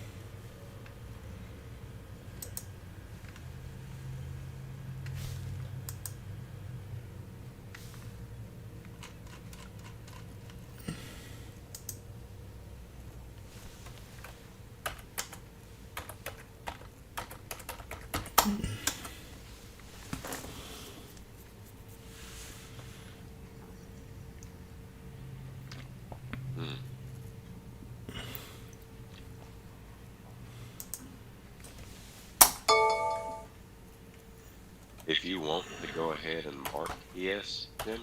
Yeah. 6088 and 6082 50. Yeah, I got the 50. 60, 80? Extremely. Oh. 88. That's extremely important if you get enough.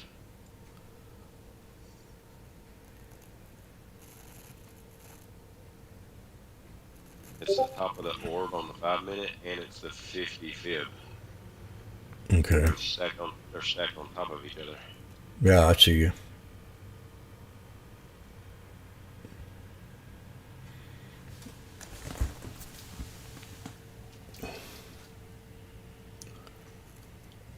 Yeah, I think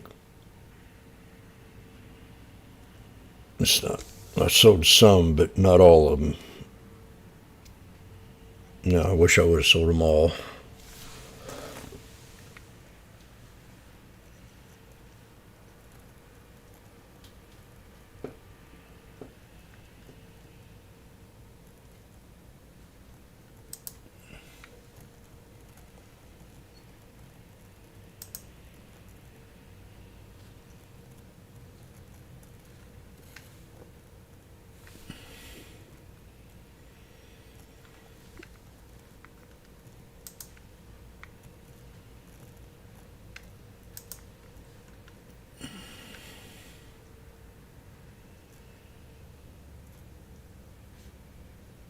Plus that 6088's the 200 EMA on the 1 minute. Yeah, it's a super strong level.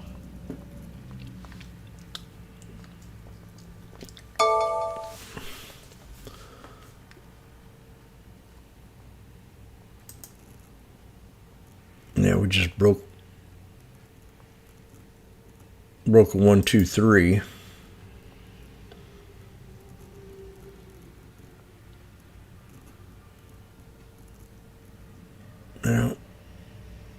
I'm going to go into the kitchen and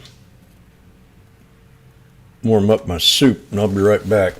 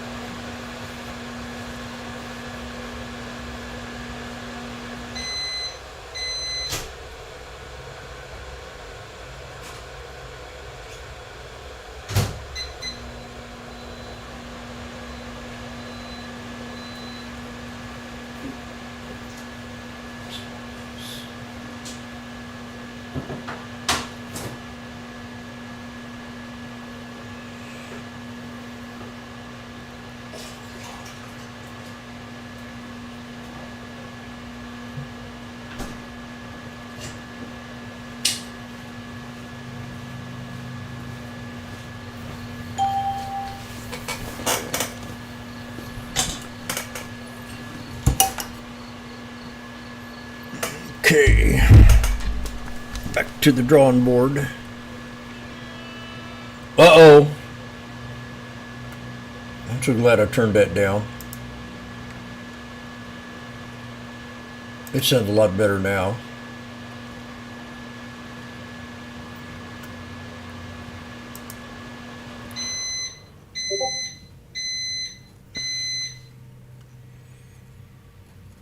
Apple's dropping. Apple's had a pretty good little sell-off here, dropping down.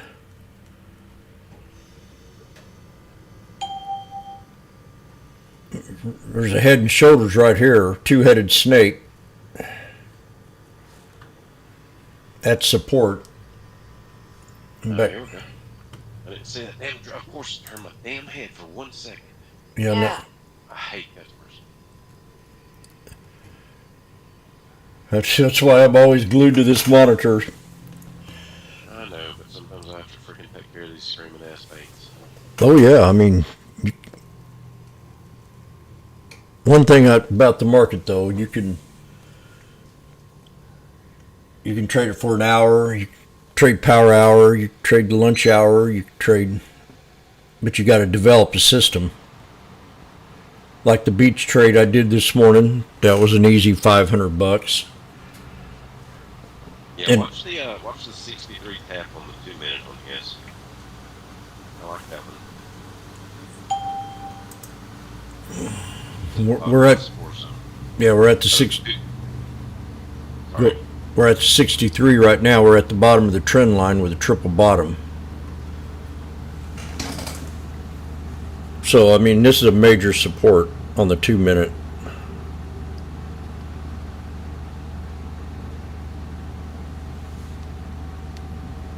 ES is down. Major support for ES is down another 2 points, 2.5 points. But that's all.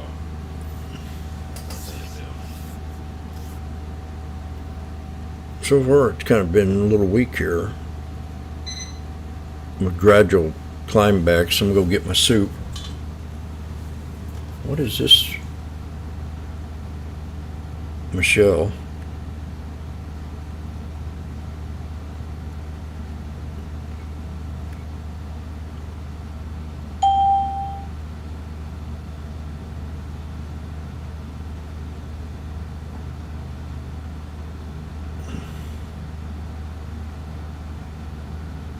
You know, I've been there before.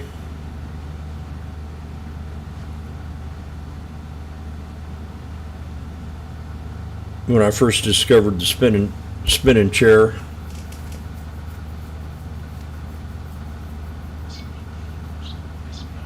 Oh.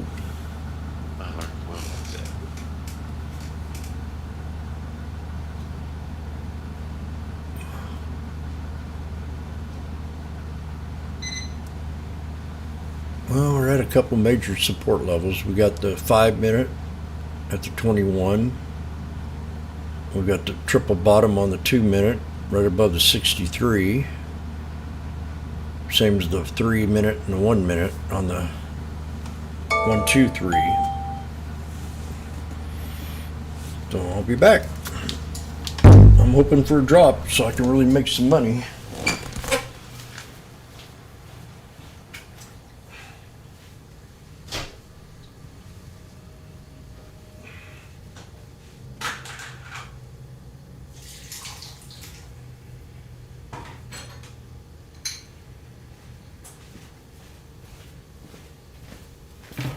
Forgot to get the barley in my last chicken soup batch, and it really made a difference. I'd rather have the barley in there.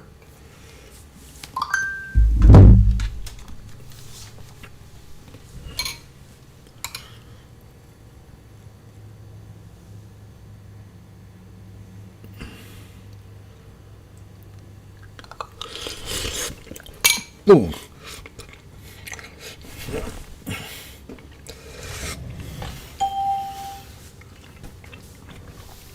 Hot.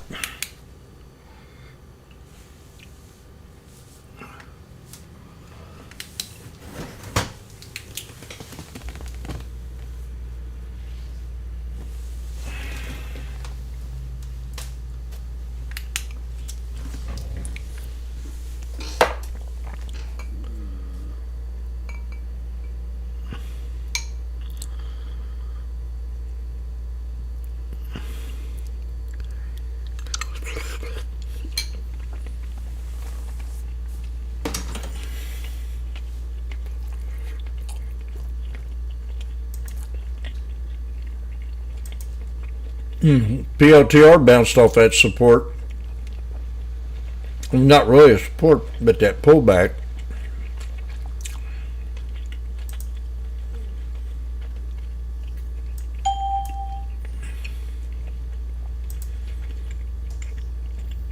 SPY, watch it to the VWAP. We got 602.83 on the VWAP. We could see that easily. That'd be a double bottom there. So we pull back more.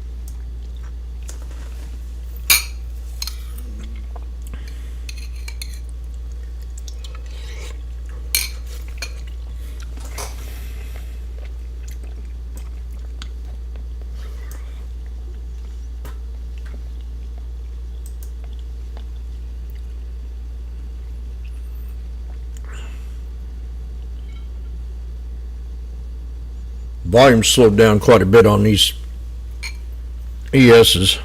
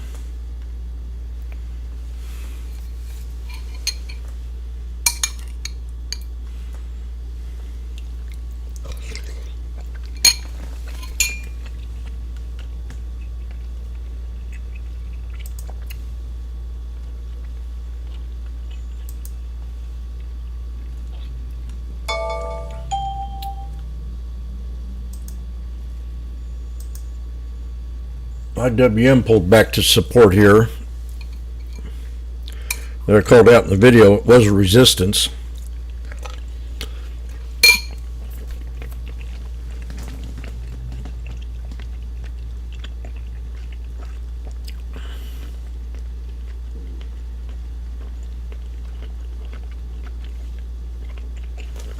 Back to 210 on these babies. SPX dropped a major support right here. We could be due for some more down pull back.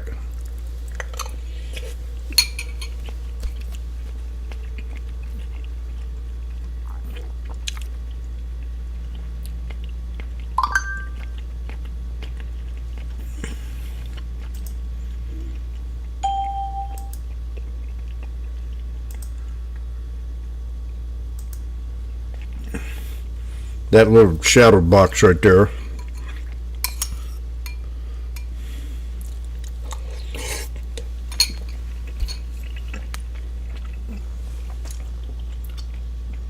How many people in the room had different careers in their lifetime?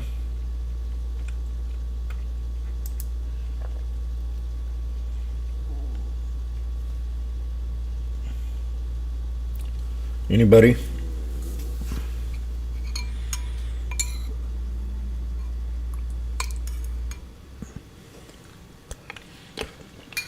Me?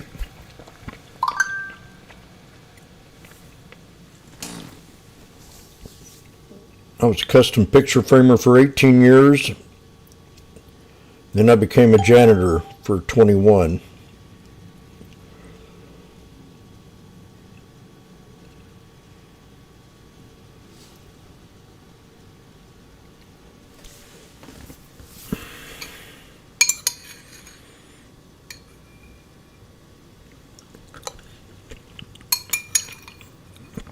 Soon I'm going to be a gardener.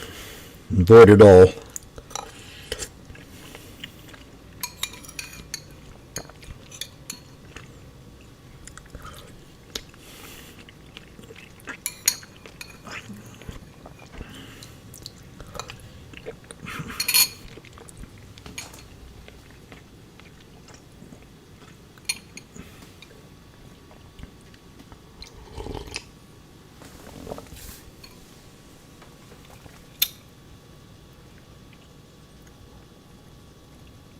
Now they're trying to get this thing back up again.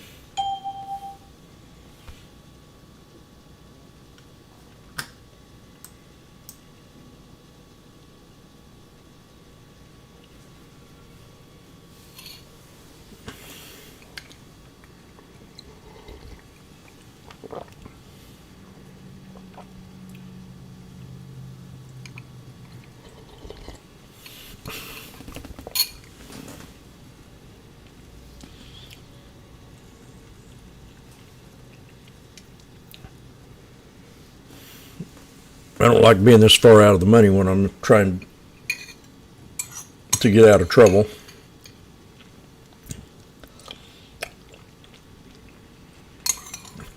I sold some, so my loss will be less if I sell them now, but still be enough. 165.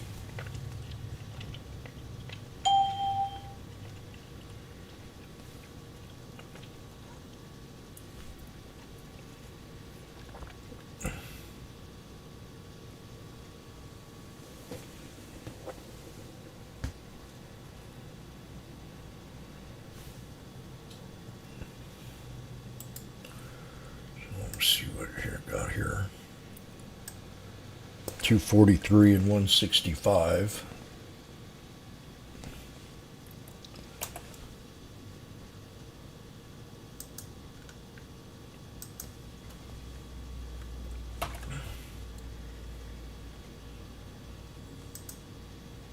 So I did some more here.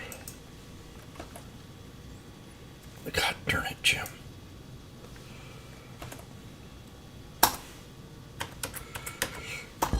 Plus 165.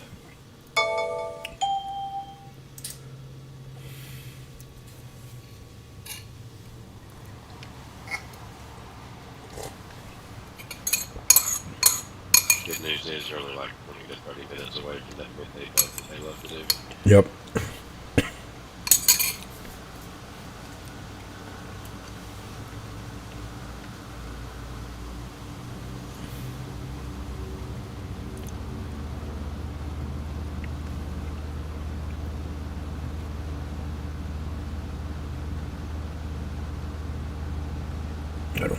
I don't like being a monitor and having to go through this, but it's part of it.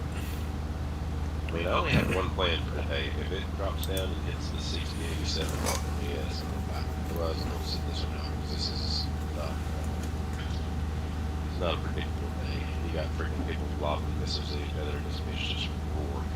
Yep. You got Iran begging for forgiveness now. Won't matter if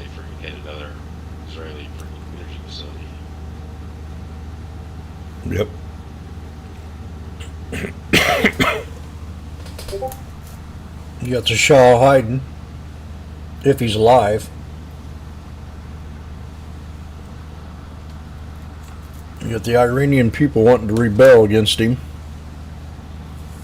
Then you probably got others too that are dedicated to him because they don't want to be killed.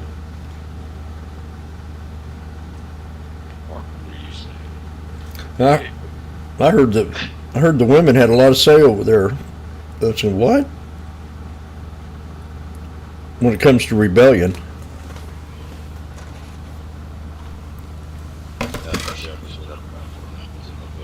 Oh, she did?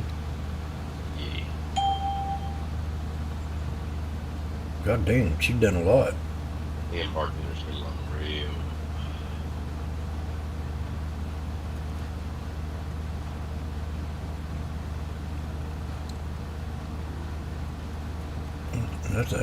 That's a pretty good mix.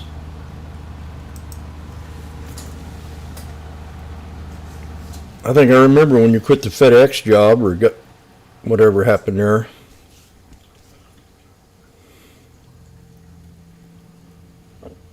Oh.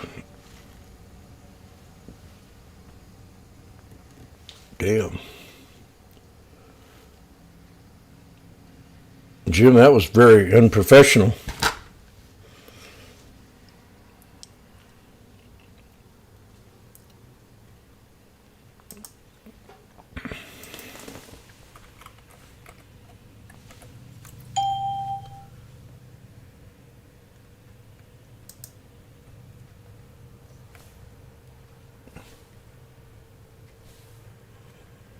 Okay, here we go again.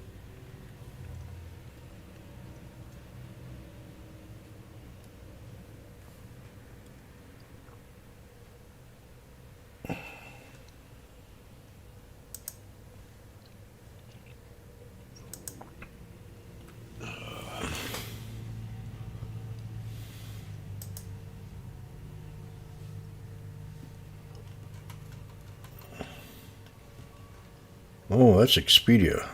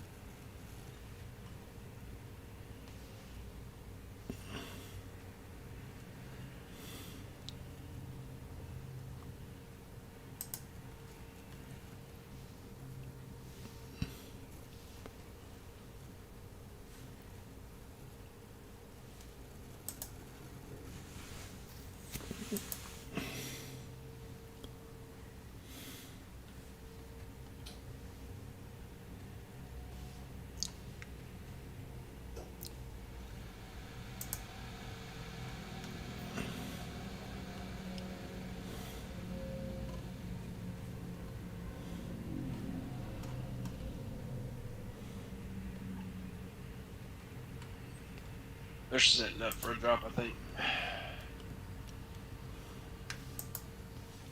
Let's hope. He lost the 63 on the 1 minute a long time ago.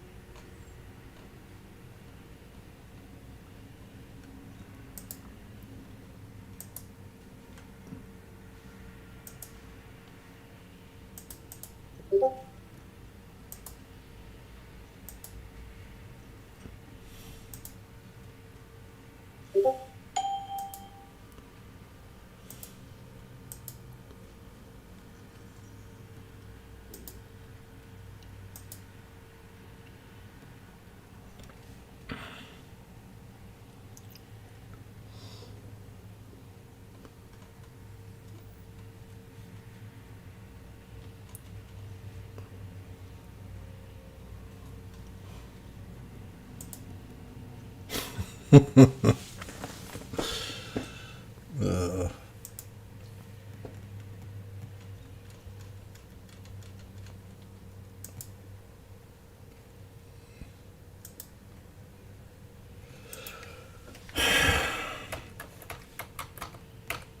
a minute.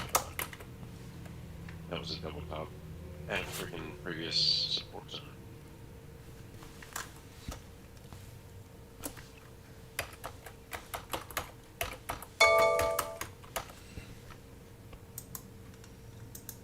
Whatever. We'll know in 13 minutes.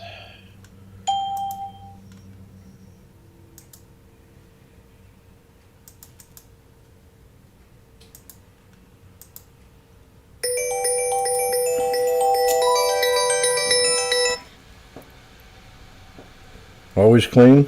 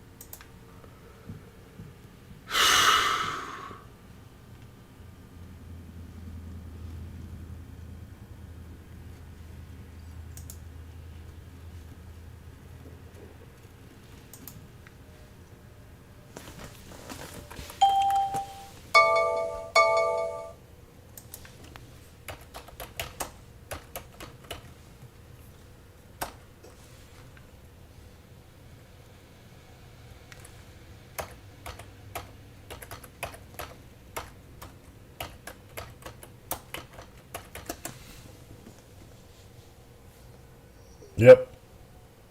Studio, I sold some and averaged down more. 165, 243. It's 78 degrees in here and I feel hotter than heck.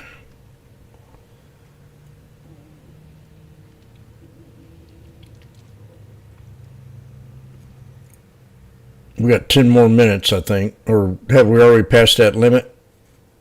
11 o'clock? No, 10 minutes.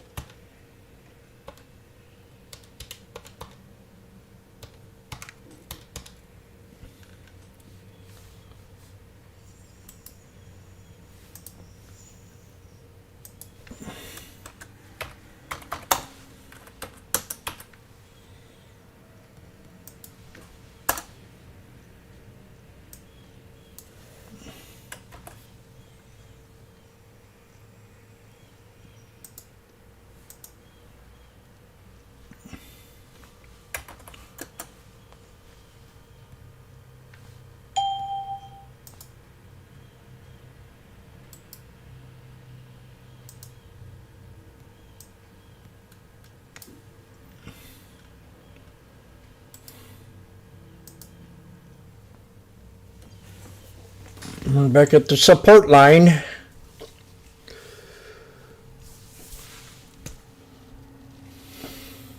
Here we go. Lost the 21 on the 5.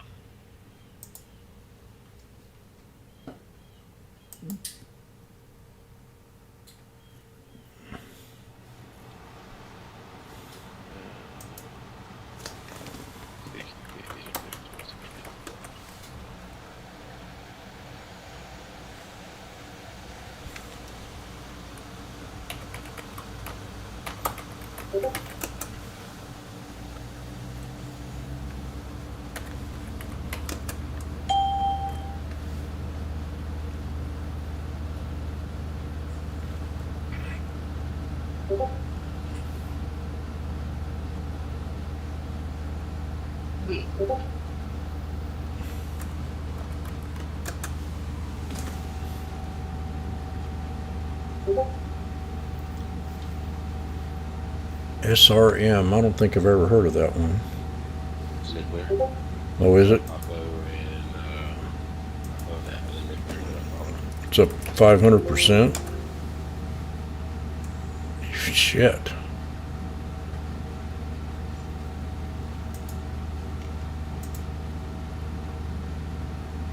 Hardly no volume in this until today, or this week. Today. Double check myself.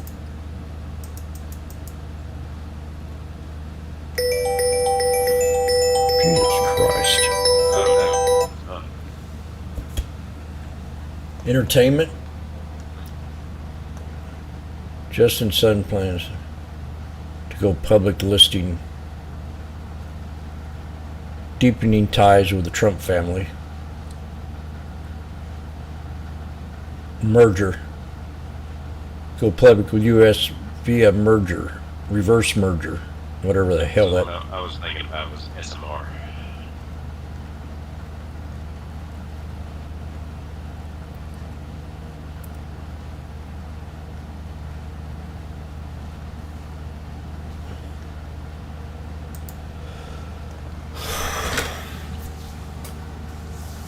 Well, we're back to support again. Right now.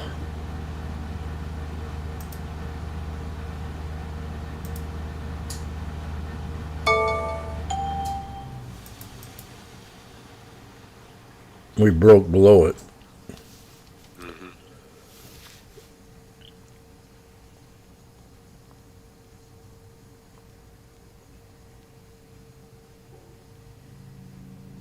Now I'm keeping that.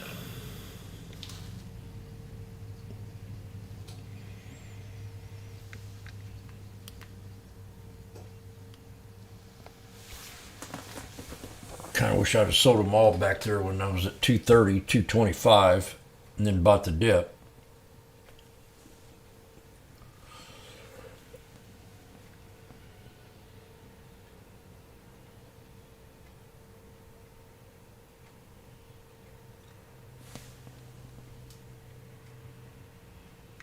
What's Apple doing? Apple was down there.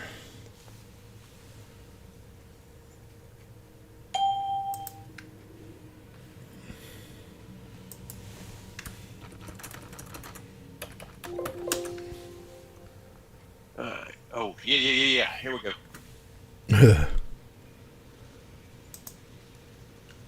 You're stuck in those puts. You better be thinking about getting out. Yep, there's 240 right there. I'm green. Oh. I think we can run just a little bit more. I think so too.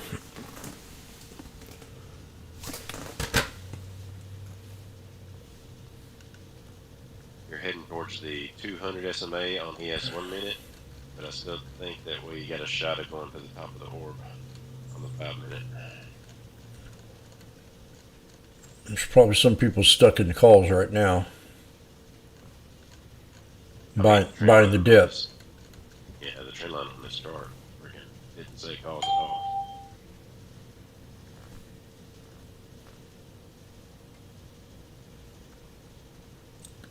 $28. That support level's gone up some.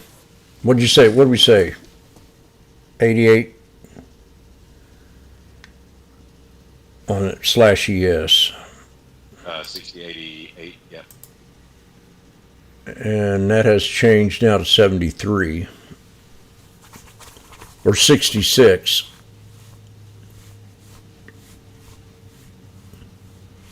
Oh, I mean, yeah, 88 on the orb. Yep, that don't change. Yeah. Orb doesn't move. We got 3 black crows on the 3 minute. Yeah. 1 minute we're at the 200 EMA. So I mean, here we are again.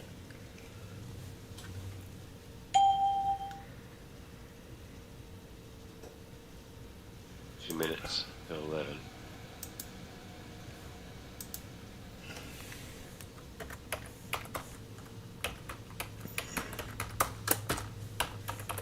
Studio, we're at another support here. Yeah, squeeze about on the 2 minute right there. With a hammer.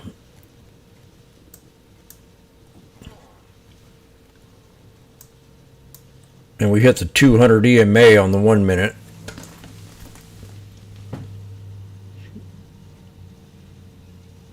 Well, if these things get down to 6081 on the 1 minute, that'd be sweet.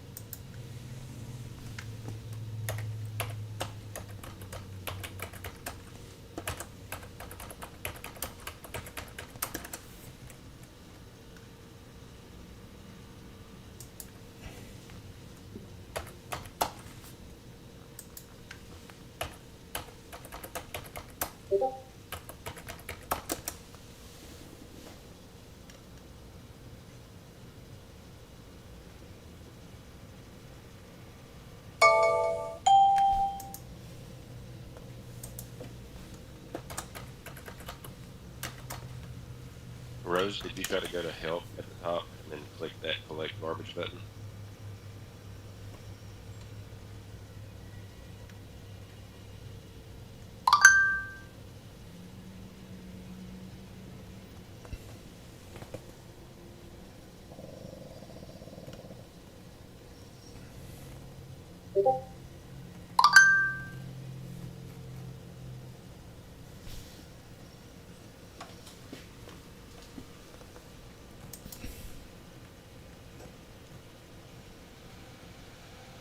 We're retesting resistance, which was support right now. Oh, what the heck is that?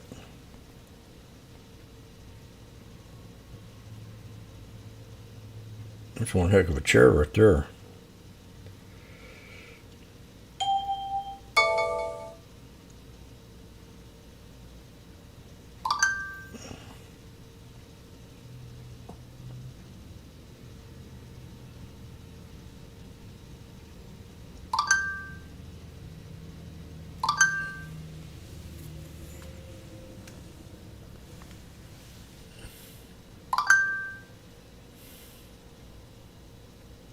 Alright, it's 11 o'clock. Wizard Comp.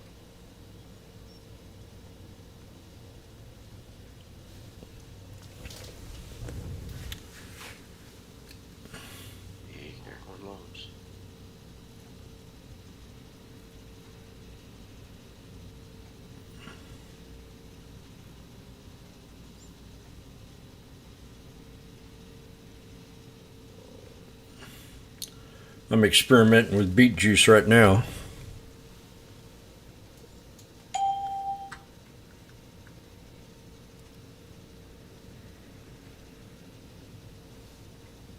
Come on, baby, drop.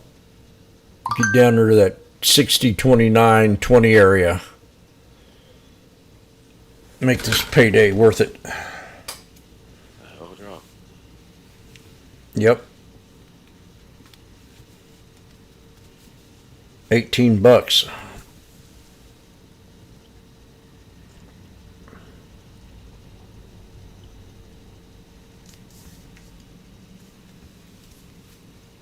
And that's on the 1 minute, the 200 EMA. Could get out right here and just call it a day. Just not have to worry about these things anymore. I mean, this is the 61.8 fib. Yeah, we're at the double bottom. If we don't hold the double bottom here, I'm going to stay in it. But this is definitely a support level.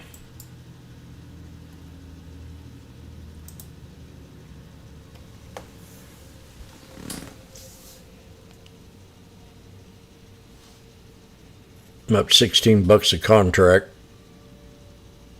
times 12. 192. Mm-hmm. I'd use a calculator on that one. 160 plus 32. 192.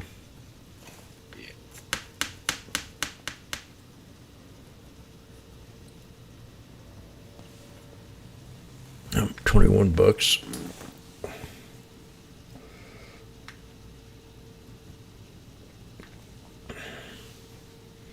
These could be $100 a piece if it drops, doesn't hold this support, which we haven't. We're on the wick now, so that's your last.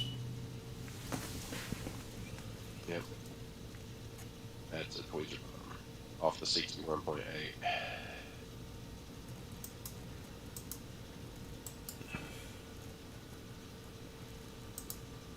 30 seconds to the next 5-minute candle.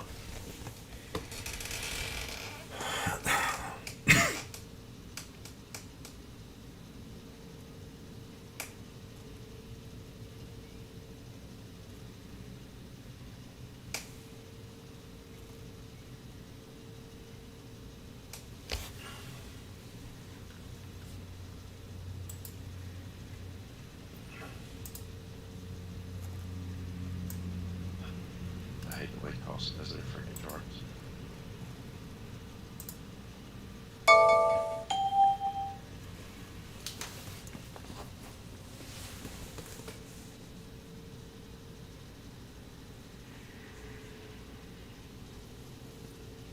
Alright, so that wasn't a tweezer bottom. On the 5. On the 1 minute it is. Yeah, but I don't love it. I don't love it on the 5. That was a weird open. It doesn't look like a reversal candle.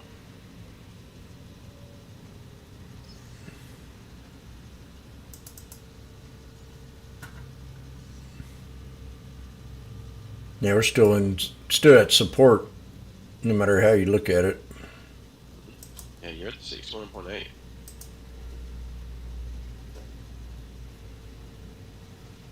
Well, maybe not.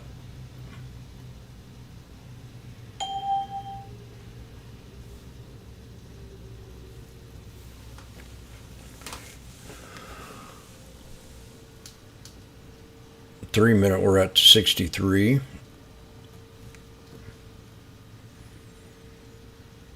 I can't believe I'm getting out of these things green. I mean, you had to average out. Yeah. 1,000 pounds. You probably have 8 grand.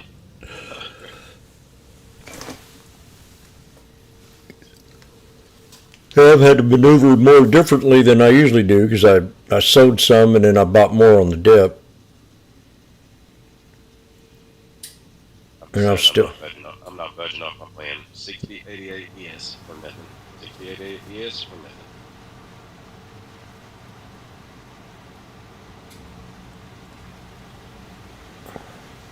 The 1 and 2s are telling a different picture than the 5s. Yeah. You're at support on them. And the 3 minute. 3 minutes really telling a story here. And the 1 minute, more than 2 minute is. 2 minute, it's still bearish. I'm loading up the 66. No, no, no. I'm loading up the 68. Just in case I get what I want.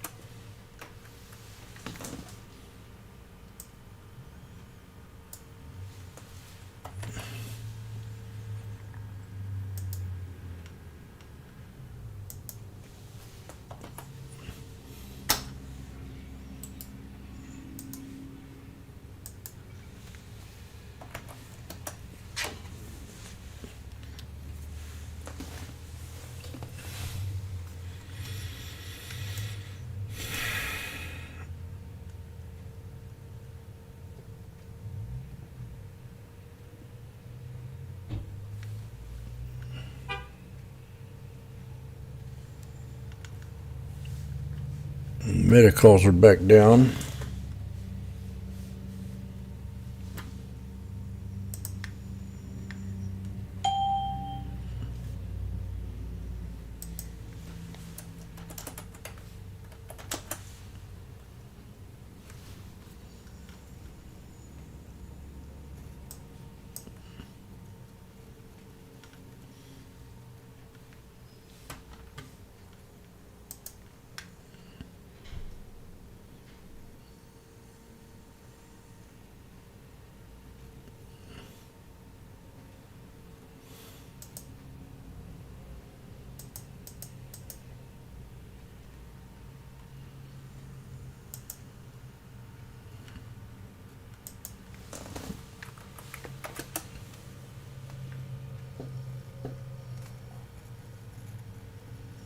Good job, Robert, on YouTube.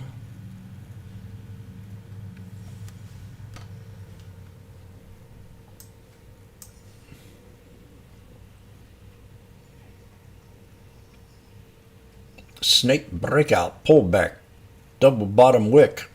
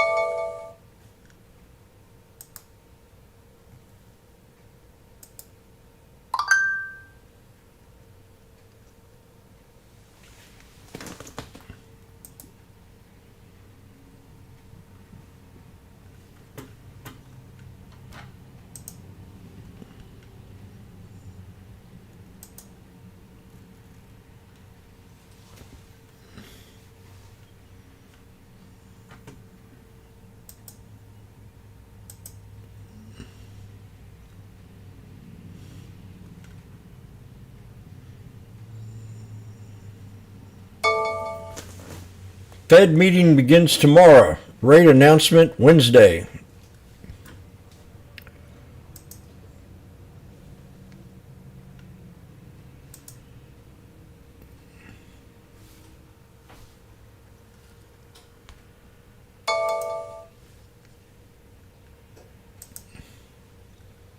Interest rates. Yep. Go ahead, Alex. One thing I was going to add too, and I know you guys have talked about the University of Michigan, consumer sentiment, consumer confidence. So not to get into kind of the breakdown of the demos in there, whether or not they're representative, but one thing I think is important, and this is just me looking at it and trying to call balls and strikes, is we were just bombarded with market volatility. Tariffs going to cause all this inflation. The world's ending. Trade's going to break down. Right. And that clearly had an impact on consumer sentiment. Okay. Yeah. Well, now it didn't happen. Trade didn't break down. Inflation really didn't happen. Because it was bullcrap, and I said it from day one. Point. This. Now, I didn't understand why they were so concerned about inflation when we had one of the highest inflations in my lifetime under the Biden regime, and they didn't say a frickin' word about it. I mean, I had got into it, not got into it, but a guy debated me on X this weekend. He said that politics doesn't interfere with the way the market works, and I said, you got that wrong, my friend.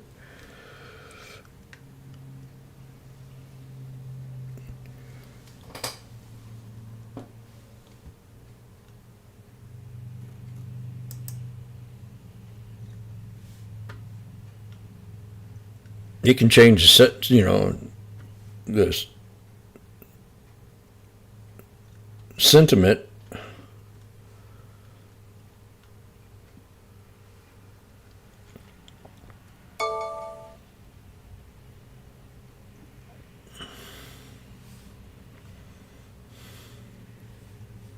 that's why I kind of, stay in tune with that. Yeah, I guess it depends on where the market is too. I mean, we were pumping 40% in the past 2 years, and we had to have some kind of correction in a way. They just wanted to use that as an excuse for a pullback, in my opinion.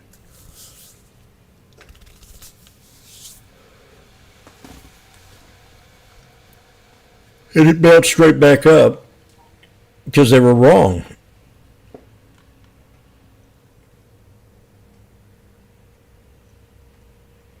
My excuse was that we were overbought. Their excuse was new administration, tariffs, higher inflation.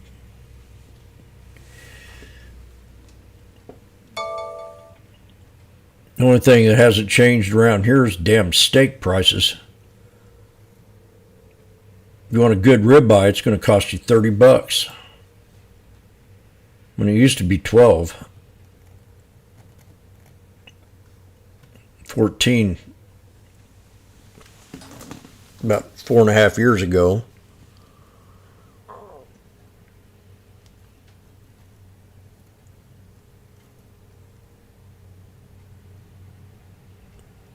Over 100% increase in steaks.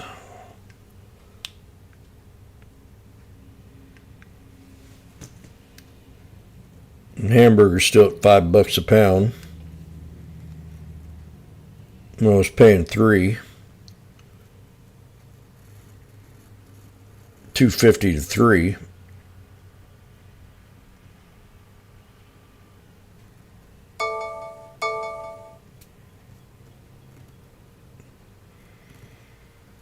So now I take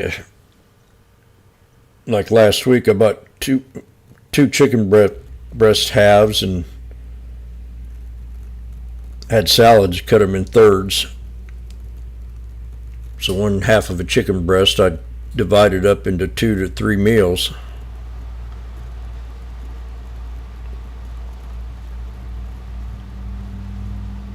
Where before I'd probably put a whole damn chicken breast in there. Half. Same as steaks, I cut them in half now. So I don't eat a whole steak anymore. I mean, I can afford it, but I had to change my eating habits anyway.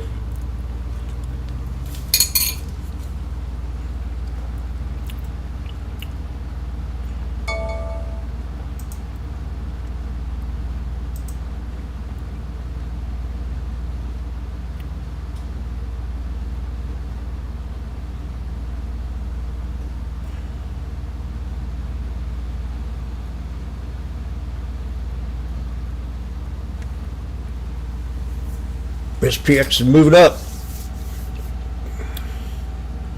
At double bottom at 60.35.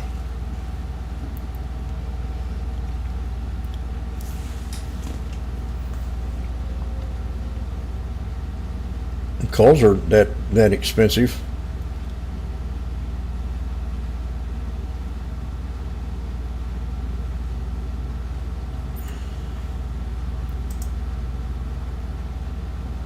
Has anybody in here changed your eating habits on grocery prices, or you still eat out every day? I got healthier.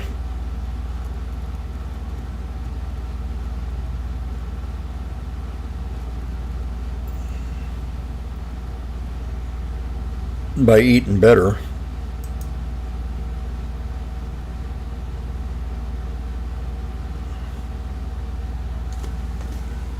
$18 for $3.79. Jeez.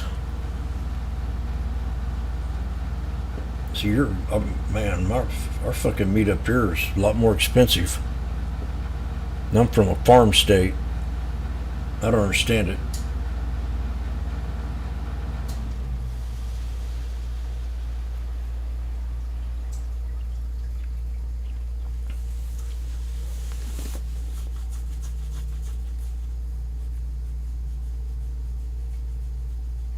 Eggs are still about, I'd still pay about $7 for 18 eggs. At Walmart.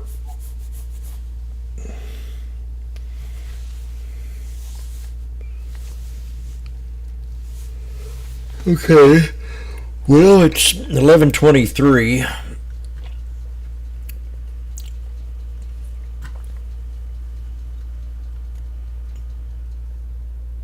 One crazy market.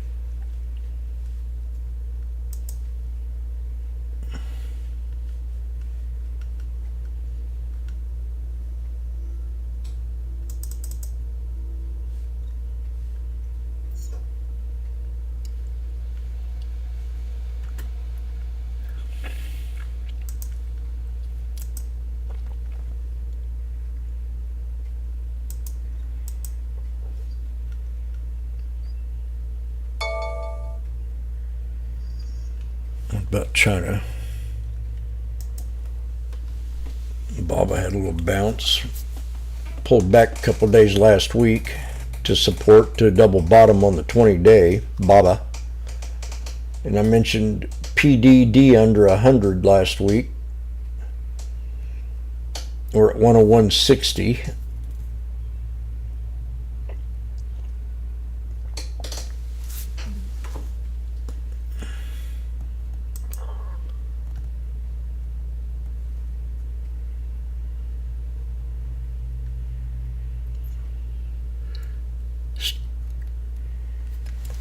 SPY's the only one that didn't break my resistance. All the other ones did.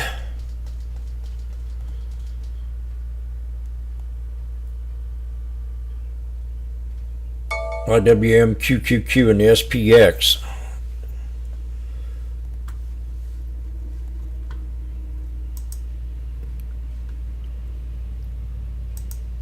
Okay, we're back at support again.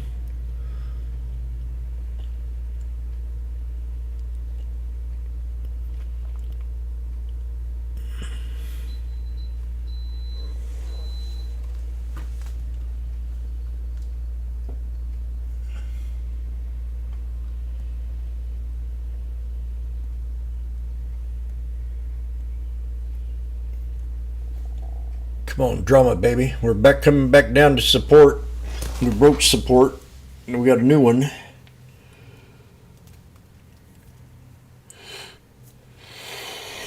This one here, I was really paying a lot of attention to this 60.39.74 area.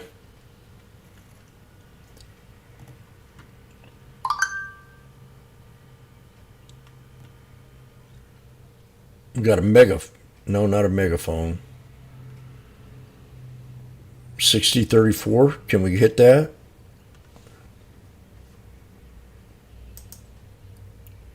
Even below that.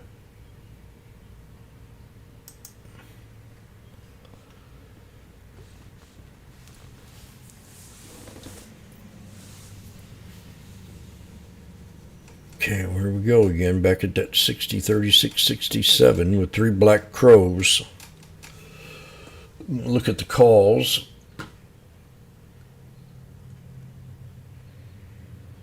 $60.50s.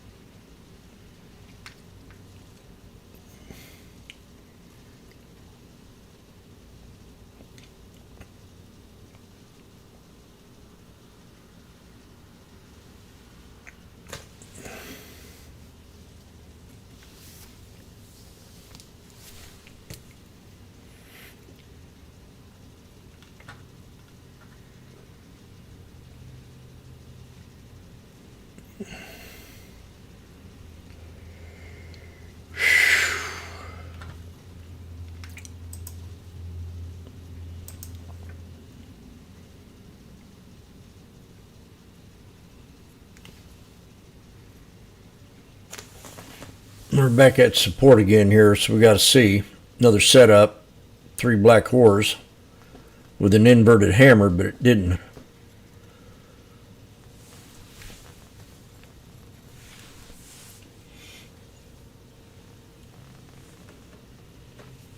I keep playing around with these frickin' puts back and forth, adding and subtracting.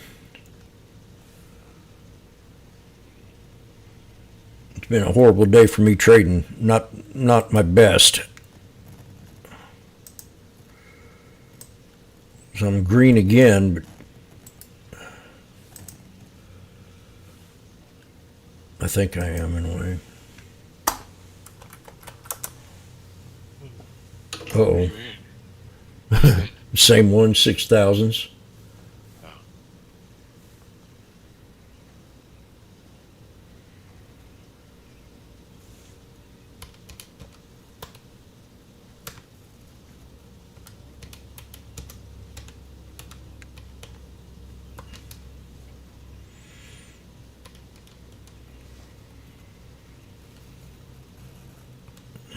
Another good spot.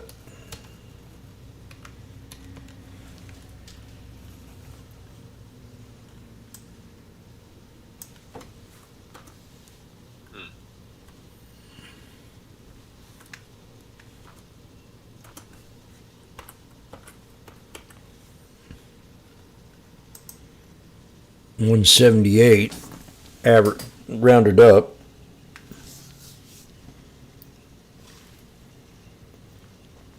I just go ahead and get out of them this time completely. So I don't have to worry about it no more. It's like a big pain in the ass. We got a head and shoulders right here. And we're at the bottom of that Kettner cloud.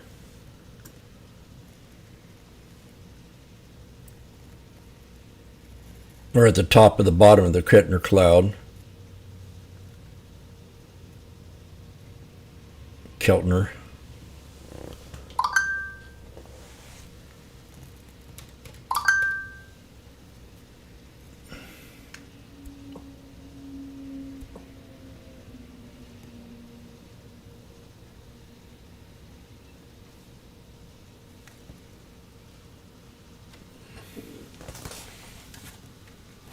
And the 60-50 calls, if I was to look at them,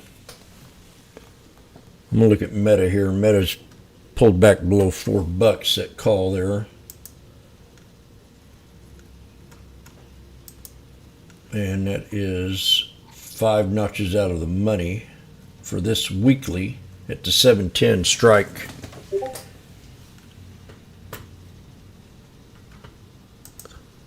Apple pulled back to head and shoulders.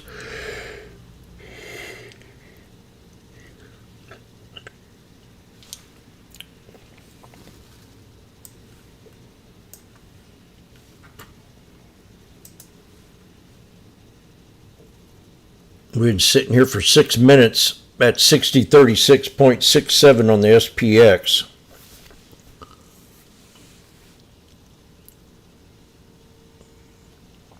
Now I'm wondering what it means when the 200 EMA crosses over the 200 SMA downwards, if that's bearish. Could be.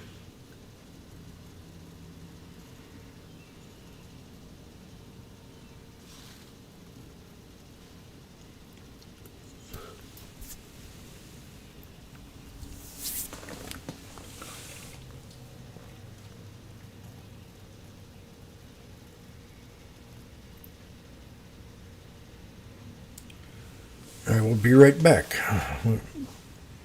Go start me a chai tea.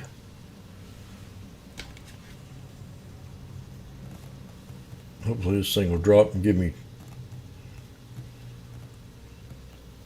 I wouldn't mind having 210.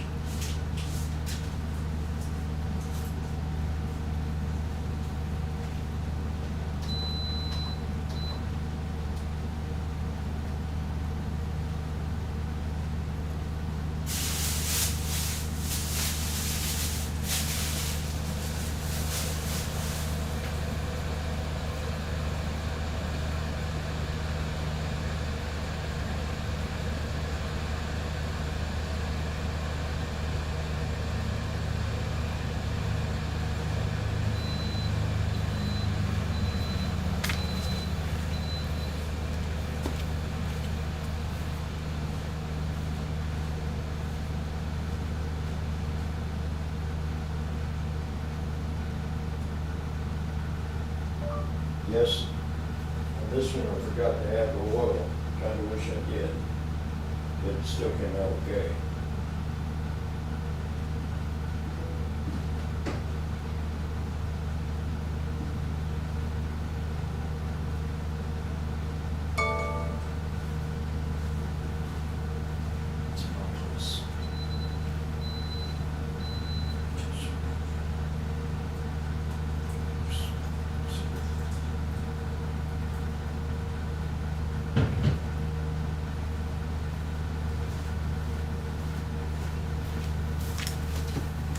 Oh!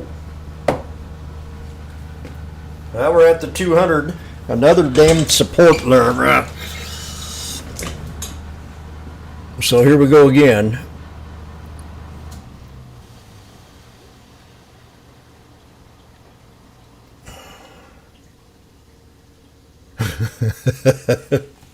One support after another. For it to really break loose, we got the 200 SMA right here. So I either sell it now, collect my frickin'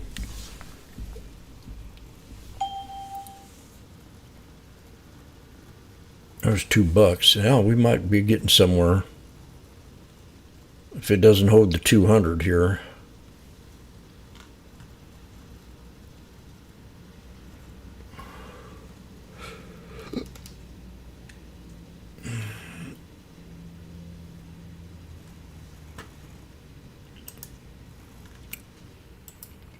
What happened to my 150 on here? Oh, it was 178. There it is.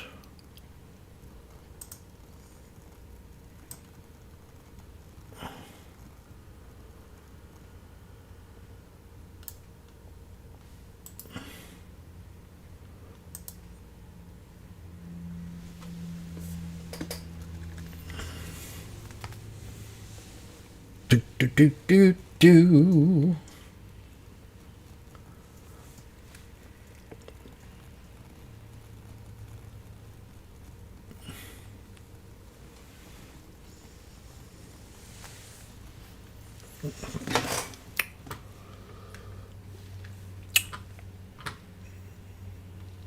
Meta's at 380. This is where I got in it before.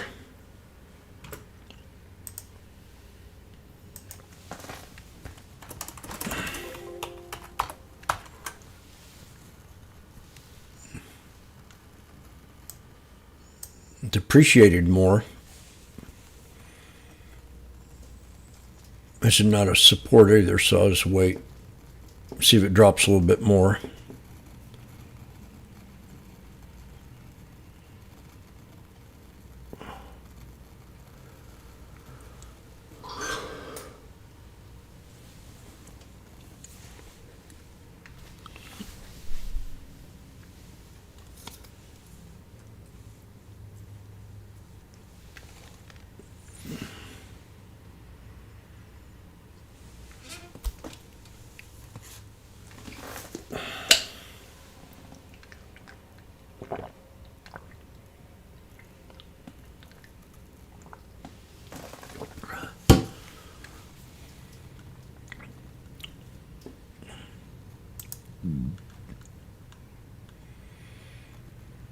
I'm going to clean this up. It just looks real hard to see right here.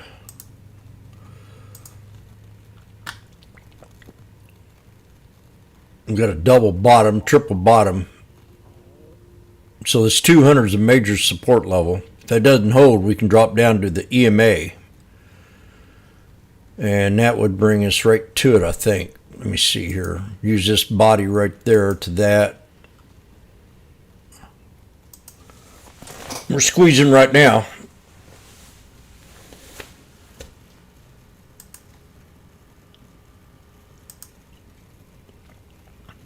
Yeah. We could easily drop down to the 200 EMA. Or reverse back up to 6041.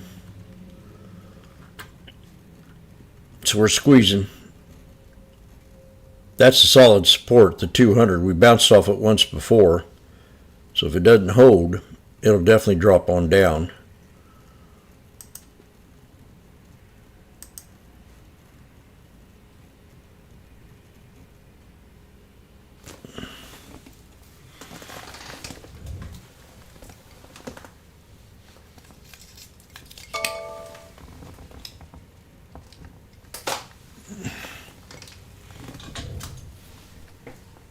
No, once I get out of this trade, I ain't looking at it no more.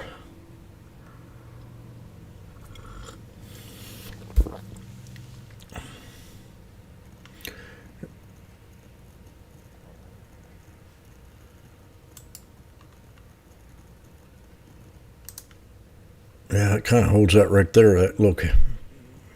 So that could be a solid one too. That's a yin-yang support right there. There's so many supports on this trade today, it just makes me sick. So I think I need a song.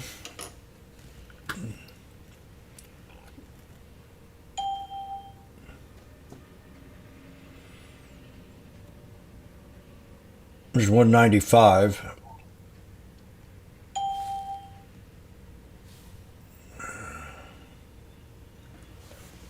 I know if I sell them all, I'll be regretting it.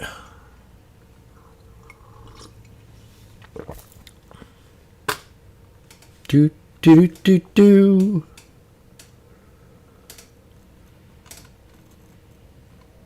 What I missed? You missed. Right now, we're still at support. We did break below the 200 here, but we're still at. I mean, there's been support after support after support on this trade today. Right now we're at the 61.8 fib.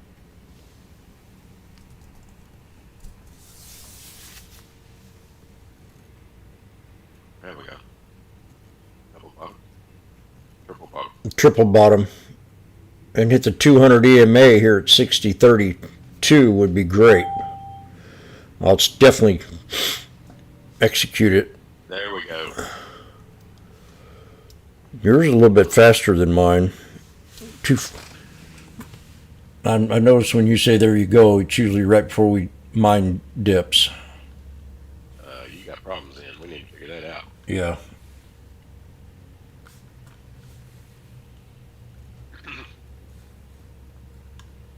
And it hit my freaking 50% fib that I've been waiting on the entire damn thing. I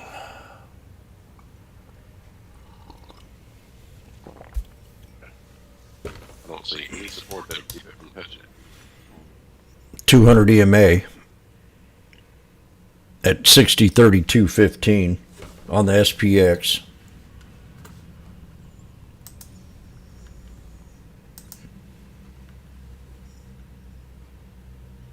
And you're at the top of the orb here on the 5-minute on your /ES off the 50. But there ain't nothing. The only thing holding it up now is that orb on the 5-minute. Alright, I got the 60/50s loaded. I'll let you know when I'm jumping. Puts or calls? When calls. When Damn it. 60/88. Could have waited until I got out of the trade.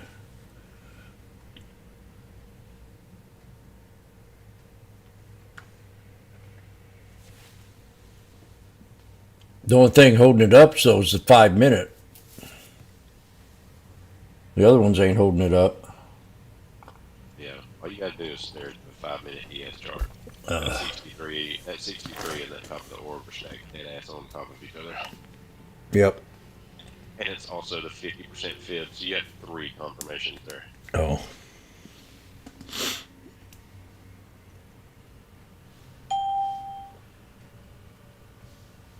I'll hold on just a little bit longer and then. But this is it right here if you're looking at the 5 right now. Not on ES. Yeah, on ES. Support. Yeah, but it's not the top of the orb. What? How close does it have to get? Look at my screen. 60.88. Yeah. Oh, come on.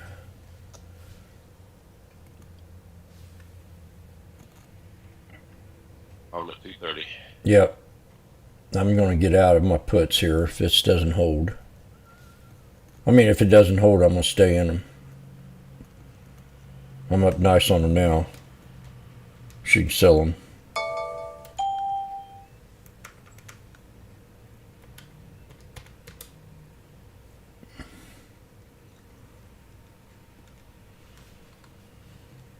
I'm staying. I just got 3 odds, says we're going to go lower, but we'll see.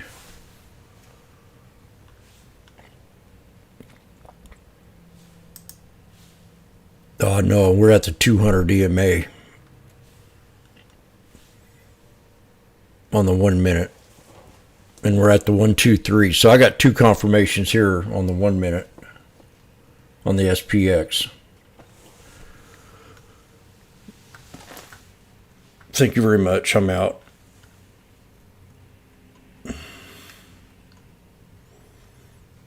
I'm done.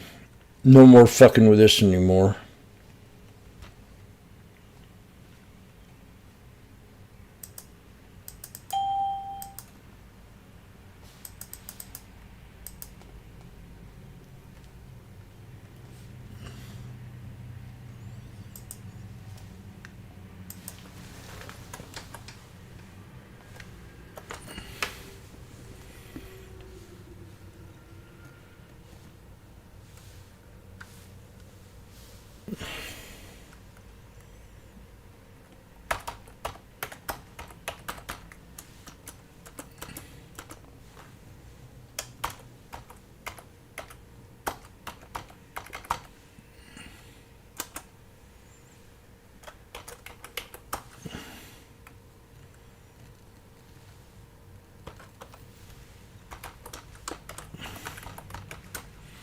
There we go.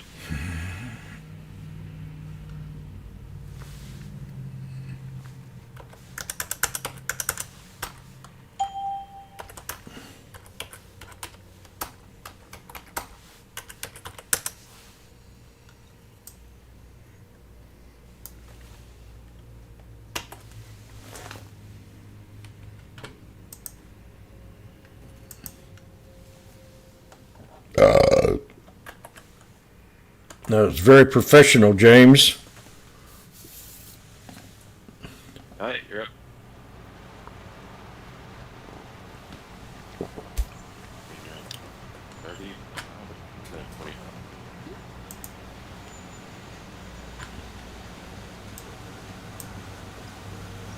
So even on the 1 minute, that's a support level off the 200 EMA. I mean, I get that, but if you look at my screen, you see what I saw. Yeah, I saw what you seen. I also saw Spank. Perfect 5 minute to the top of the orb to the 63 and lose a bottom. Like, that was all confidence I needed.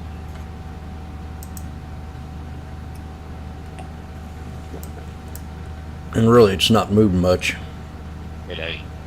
That worries me. Yep. I'm already out. I scalped for $25 or $30 a contract, which is what I always do. But If you break the, I think if you break the 9, you'll definitely on the 5 minute, you'll get more out of it. You hit the 9.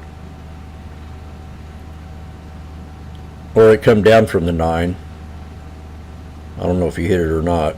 You definitely hit the 50 SMA. So you get, so this is what he's talking about, the tweezer bottom. That's why was arguing with him a bit there. Why does it have to exactly touch the orb? Because you don't know if it's going to or not. You might just hold that tweezer. yeah. I mean, when I call out a level, it's not like I'm going to wait for it, but everybody else can just get it anywhere near that level. I'm going to wait for something, and when I saw the tweezer bottom on the 5, I knew. See, I would have hired you on as a picture framer. I would have hired you on because I would have told you. First, I'd have gave you the ruler test, and if you got closer to the 1/4 inch or the 1/8 inch or the 5/16 than anybody else, I would definitely have hired you on. Now, I think you would have been pretty damn close. I'm OCD as shit. Yeah. You'd be surprised how many people can't read a ruler.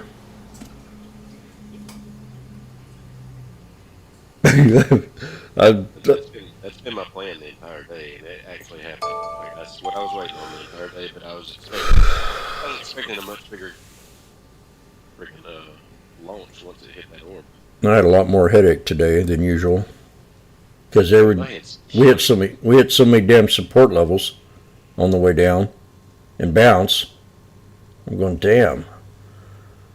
Here's another support. It just moved a buck or two, but here you go again. You're at another one. And it bounced.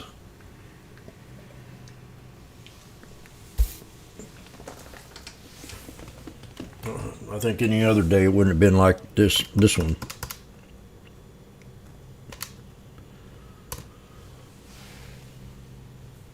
It's like these metas here is at 355 just a second ago, and I about grabbed them, but I was just talking to you. Sure, blame it on me.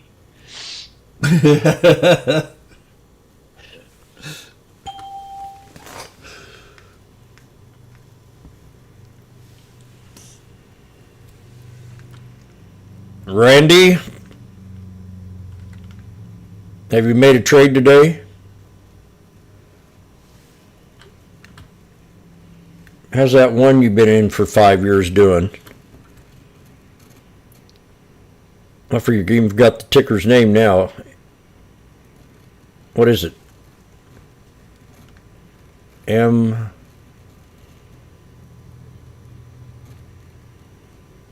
Randy. He's probably not even, he's about taking a smoke break. Magnificent. Are you doing an essay?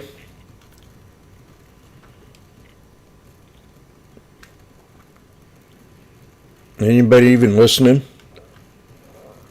Anybody listening, say hi.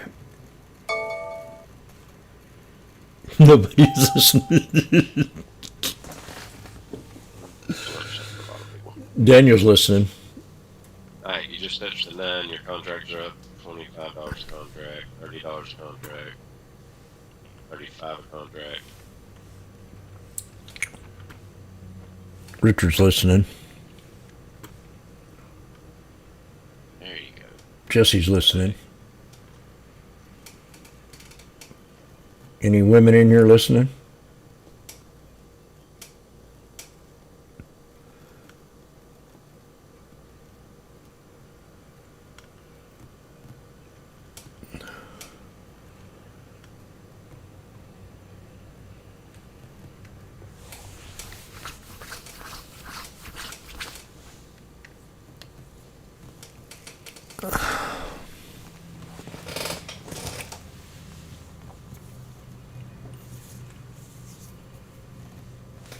Well, I did like how it bounced off the 200 EMA. That's really been a... Contracts are up $50 a contract now.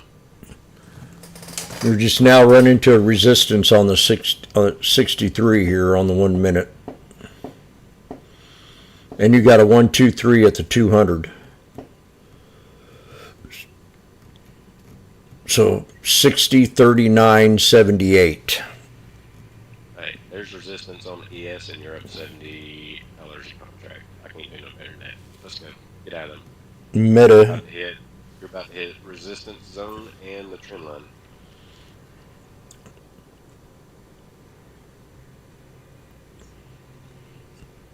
Could get another buck out of them. $2. Think so? Yeah. I trust your exits. I don't trust my exits. I trust the hell out of my entries, not my exits. But you're definitely sitting here at the 63, so it was definitely an exit idea. Oh, your contracts are freaking green as hell. Like, I don't care where you get out. They're freaking up. They're still up $40 a contract right now. We got in them at 230.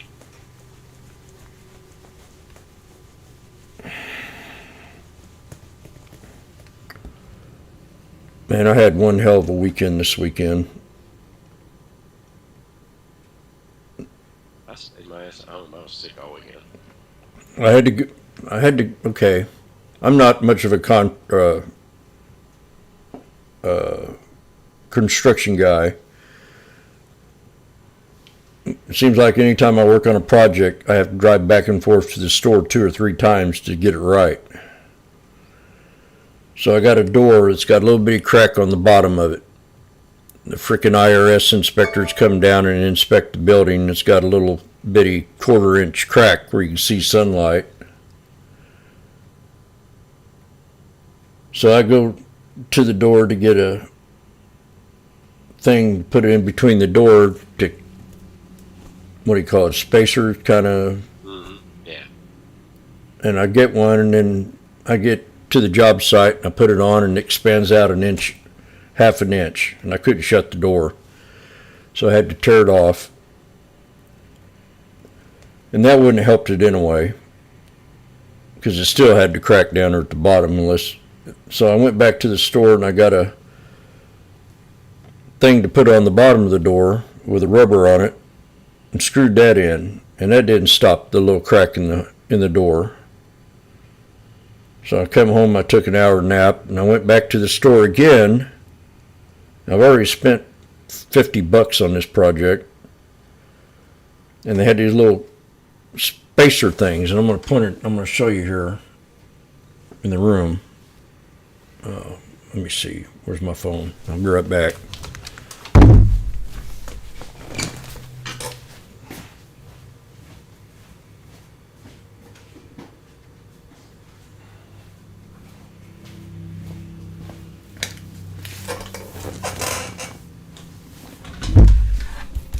So I've been working on this thing for an hour and a half, almost 2 hours now.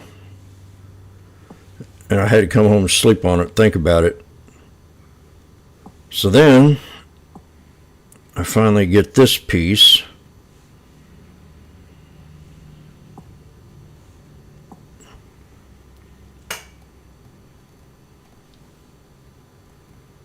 So I already put on it, and then I put this thing on, and it didn't stop it.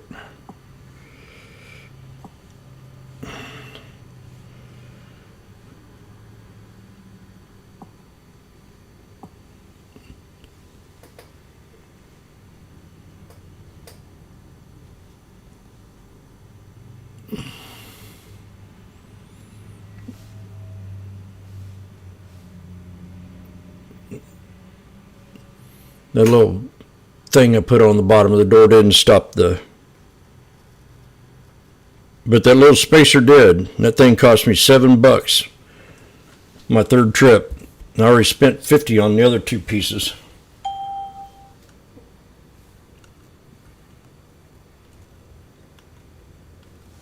And this is what I was trying to stop.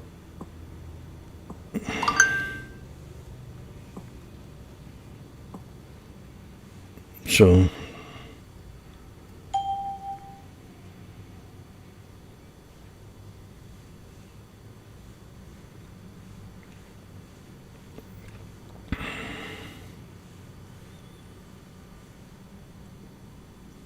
this is what I was trying to stop right here.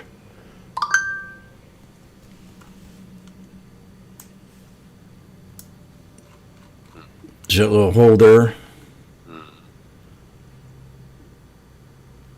And all I had to do was just buy this little piece right here. And I told him, I said, I'm not, I'm stressing out. I can't figure this out.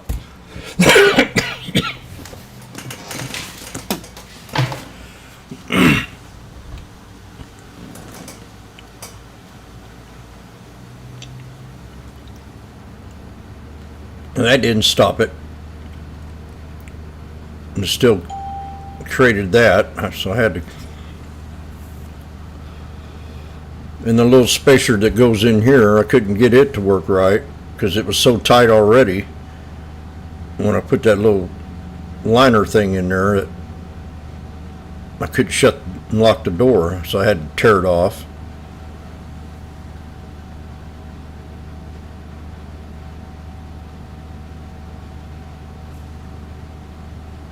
I feel like punching that guy out. Hey, good drop, good drop.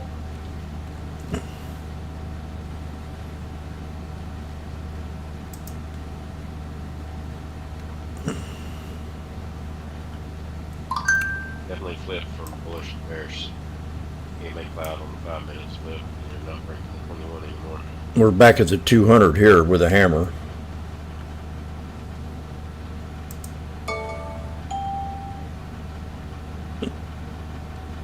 Let's get rid of these fucking puts. That was a tweezer bottom, so if it hits the floor, I'm out on those puts. Just watch for buyers to stay. I don't even want to hear that word ever again. Puts, you win against the EMA cloud.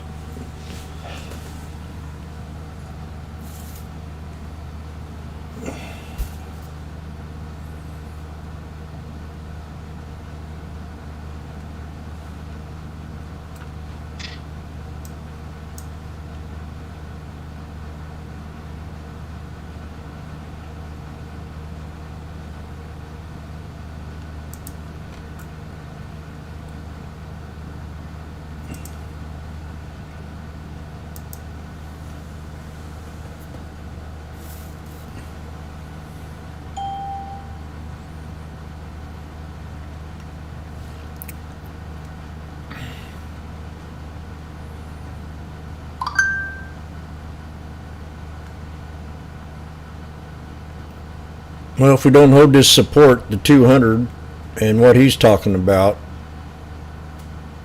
it'll be the bottom of the orb. We're up to 60.30 is my next support level.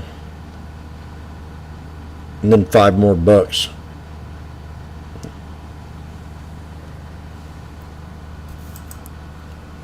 And on the /ES, we're still, his support's still strong. I mean, still there.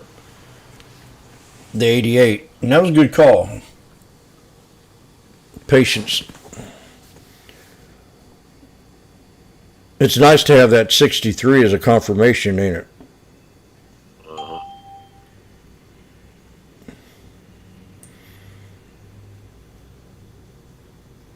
See, on the 1 minute, I'd be waiting for 81.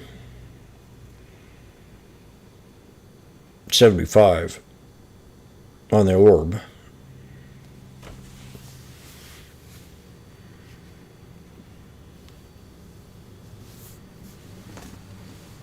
And then I'd have the 200 EMA down there at 84.80.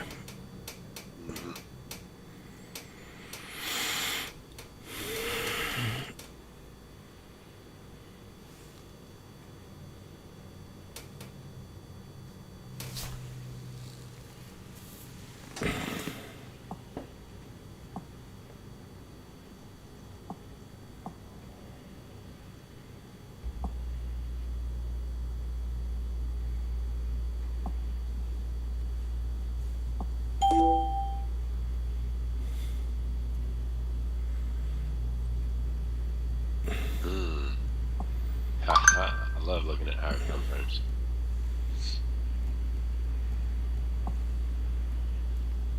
The 9 is sitting directly on the 38.2 fib on the hourly. So if it does pull back, that's a hell of a support right there.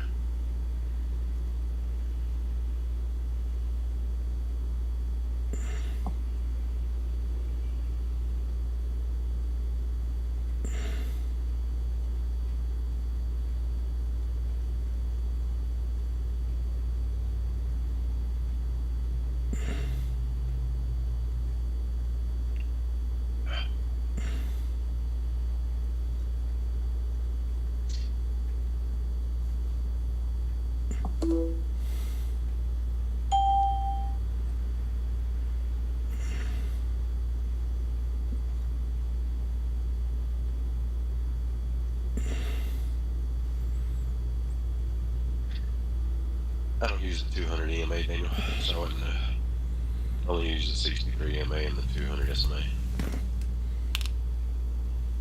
I thought you added the EMA this weekend, last Friday. Yeah. I looked at it. Yeah. I decided I didn't want to use myself. Like my plan that I use works most of the time, so. Spank. I know. I don't take 15 trades a day. I take one. 2, maybe 3. I find zones that I won't. I just wait for it to touch them.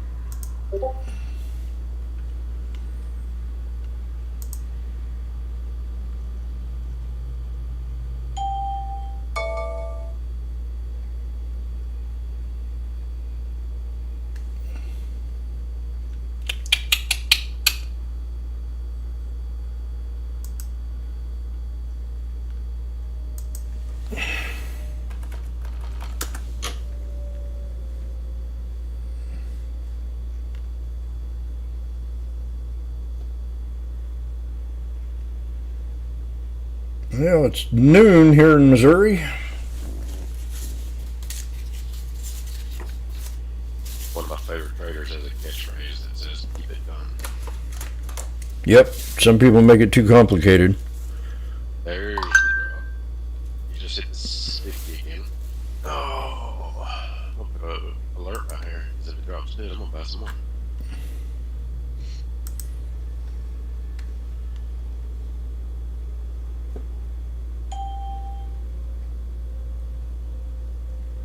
I'm gonna wait for that 200 on the 2-minute.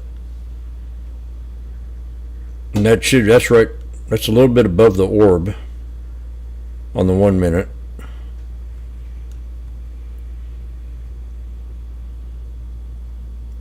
I think there's more traders that use the 5-minute too.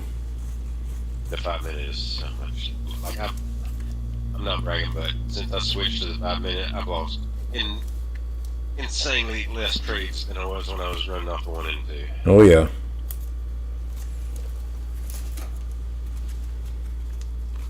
Yeah. Today I'm not going to average my average, I don't think, unless we start 7 to 8 trades a day.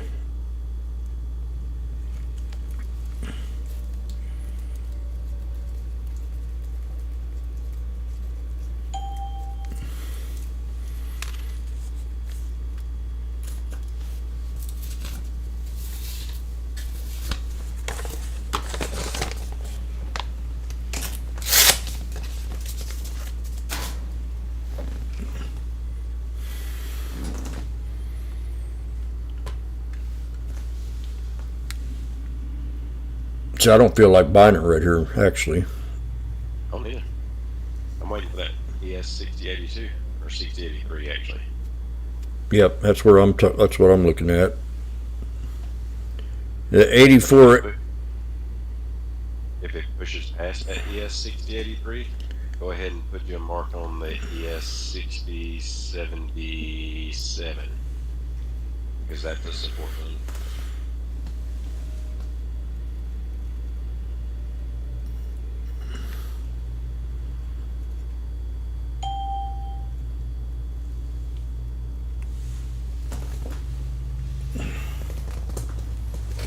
Where's my towel at? I got a booger on my finger. Hey,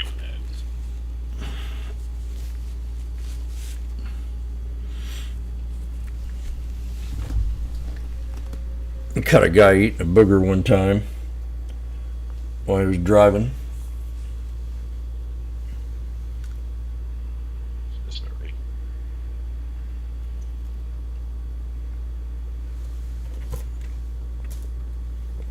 I can't eat mine because it got hairs in them.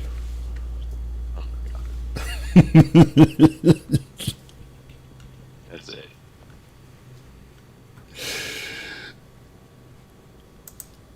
That's it.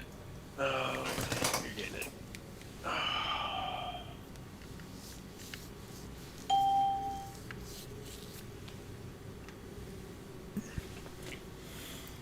Ladies, you ever catch your boyfriend eat his boogers? Michelle, your husband, you ever catch him eating a booger? That's it.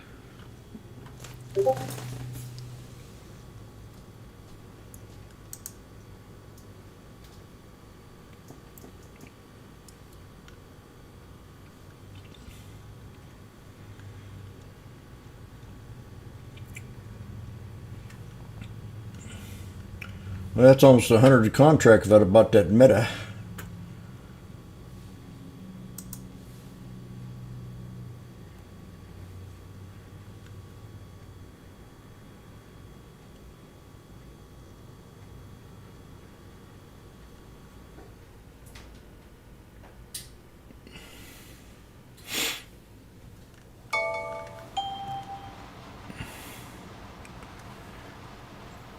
I've got a trivia question.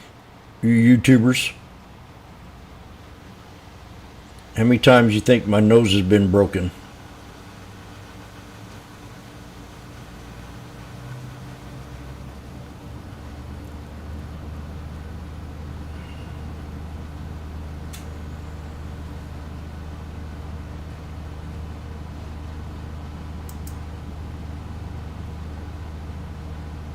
I wrote my very first song I wrote was about, I got a booger in my nose, won't you pick it?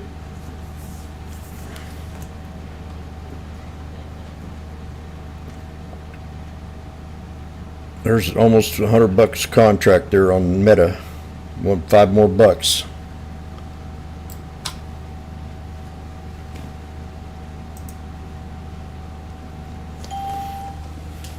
Well, we've held the cloud, the Kettner channel cloud, on these last 3 dips.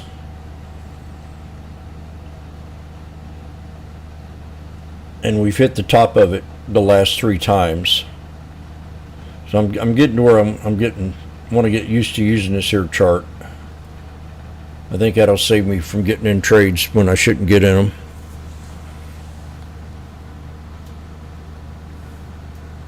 There's $100 on Meta, SPX to boot.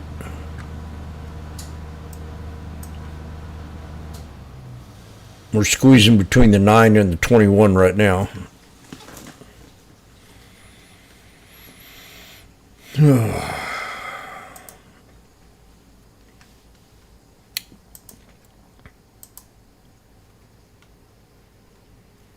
Studio, you're still in this trade, aren't you?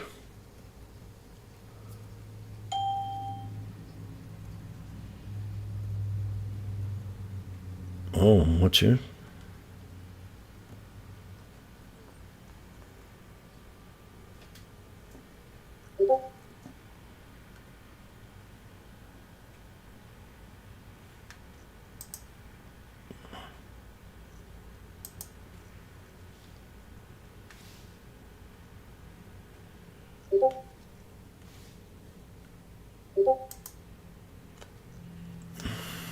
Alright, here's your second touch of the orb.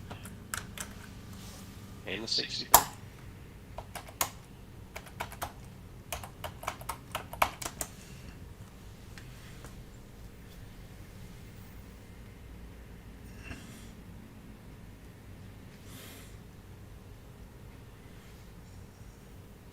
Here it is. Double bottom on the 1 minute.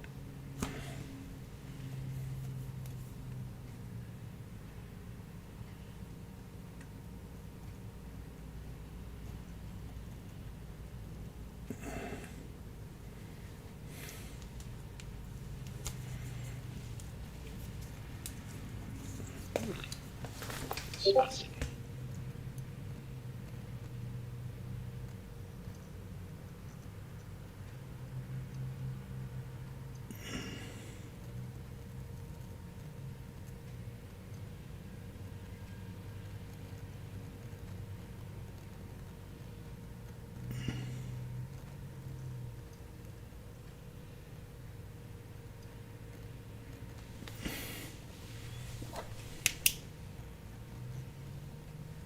What the hell is Jew?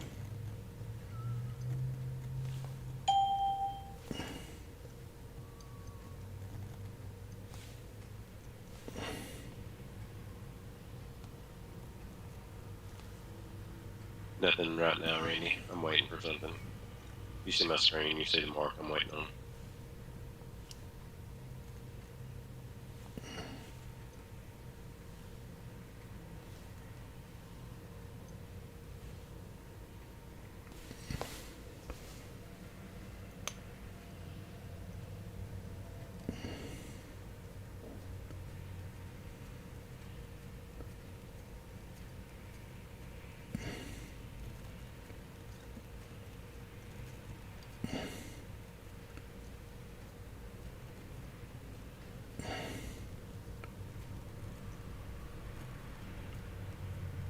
Oh, I can't change it from going back.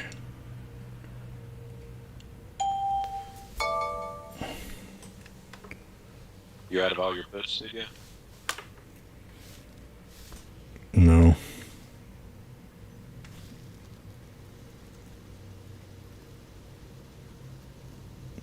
Sunday.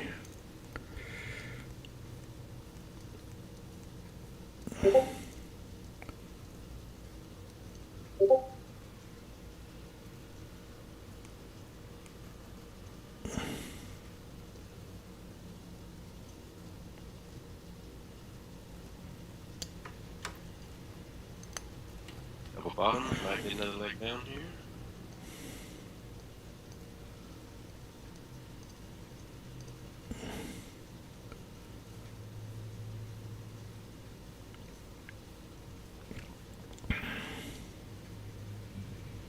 God darn it.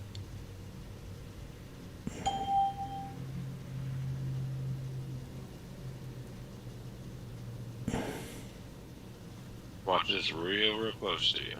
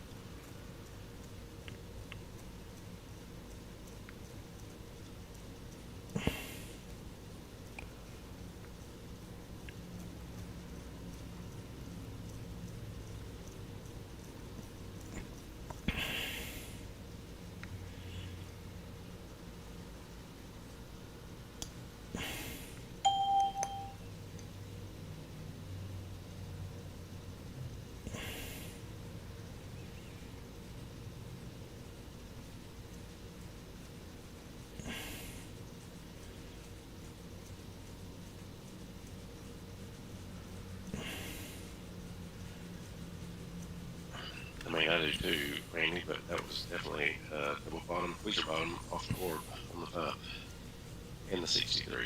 Like, that was.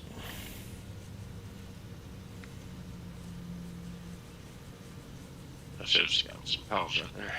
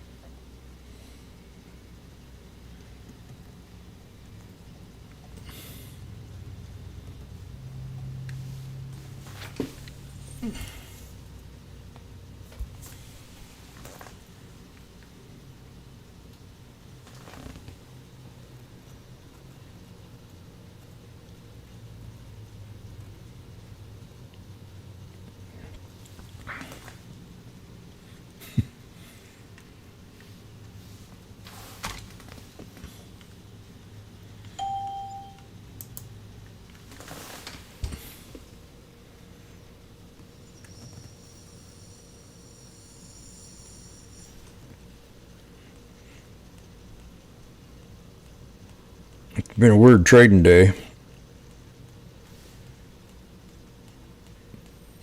Perfect. 9 tap on the 5. I knew I should have scalped those guys.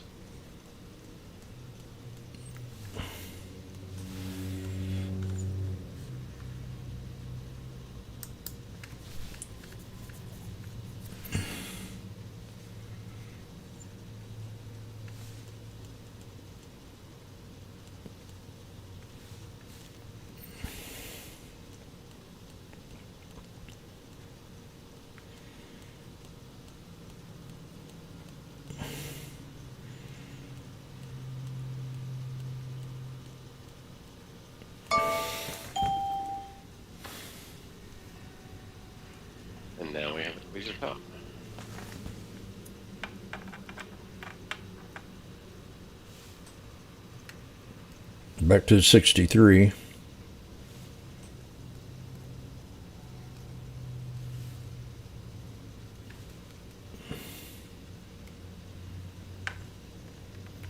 Okay, let's see if I can get this right this time.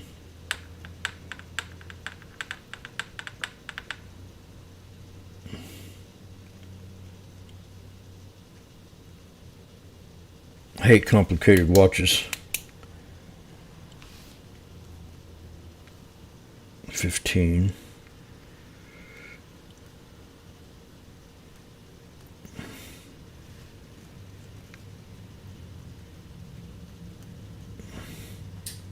Okay, now let's go to 12, 21.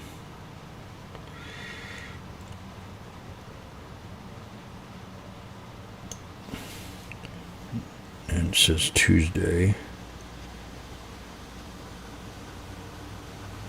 Ooh.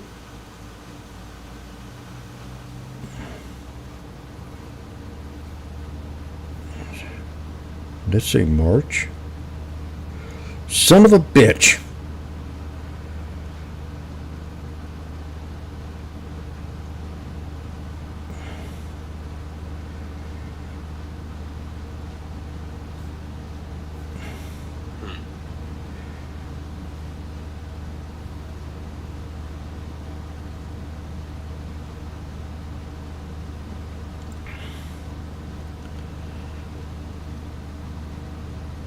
Okay, let me see.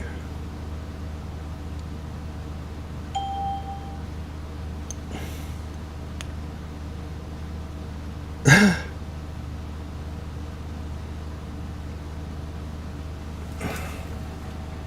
got a Carvelli watch.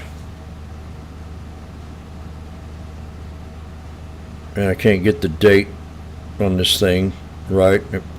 GUEV, what's that mean? July or June? J, I say G, JUEV. JUEV.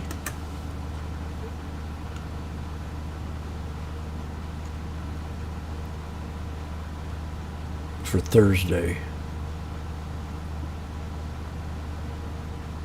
That's an abbreviation for Thursday.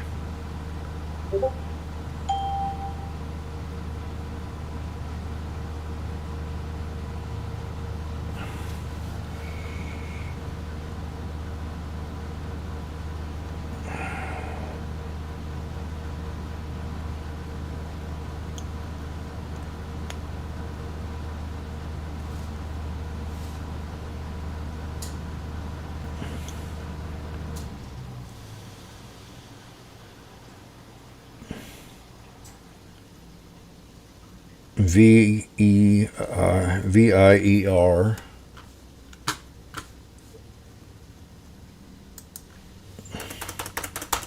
VIER means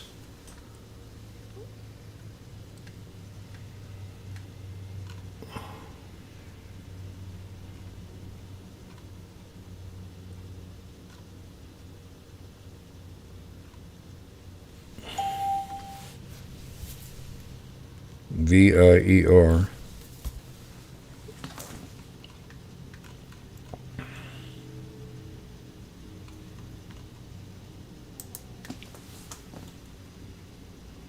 That's German.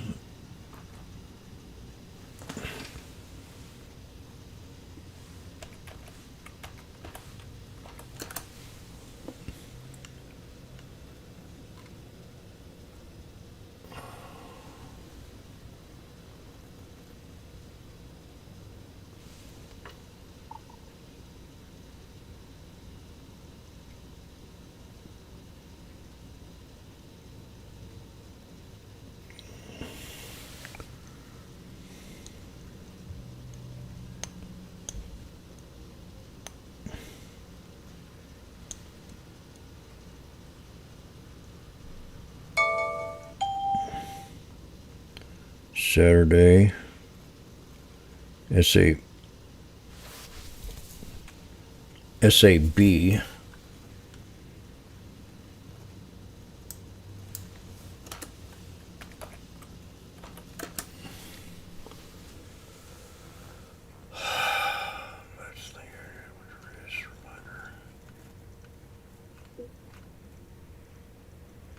What does SAB means?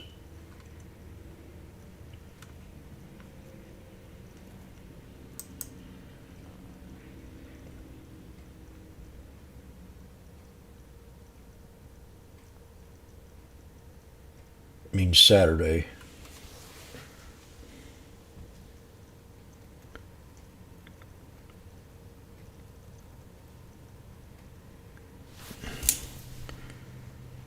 Dome, I bet you means Monday.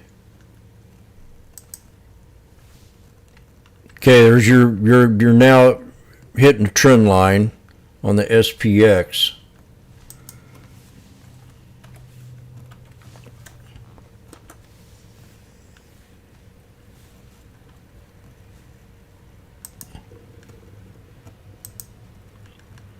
The 60/50s are at $2.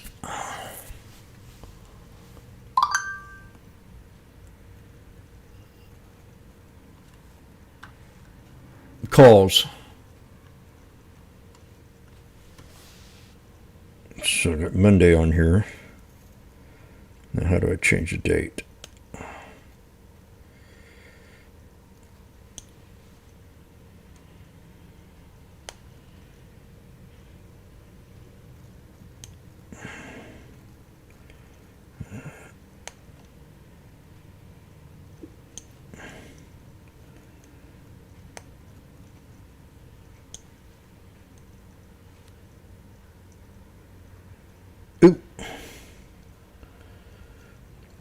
That's what I had to do is go. Oh, you dumbass.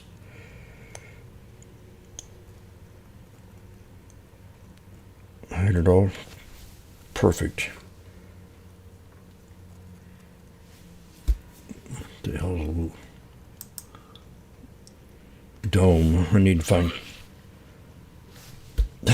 You were supposed. Okay, now I know what I was doing wrong. One of us has made a gross error.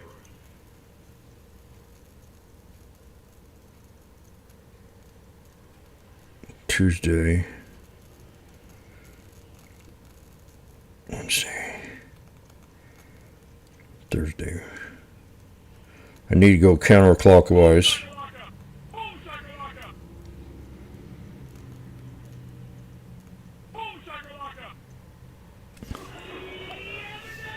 We just now hit the 200. So I got Monday. Now I go the other way with it. Now I got it.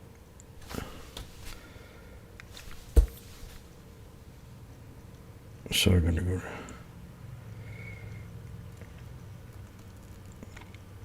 It took me 45 minutes to figure out how to work this watch. There it is. Now the time is 12:29.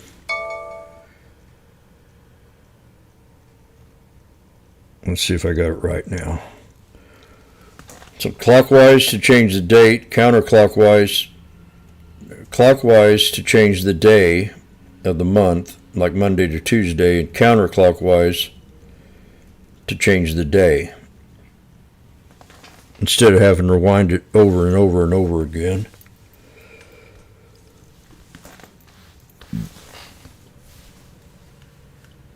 This is the watch.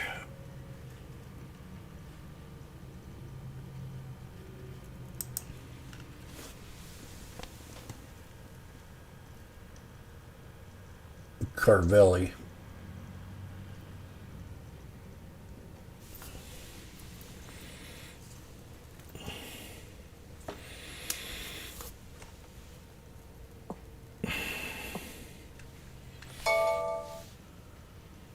Did you get in that call there?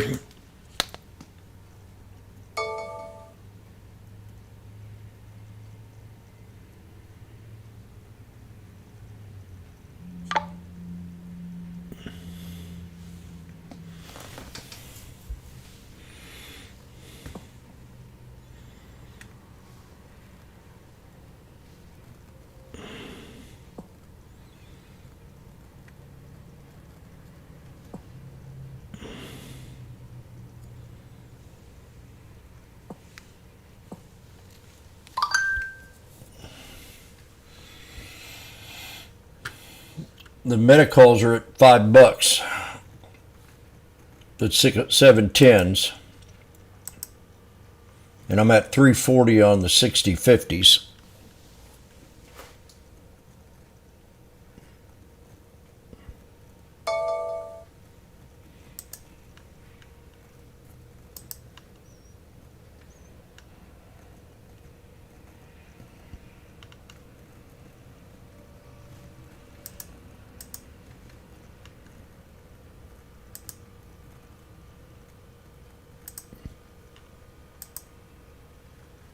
I did it.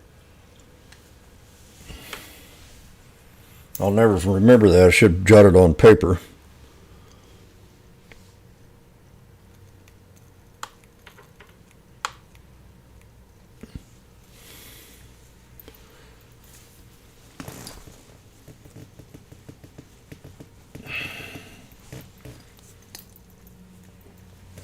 And then my other one, my Gibson Raymond Well, I'm going to wait till tomorrow. Turn it on.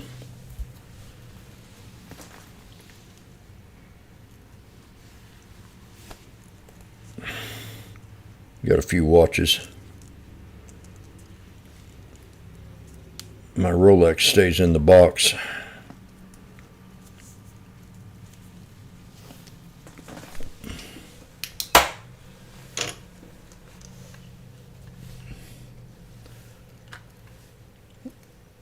Okay.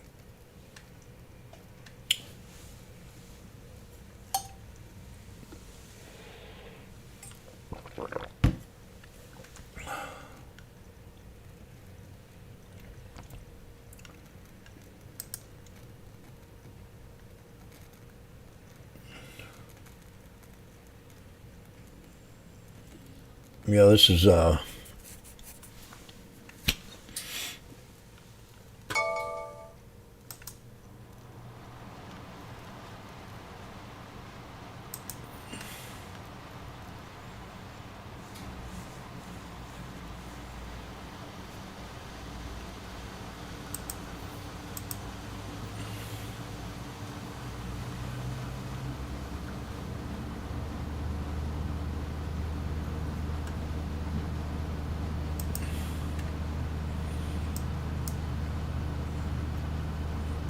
I had the Fibonacci set up here on Meta, and we hit that first Fibonacci of pullback of 38.2% from when I had it set last time.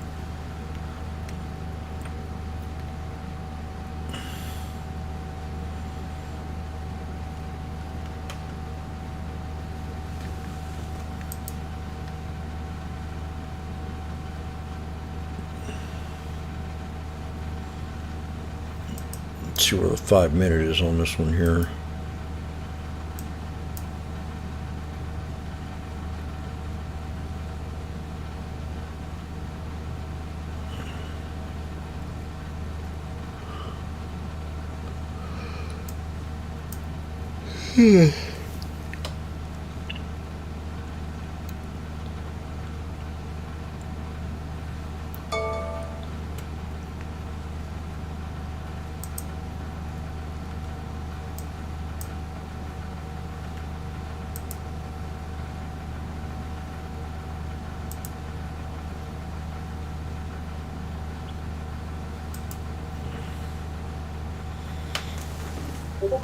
The options are fairly cheap from SPX right now.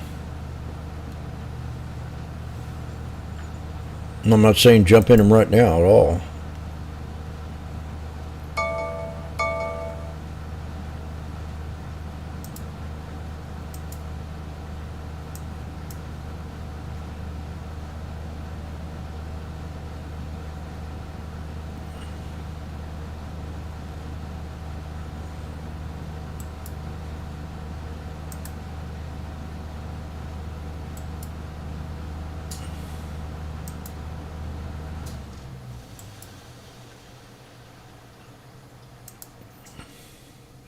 Wow, okay, I extend that to the left, so that was definitely a hard support.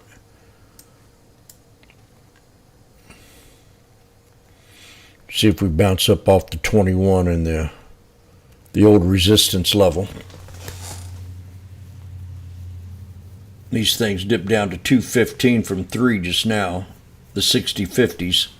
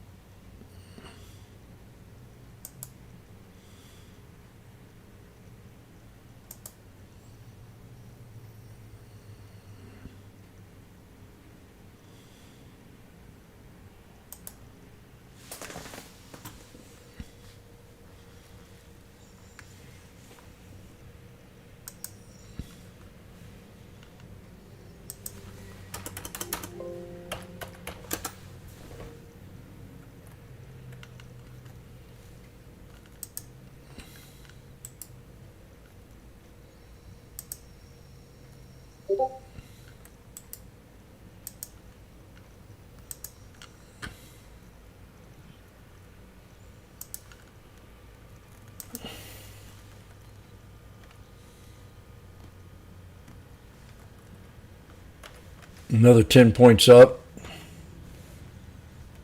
Let me look at it again.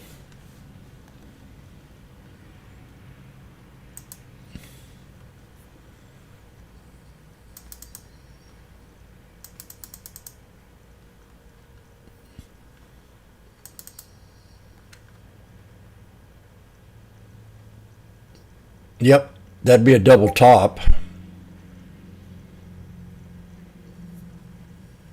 That or 10 points down. Actually, we could probably adjust that support level.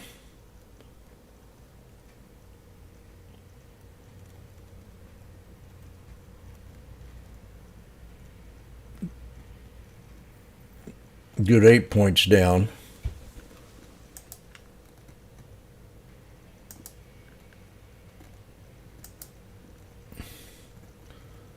To 29, so 10 points down or 10 points up.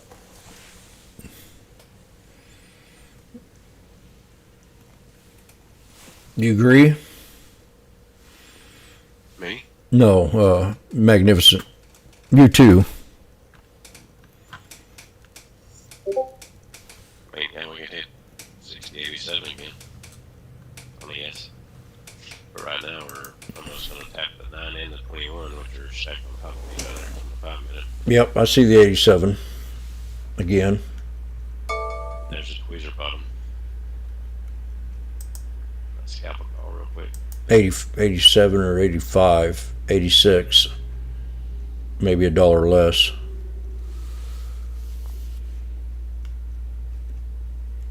That's on the 3 minute. 89 on the 5 minute. 89. 88.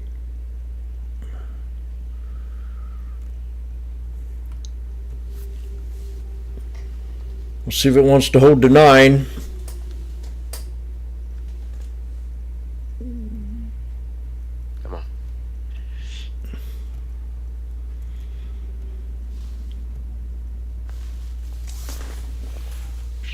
Barry, go get some. I'm in the 60-50s at 180.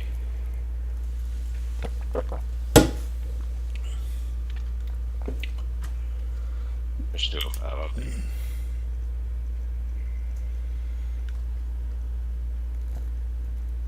Damn, 225?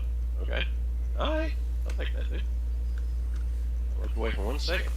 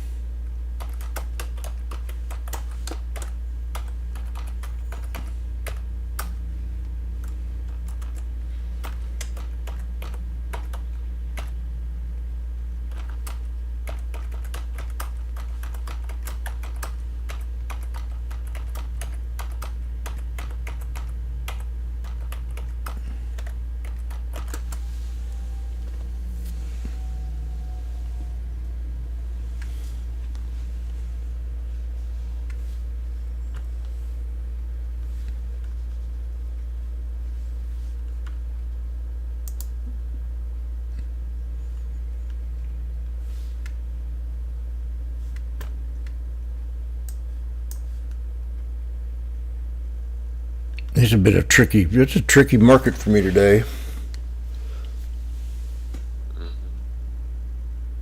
I was messaging somebody. It seems like it stops at every single support level. None of them you can't define which one's the right one almost. That last scalp of mine went from 180 to 225. Yep. See, like now we just broke below a support level, but hell, the thing might just bounce right here. I'd rather it wait. Yeah.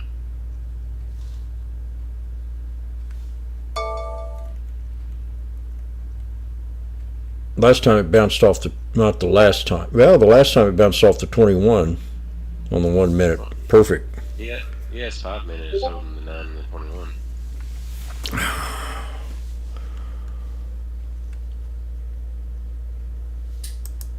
See, it's bouncing right up there.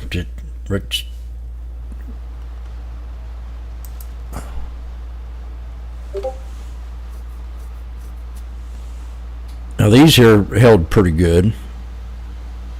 And this would have been a double bottom higher low with a fallen wedge.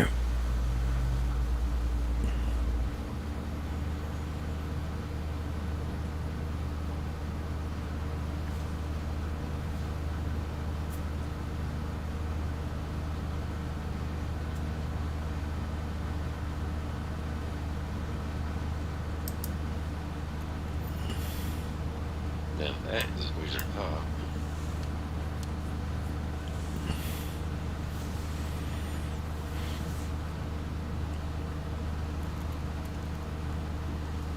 I think if it don't hold here, it's going to be a fairly good drop.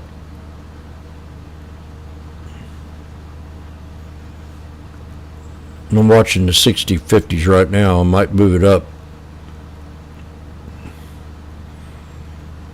5 contracts to start off with.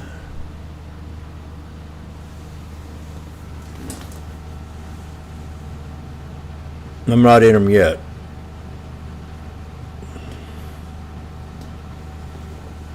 Now on the 1 minute, I would jump in it.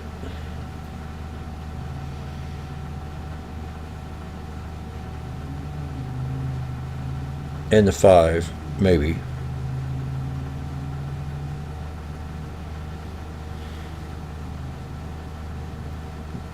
$145 to $160. 5.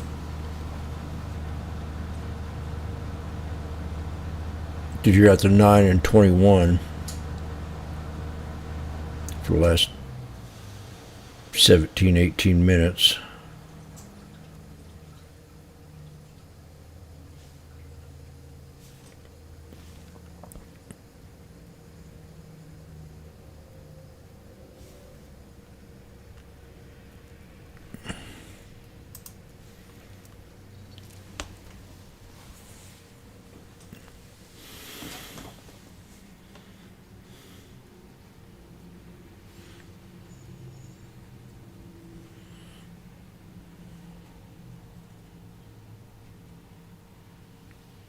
There's probably a word,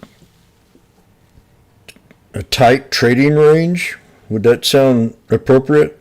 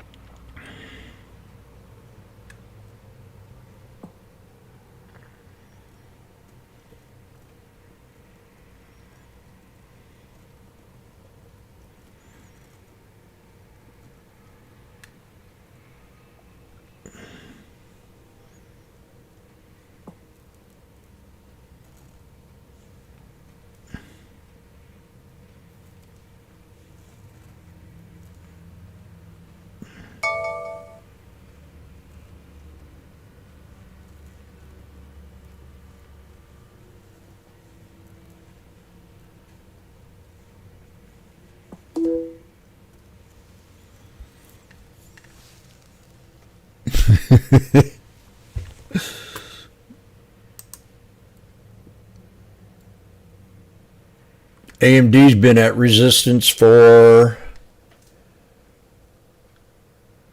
3 hours with higher lows. There's the triple top.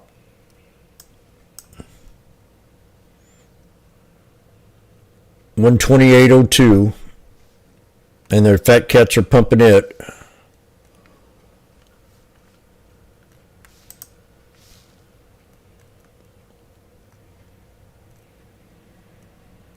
Very low volume.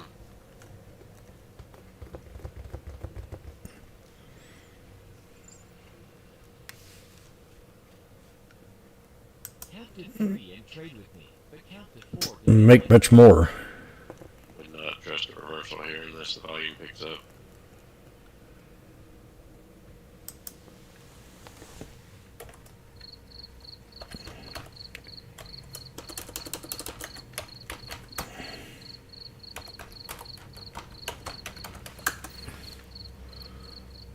Just so many squeezes and so many supports. I just can't really.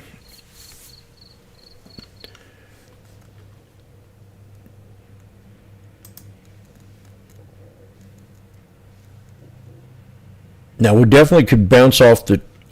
I mean, we've done it all day off the Kettner channel cloud. Let's go for it. I'm going to do it if it ain't too late already. No. There's your volume.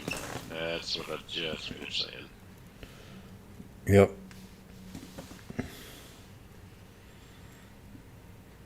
The 50, 60, 50s here. And we're still holding support.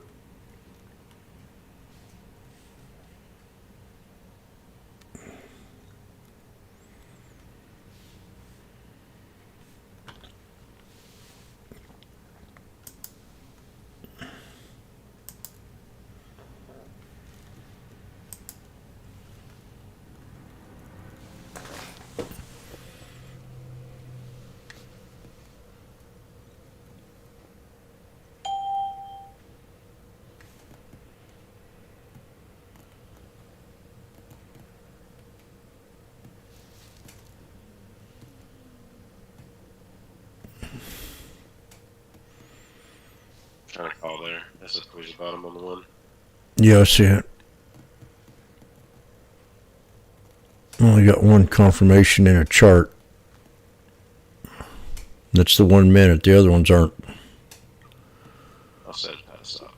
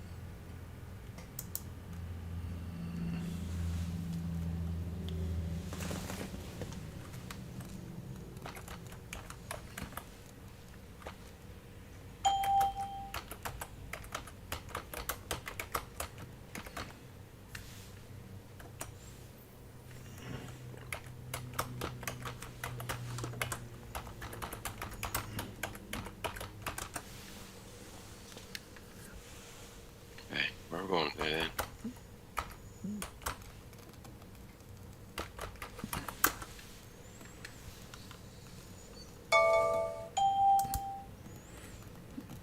Okay, I'm going to raise these up.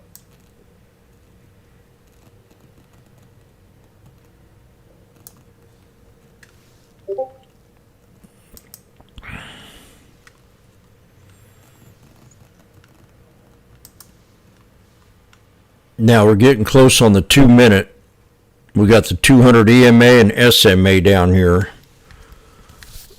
And 85, and we got the 3 minute at about the same level. And we're on the top of the orb on the 5 minute right now. So I'm going to go for it. I got 3 confirmations. 155, the 60-45s. If I can get it, 160. Now that's kind of risky. There we go, 160.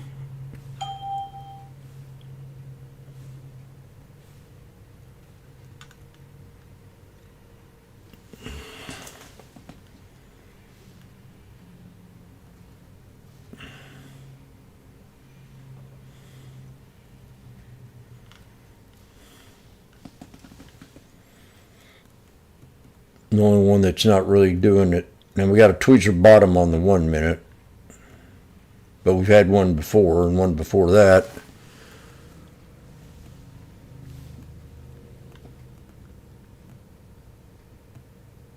There's 160.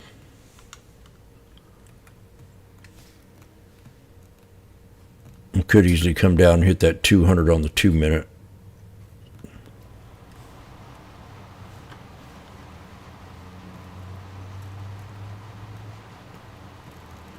Man, we got a double bottom on the 3 minute.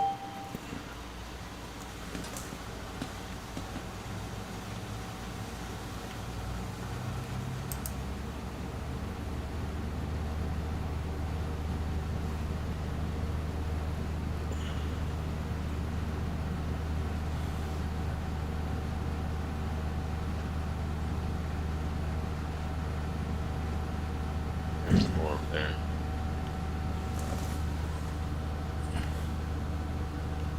140.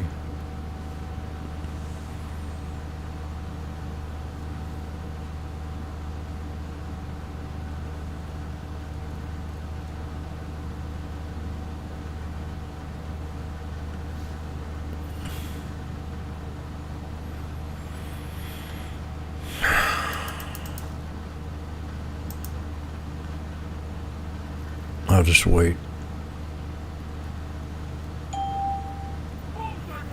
If we get one more big fat candle here.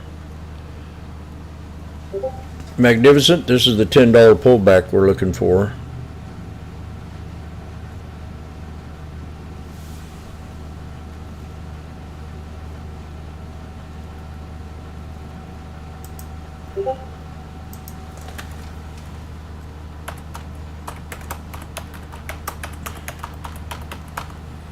These are the 60-45s.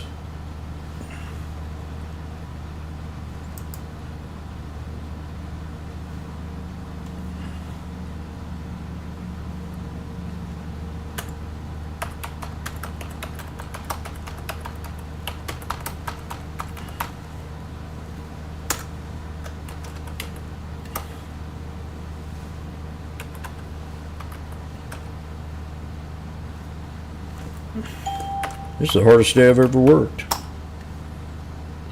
It really is. Usually, 60s and waiting for ES 60, 80 green head.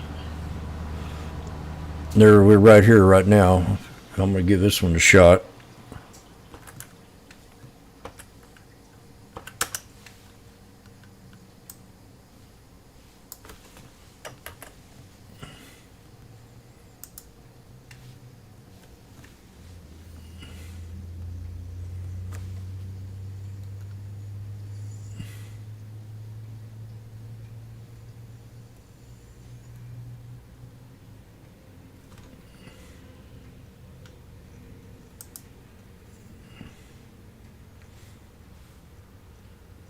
$60 45s at 120.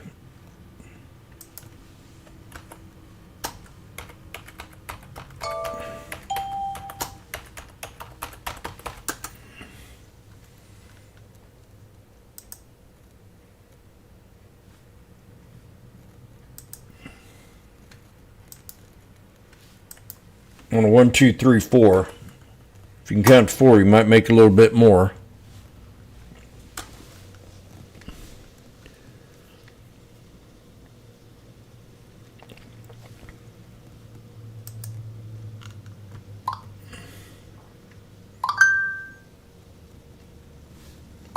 One bis, 2 bis, 3 bis, 4. Let's make a little bit more.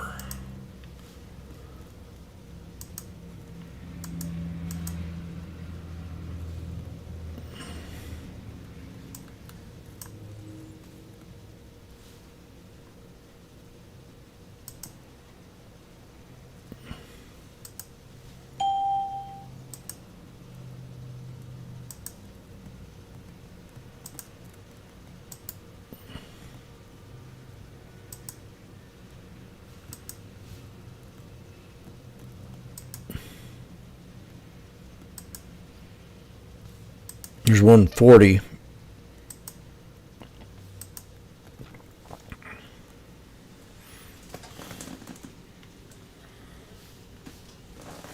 45. 150, come on.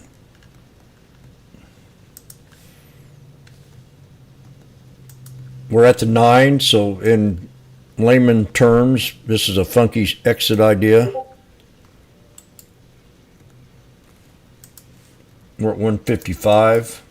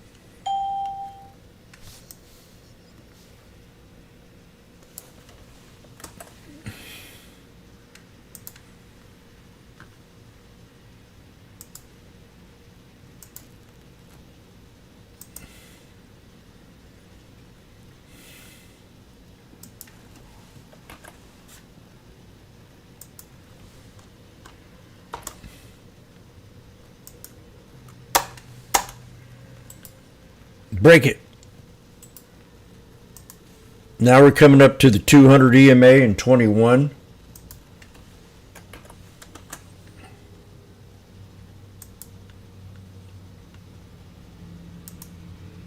$160. I mean, that's 40.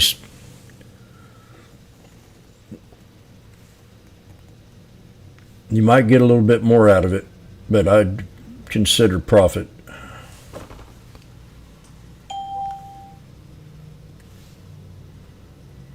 On a day like today.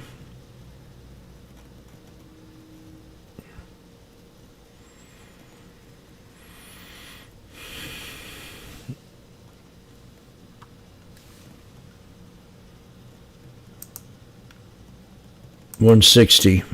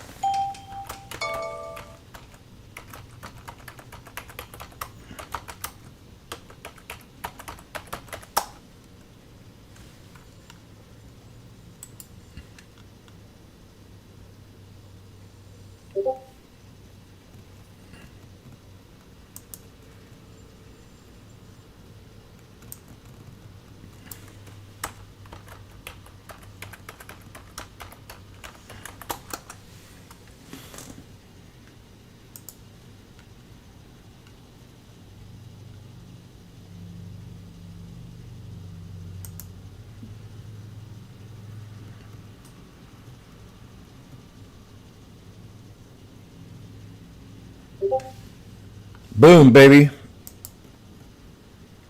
165.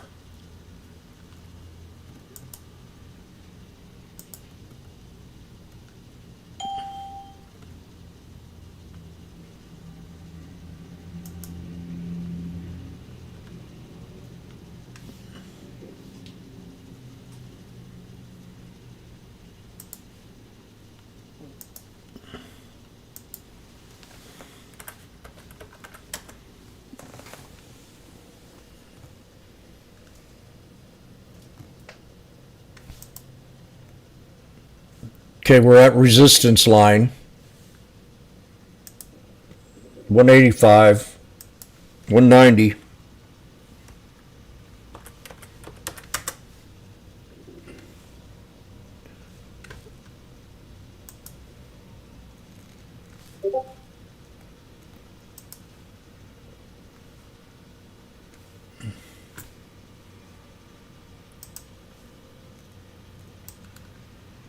We're definitely at a resistance line.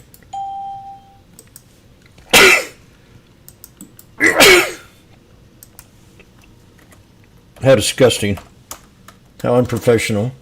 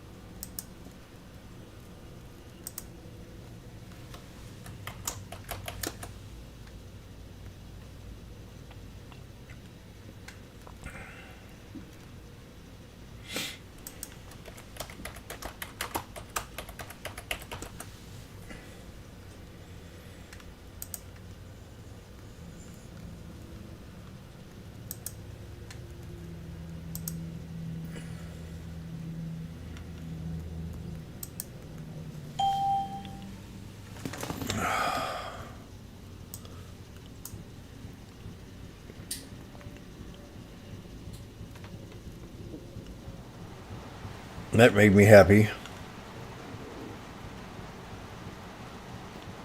Time to stick my finger in some sour cream.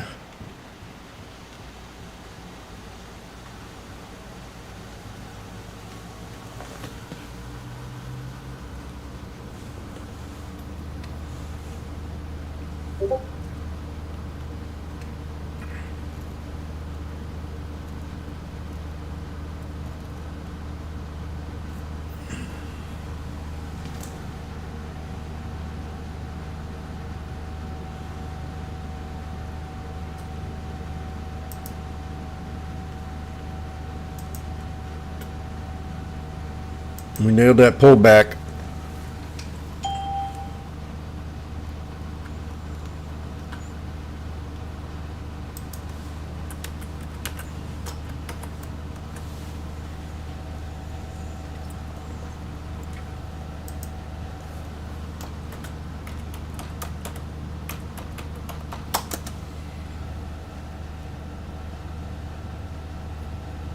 Whoa. Where did Funky go? He probably got a business.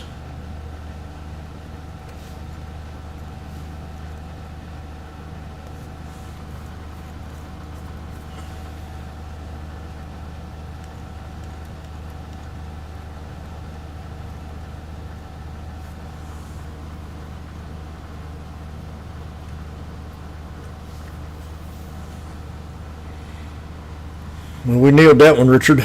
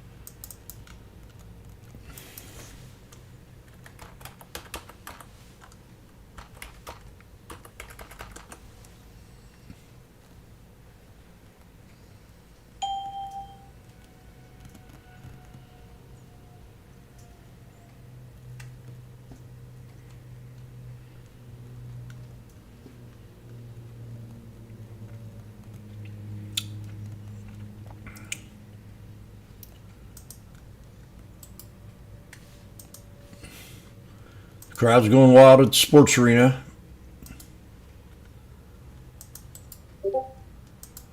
No, I got out.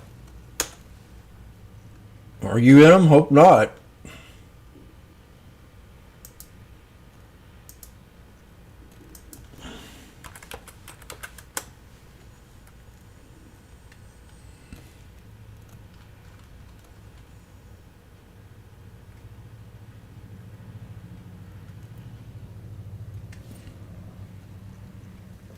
Today's not the day you want to stick around too much. Randy, are you in them? When people ask me, are you still in calls, I think that you're in them. Randy. No, I am not.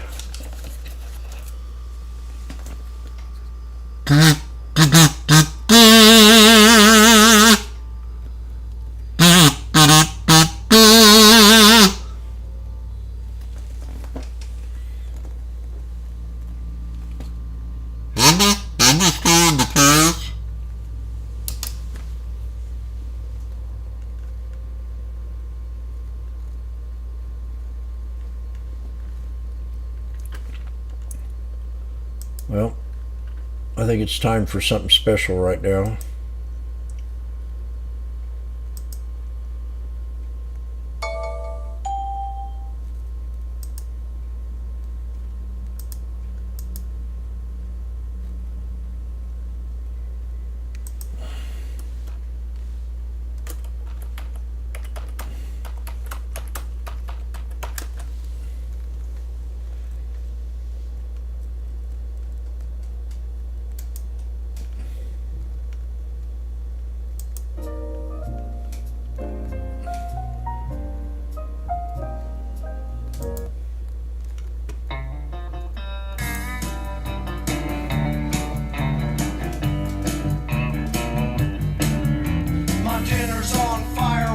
Watches TV, and if you ever wondered what it's like to be me, she takes all my money and leaves me no smokes, yells at my buddies and insults my folks. I'm breaking my back, doing the best that I can. She's got time for the dog and none for her man, and I'm no dope, but I can't cope, so hit the fucking road and piss up a rope.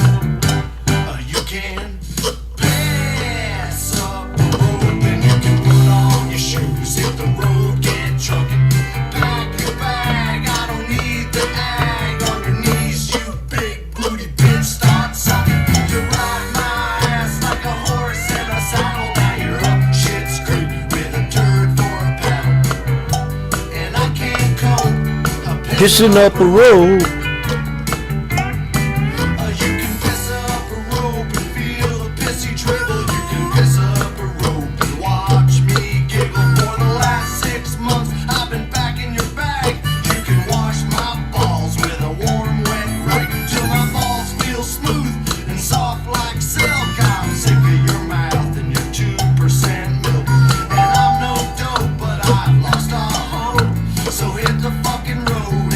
This up a rope, yeah. You can pass up the rope and you can put on your shoes, hit the road, get trucking. Pack your bag, I don't need the ag on your knees, you big booty bitch, start sucking. You ride my ass like a horse in a saddle, now you're up shit's creek with a turd for a paddle. And I can't cope. Pissing up a rope.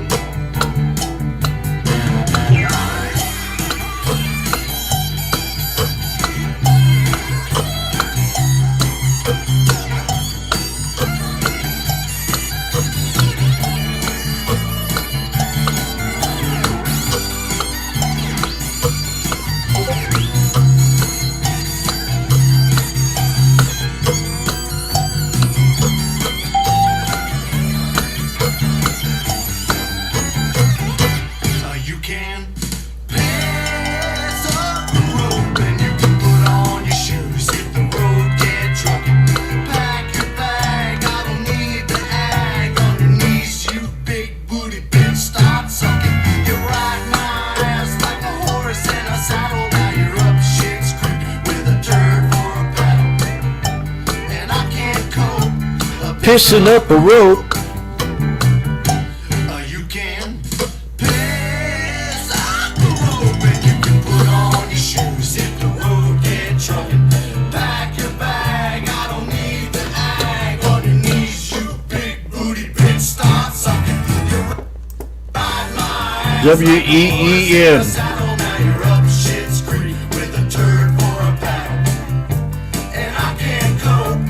Pissing up a rope.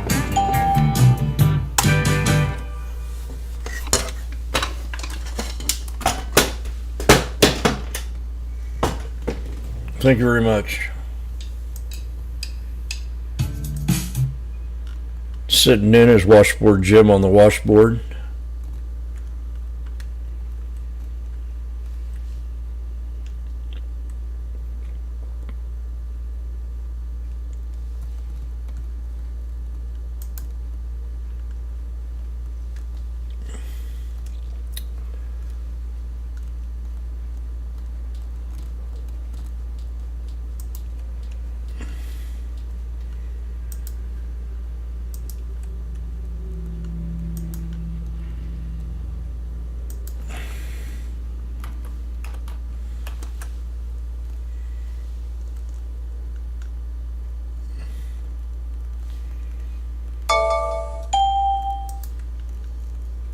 AMD triple top did not break. We pulled back to a triple bottom. And an inverse head and shoulders.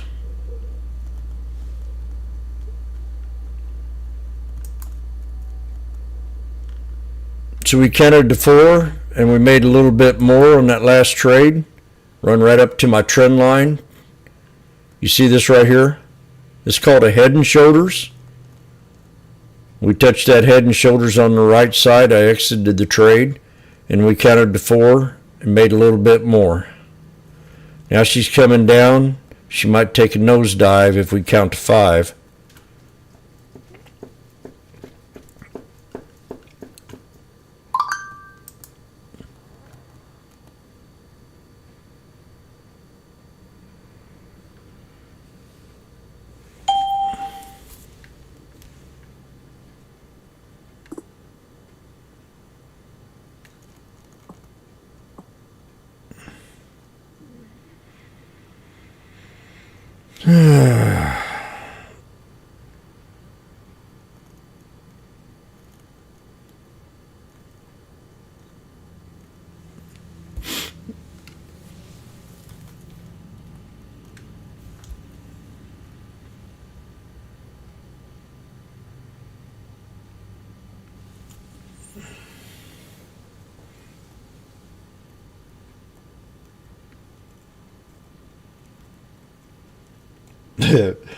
I took this watch and I kept spinning it around from almost 20 days, some 30 days, where all I had to do was just pull it out halfway and go counterclockwise.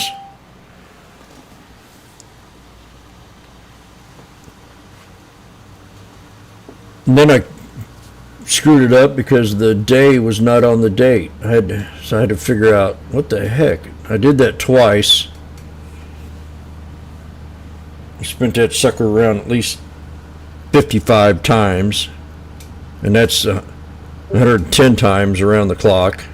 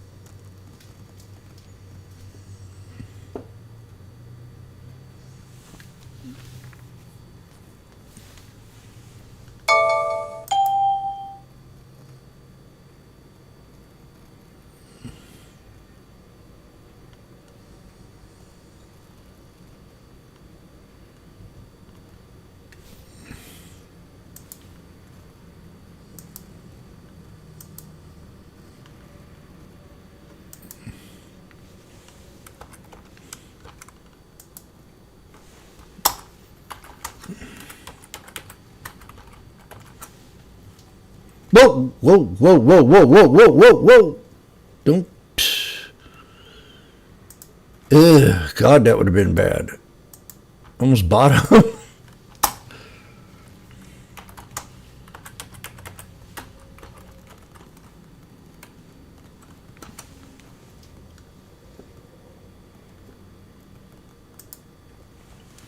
Shit.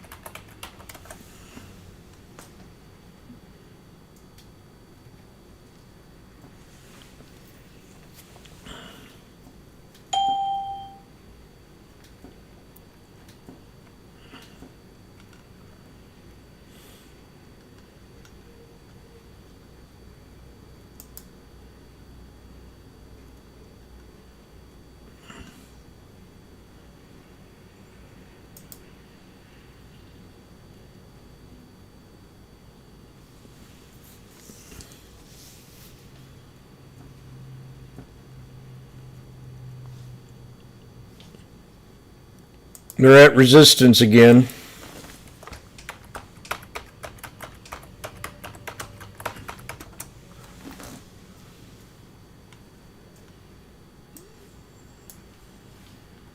SPX is at resistance.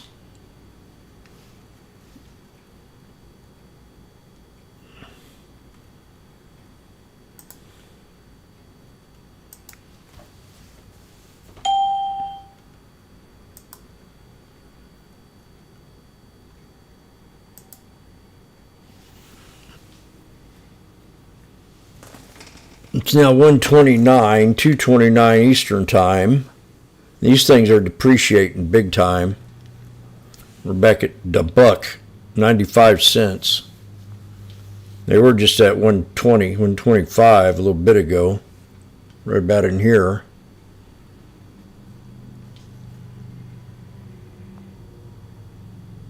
I'm gonna go get some more water and I'll be right back.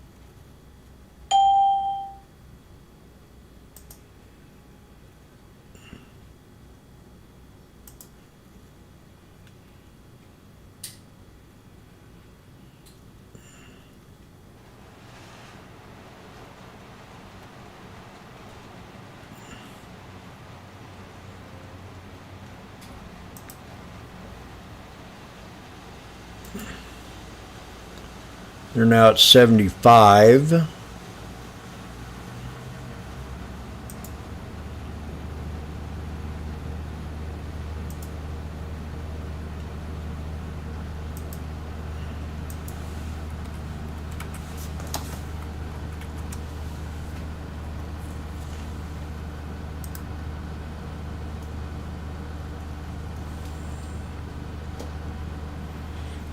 It's the way it's been. There's been one word trading day.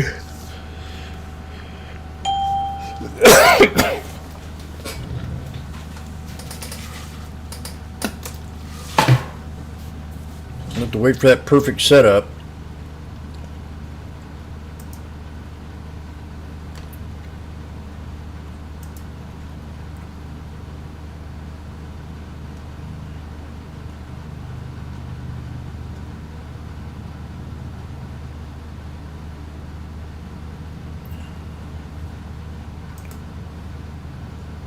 I'm probably wrong on this down, I'm saying.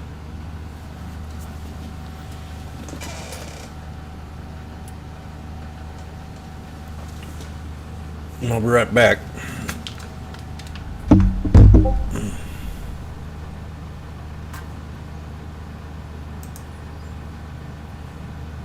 And a lot of volumes being shared around. I think that's an issue. But even more seriously, if you look at, say, the tech titans that you mentioned, whether they're chatbots or AI, to me, most of these things need to be moderated in some way with human moderation, not with AI. You know, Meta has had some pretty frightening and upsetting things come out about what its chatbots are capable of doing, particularly for younger audiences, right?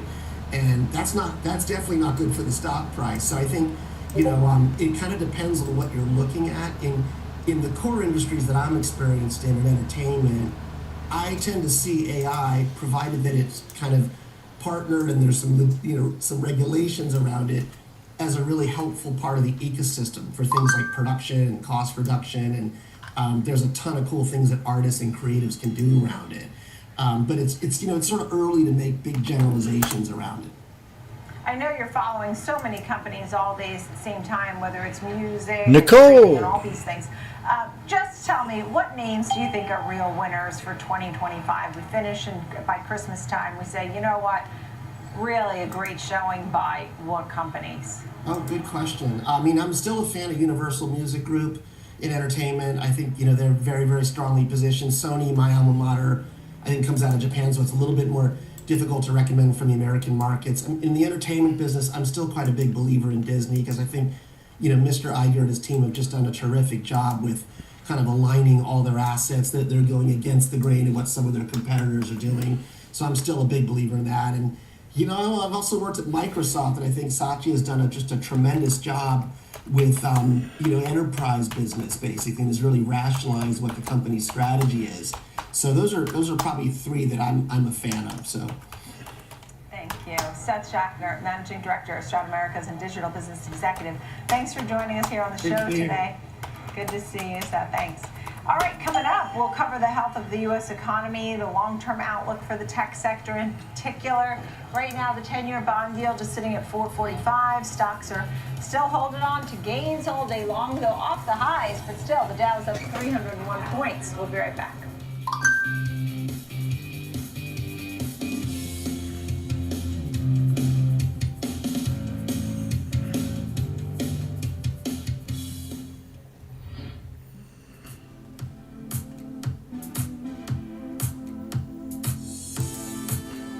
Doo-doo.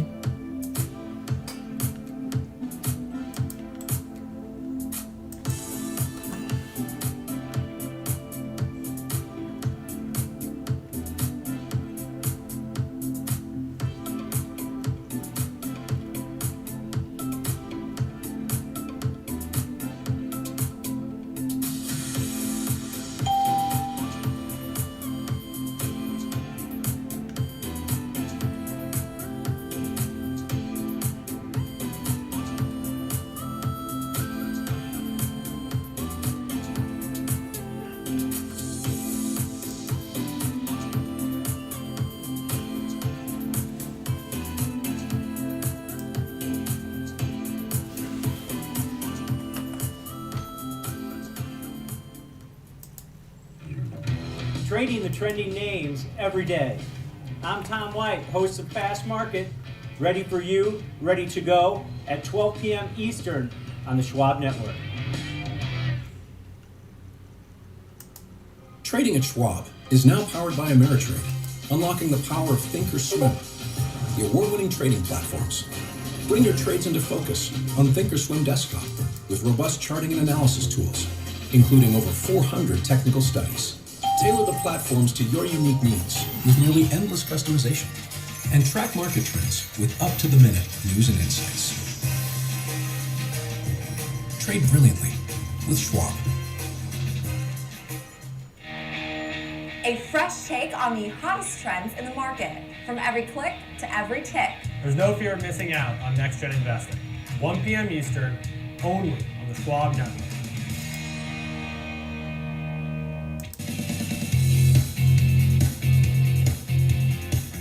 Welcome back to the Watch List. I'm Nicole Pedalides. We welcome in Anthony Sicaro, President of Providence Financial and Insurance Services. Thank you for being with us. So many of the guests still think the path of least resistance is still to the upside. They're feeling more positive than negative, even with the, there's always that black swan event that could happen. But for the most part, trying to still navigate a market that could move higher. Where do you think we are? Yeah, We're at resistance. Scenario. Everything's kind of come down. GDP has come down a little bit. Oh, you're full of crap. We're ready to break out to new highs, you dingling. Were you crying inflation when there was no inflation? Were you crying recession when there was no recession?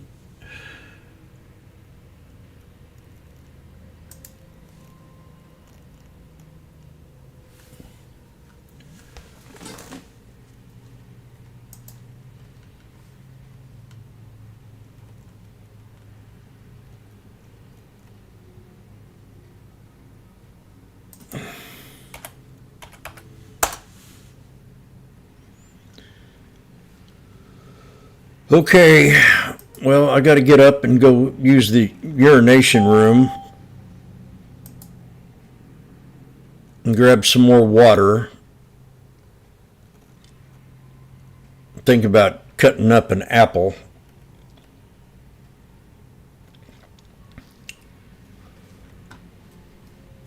Yeah, I had worked hard this weekend. Harder than I ever wanted to.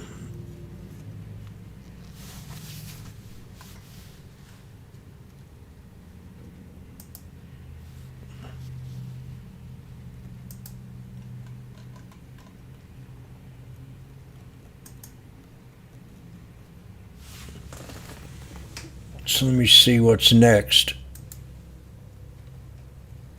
We're down here at a double bottom, lower low. We got a descending flag or a fallen wedge.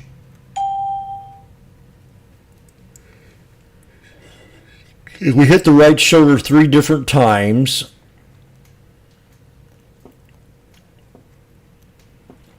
So can we come back down here and do number 5? That's the question that I'm going to be asking everybody for a strong buy into close. We have 18 minutes left before power hour.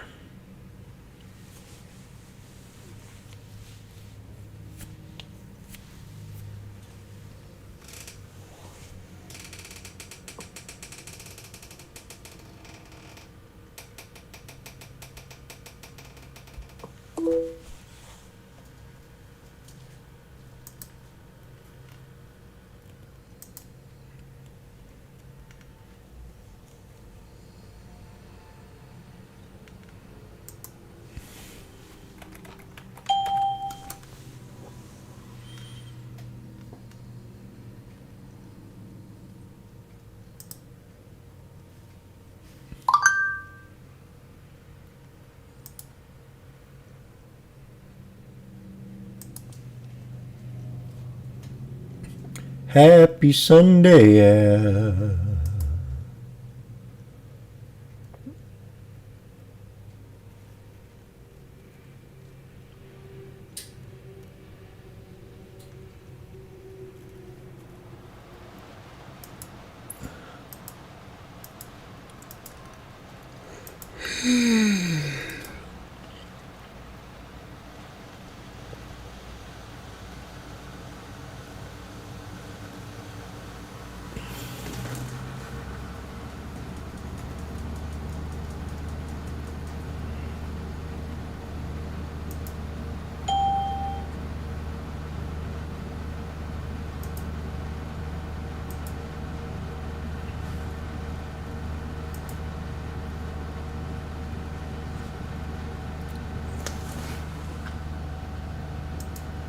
Are you still talking?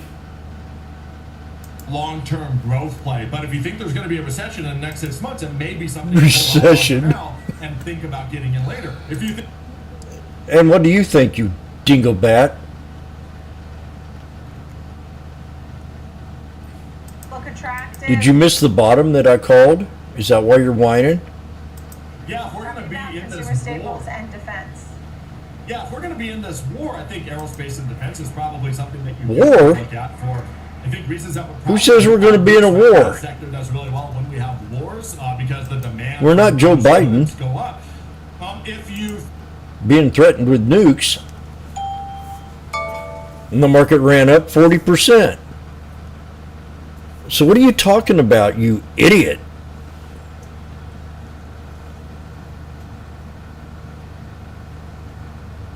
strong and you think.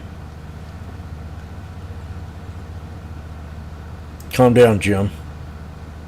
For he does not know what he's saying. And we're looking at number 5 here. We're going to get ready to take a nosedive. Why in the heck can I do this right?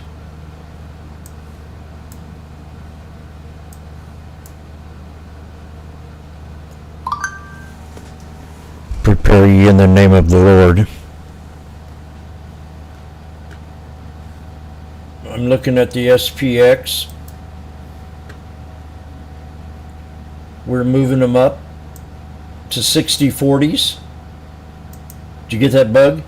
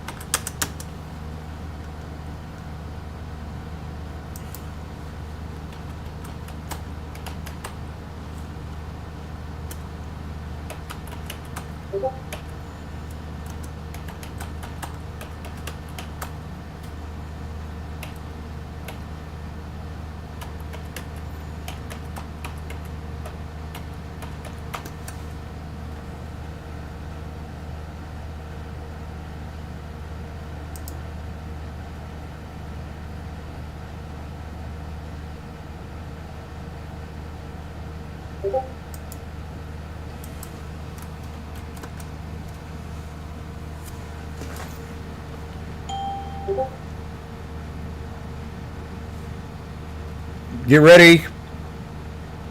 Washboardjim is watching him.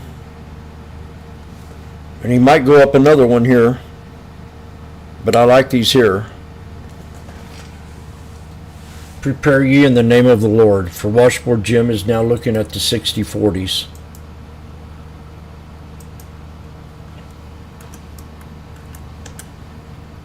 $60/40s.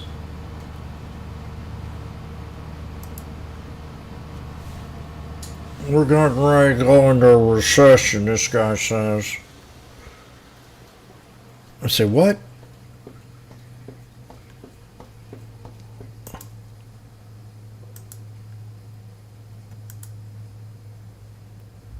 Oh, we're coming in on the 3 minute and the top of the orb on the 1 minute. And I really got to go pee. It's not healthy for me to hold this. And watch, if I go pee, I'm going to miss this trade. So what should I do in that scenario? Should I go ahead and pee in my trash can while I'm sitting here? Would you all think that was cool?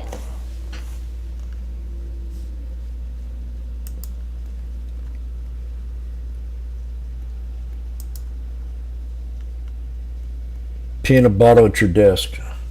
I don't have one.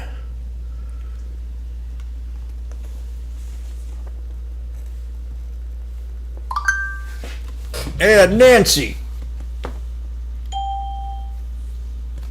Cues.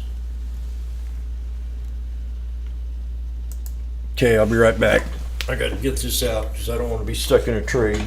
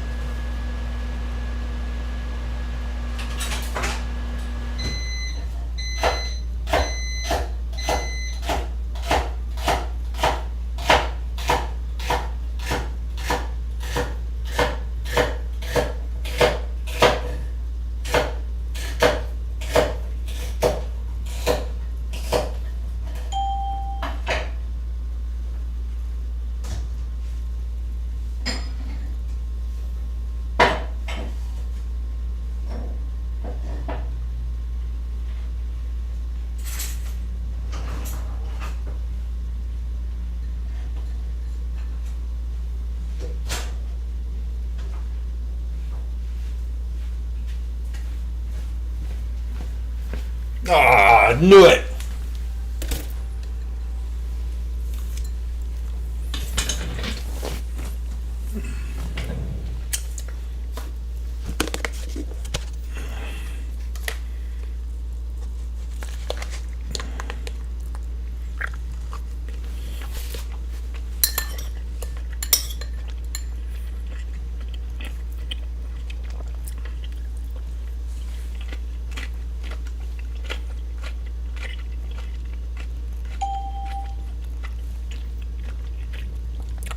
Bounced right off the orb.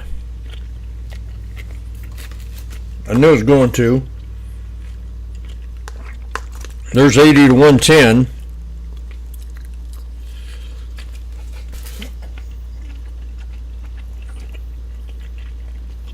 And it got down to 67.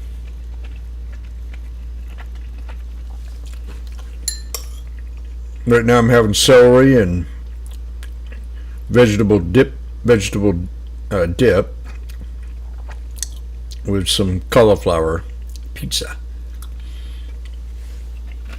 115, 120.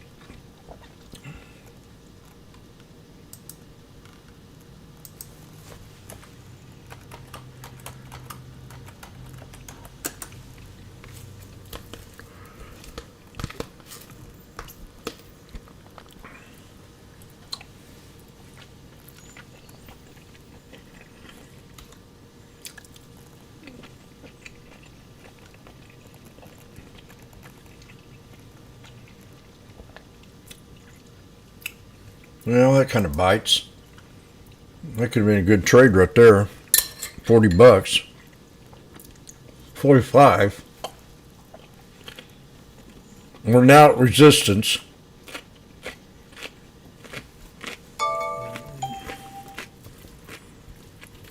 God, 150. Now I'm mad.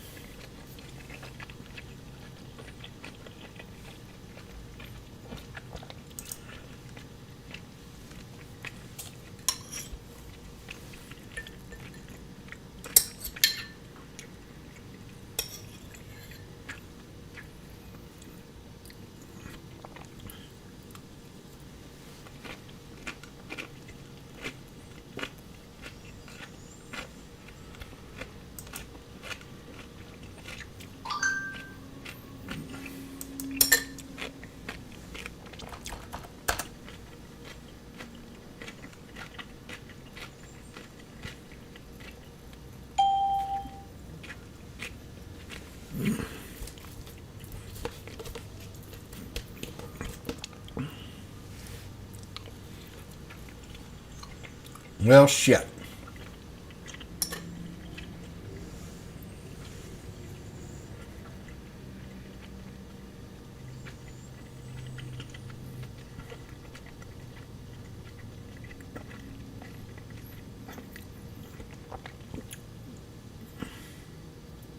Do you believe Tucker Carlson would do something like that?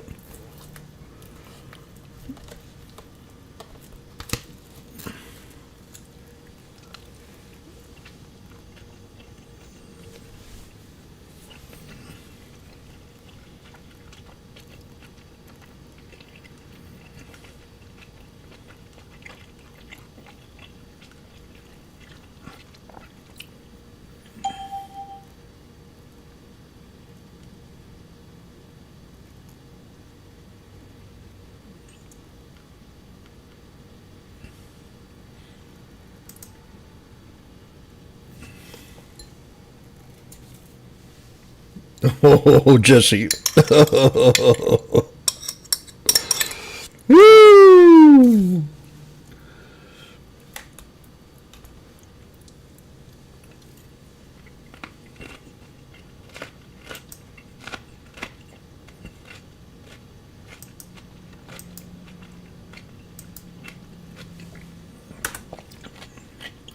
Oh, look at it. $2, 80 to $2.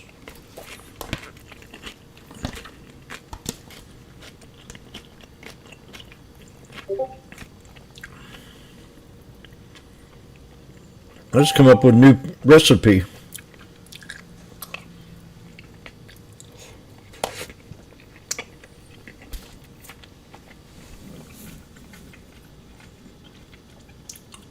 Little garlic, herb, and cheese veggie dip on top of my pepperoni, cauliflower pizza.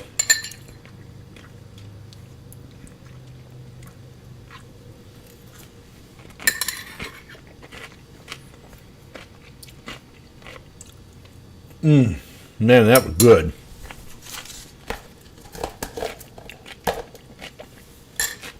Well,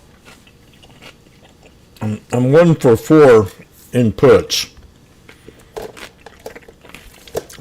Today I got out green, but it was not easy. So it's 2 for 4, but I think I'll never play puts again.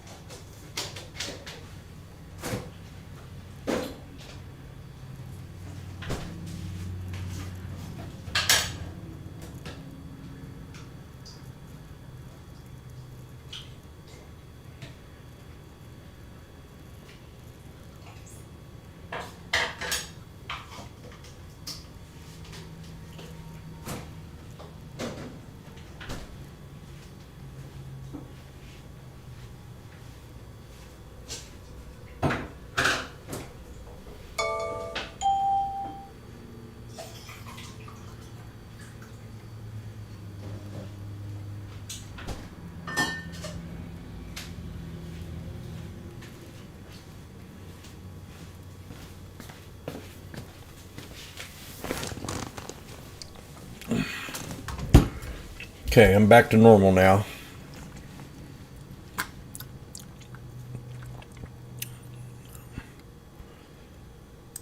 Today was one of my most, see, we've got a downtrend here. So it's kind of easy to trade. It's been obeying the channel, and we now broke out of the head and shoulders. Equity markets closed lower as Israel-Iran conflict. No, that was on the 13th.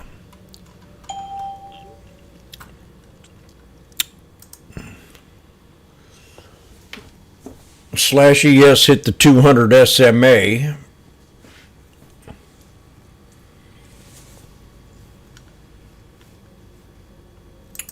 Did Funk leave a goodbye message, or did he just stomp out?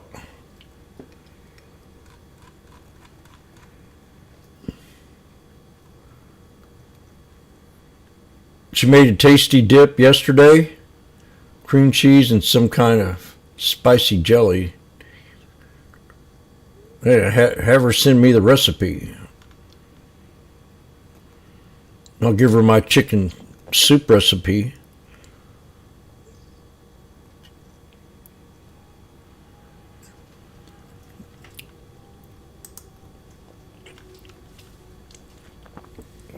Say, honey, Washboardjim wants your dip recipe.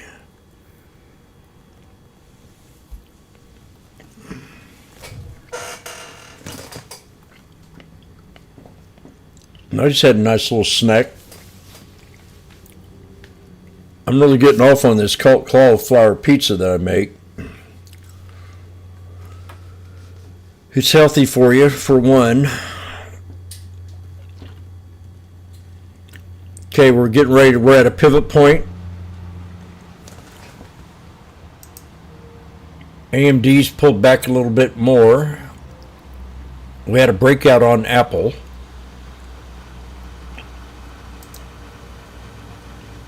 SRM bounced off the 200 EMAs, both SMA and EMA.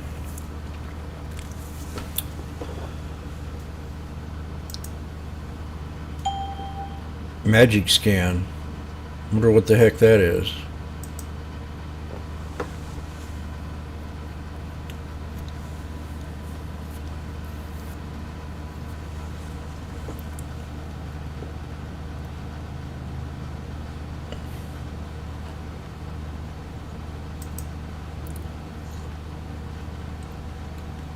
Oh boy.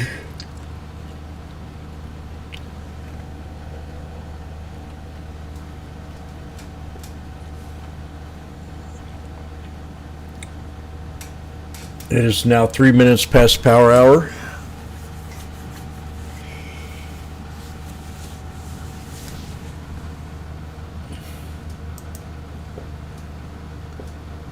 More pullback on the SPX. We're now back to 85 cents.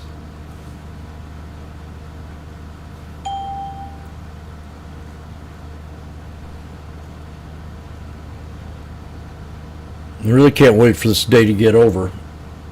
Studio, you still with us? I sent you a little private message there.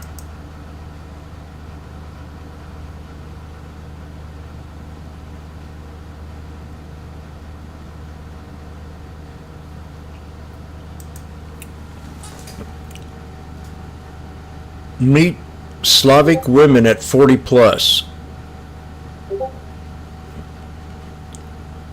What's a Slavic woman?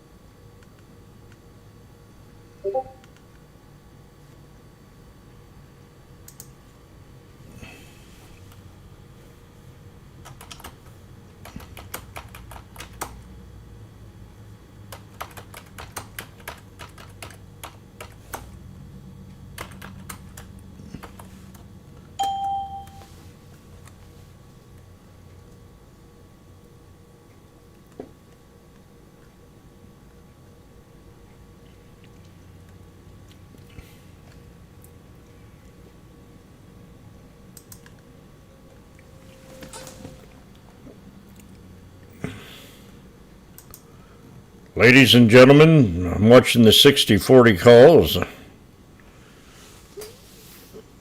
Let's see if we can do a double bottom down here. And I might jump them up to 60-35 and grab 5.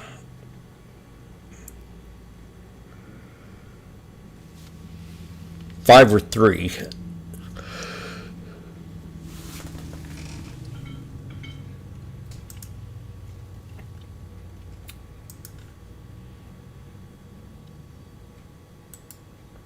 They're Russian or Ukrainian?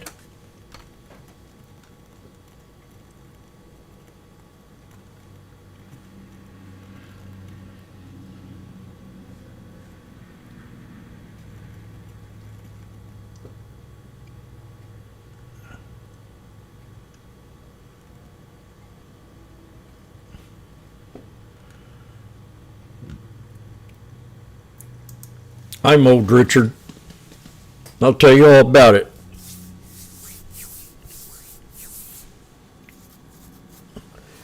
Just think, I could only live, I'm 64, I could die at 72.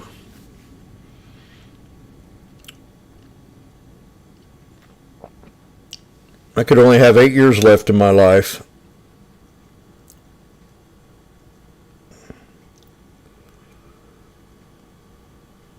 So I look back at it, and I've probably done more than the average human. Been to more parties, been with more women.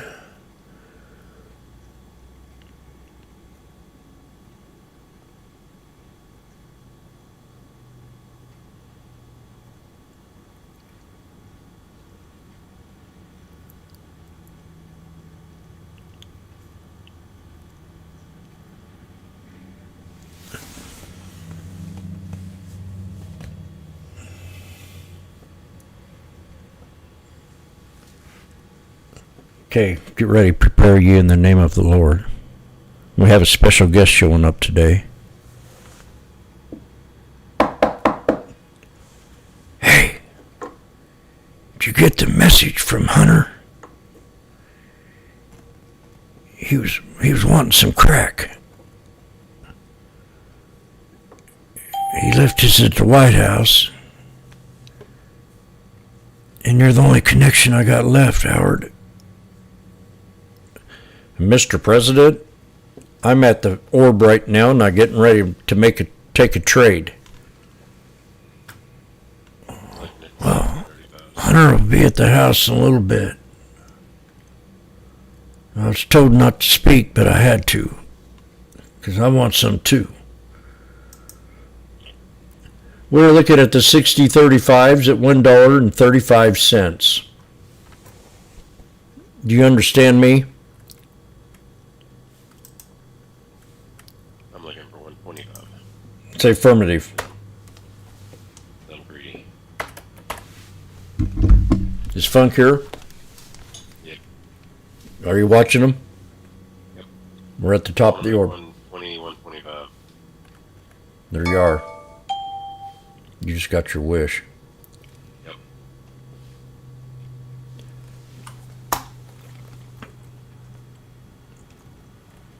SPX calls.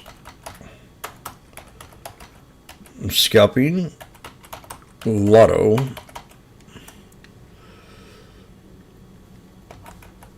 June the 16th. Strike. 60-35s at $1.15.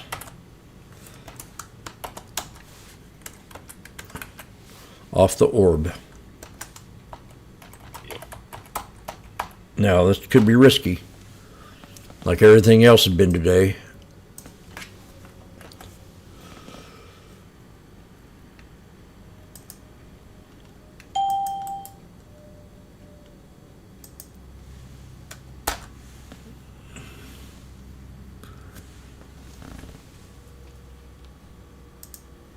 Oh, no.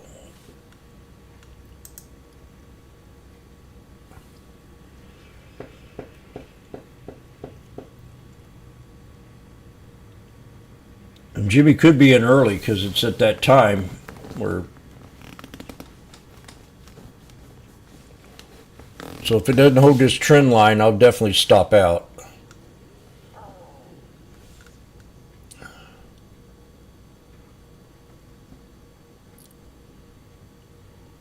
Right now you're below the orb, so you got to think bearish.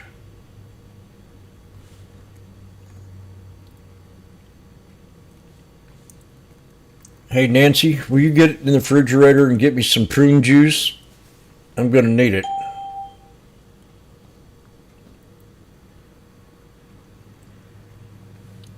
Come on. We'd like for you to hold. And then I could get one big fat drastic candle and go, shit.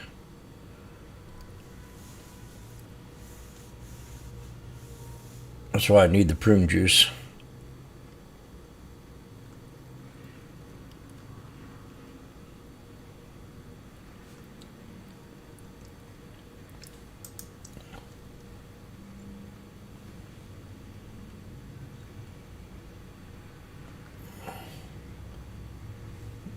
Two of my charts showed me at support levels, 3 minute and 1 minute. on the /ES.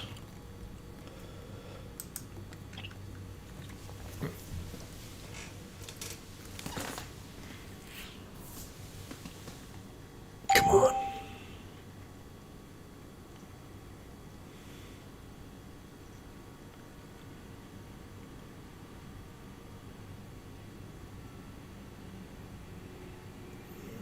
There's 125. Boom.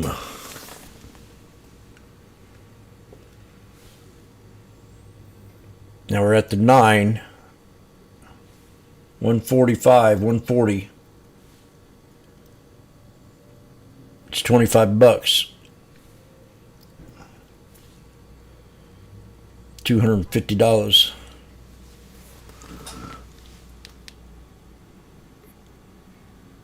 $150.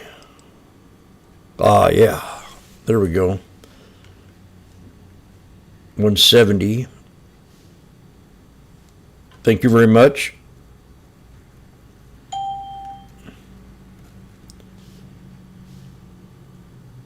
There's 180. Take it. Get some off the table.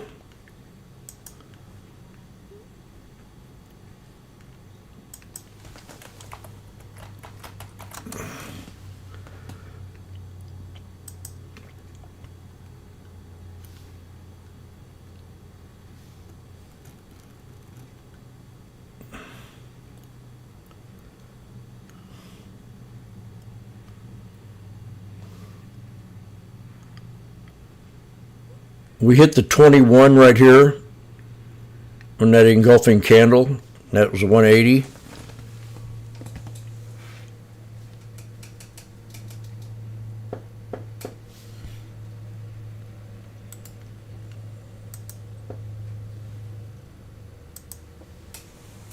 Beautiful.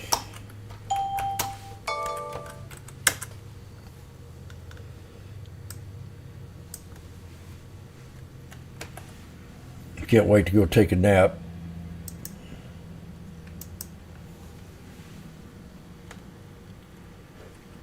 Oh, you got kids?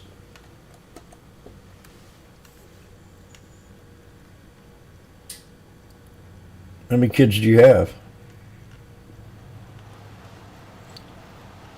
2. Oh, I didn't know you were a father. Happy Father's Day.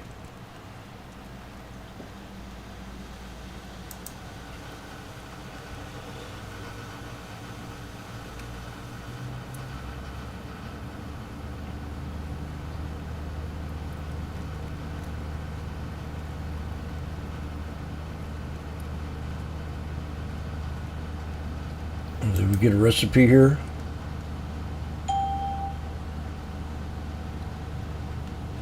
Ooh, hot pepper jam. I don't know about that.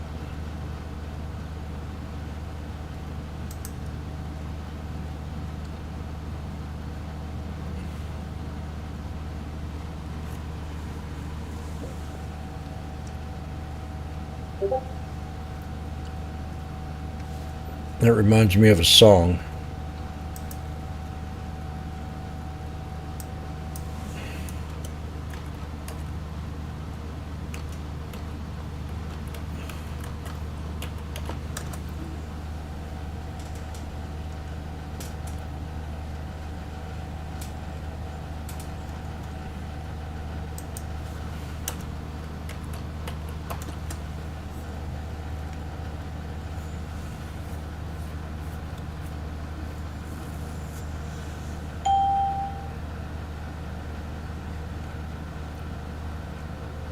Oh, here it is.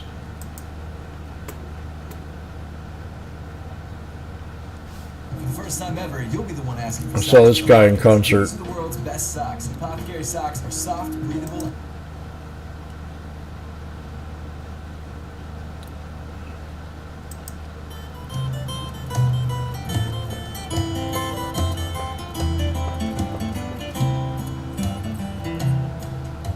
Blackberry brambles line the old dirt track. Buckets in our hands and sun on our backs. 1 in the bucket, 2 in the child. Picking these berries gonna take a while. And the fruits of the earth roll off in our hands. Summer's easy pickings in this red clay land. The seasons all move to a master plan. From blackberry blossom to blackberry jam. Goosebumps. That's called flat picking. Old black dog lies watching from the shade. She knows where we'll go when we start to fade. To the lake down the road and we'll all jump in. Wash the heat of summer off our skin.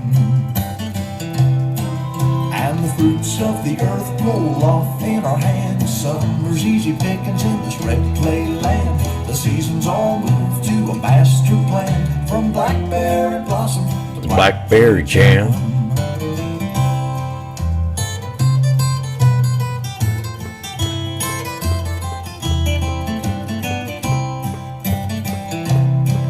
While the kid takes a nap and daddy plays guitar, mama packs the summer day into jelly jars. One cold winter morning, gray as a ghost, we'll have a taste of summer on our breakfast toast. And the fruits of the earth roll off in our hands. Summer's easy pickings in this red clay land. The seasons all move to a master plan. From blackberry blossom to blackberry jam.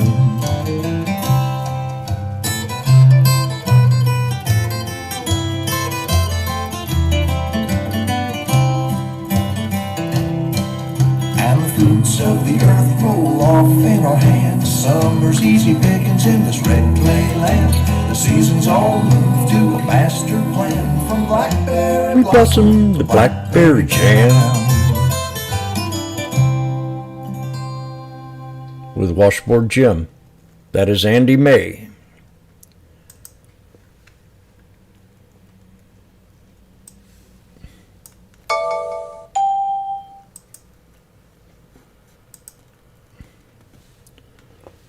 Okay, prepare ye in the name of the Lord. Are we going to hold this support? That's the next survey. We're looking at the 60-35s, and we are at support again. Now,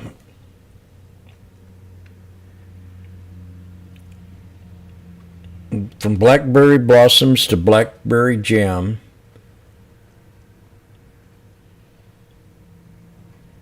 Washboard Jim's watching the 635s and had a chance to get them at 90 cents. They're now at $1.05. Can we drop one more little bit and get him at $1? Damn, Jim. You did it, didn't you?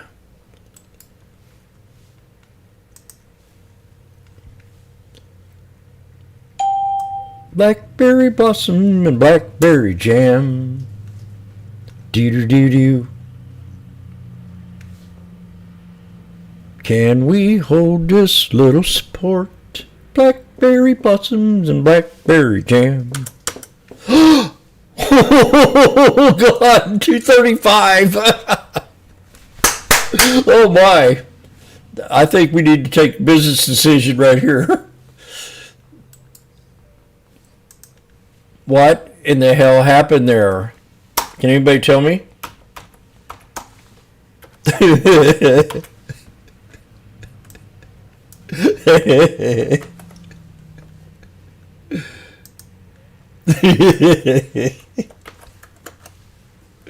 Woo! That's the fastest trade in world records. In and out of it within 15 seconds. Not even that long.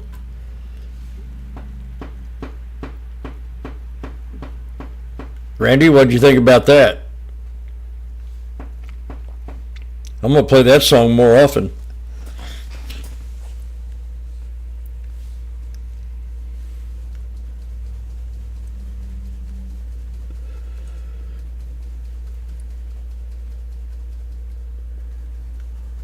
I got right in the trade and it wasn't even 2-3 seconds. Boom.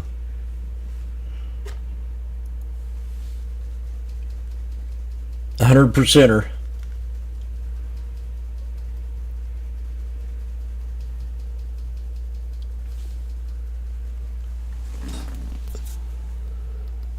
Now that's how you do it. Funky missed out on that trade. Or did he?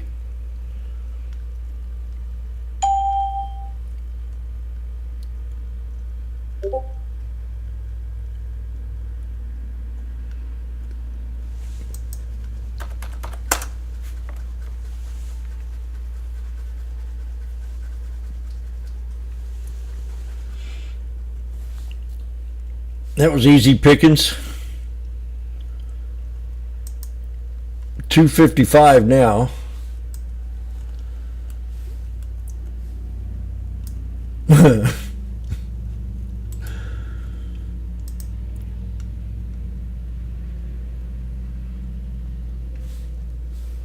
Oh, those were the 35s. Yeah, I got in 35s. I'm gonna say I looked at my thing. I thought I was thinking 40s.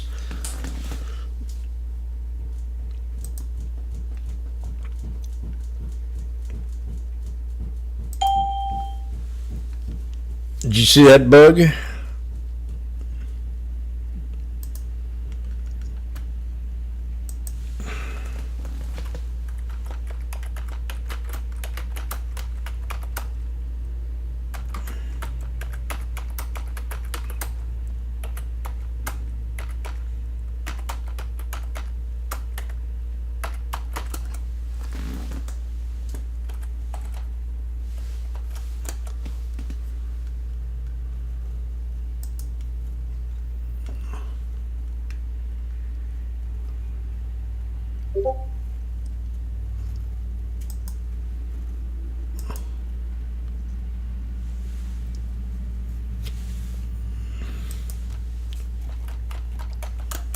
Look at that. Today, I'm sitting here having one of my toughest days because none of my supports are, well, a few of them are, but then I get in that last trade, pop it, and then the trade after that, and I went, boing.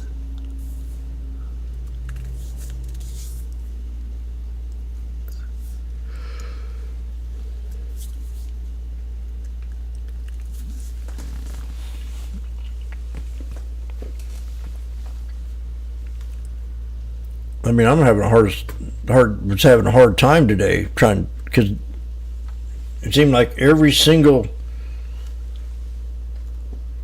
supports usually come in intervals. They just don't come 1-2 minutes after, consistently all day. You hit a newer low and then it bounces up. You hit a newer low and it bounces up. Just short little bounces. Usually you can wait a little bit and it'll finally reverse, but today just a little bitty moves and it would bounce. You're going, jeez, you can't time it that good, or I can't.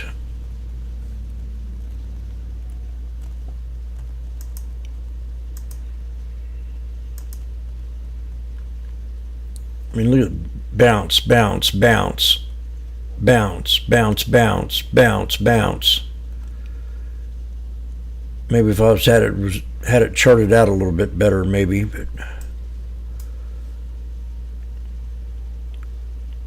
falling short. See, you had support right here, and it dips on down, and then it bounces. Support right here. Dips a little bit below that support, so you kind of go, okay, it's going to come down to another low, and then it bounces. Then it stays in the trend line. Bounce, bounce, bounce, bounce, bounce, bounce.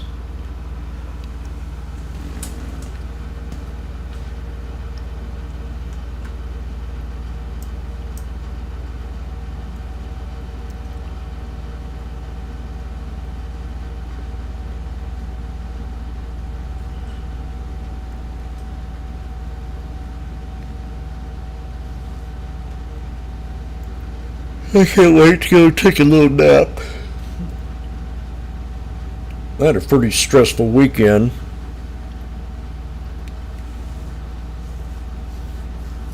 Just did a lot of work. I didn't want to do a lot of work.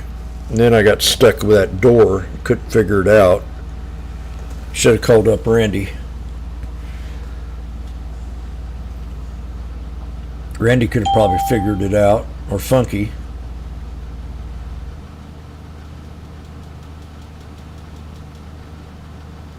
He seemed like a good handyman.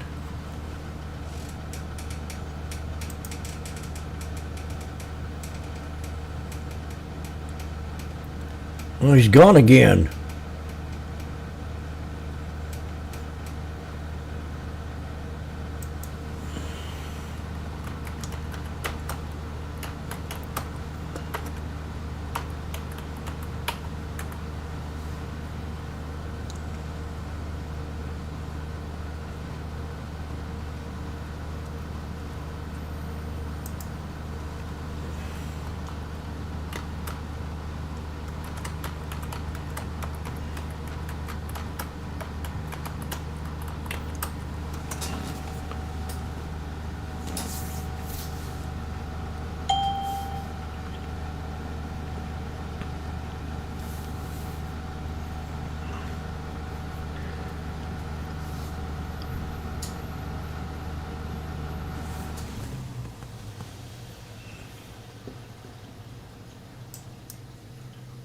Blackberry blossom and blackberry jam.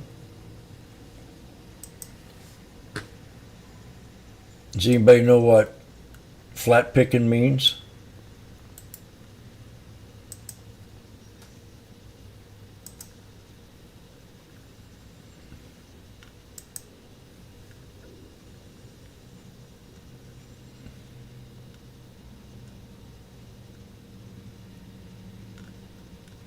I will show you what I posted on Facebook the other day. I got all the liberals. I got more people liking it than not liking it, though.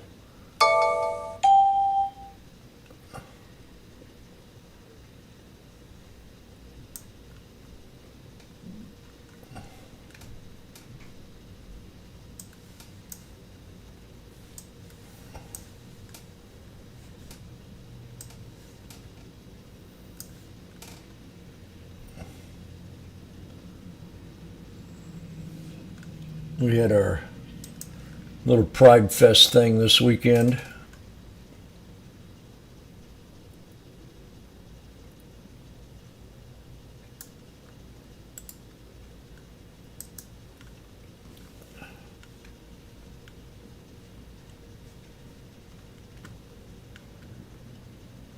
They assume that I'm homophobic, and I'm not.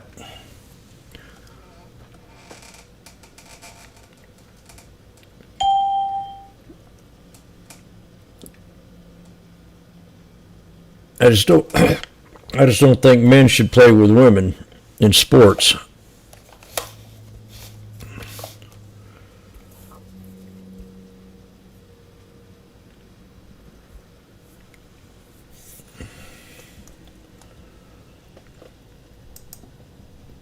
If you see me, I'll be waving a Trump flag showing pride.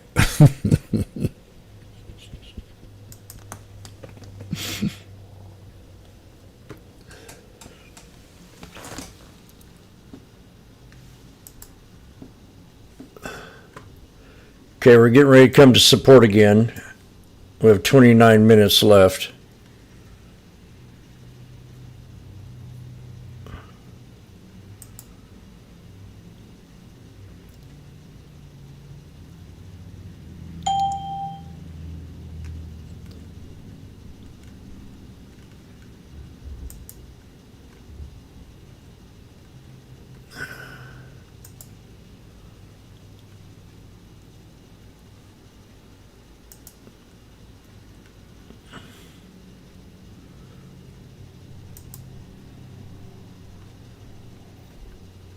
So these are the results I had.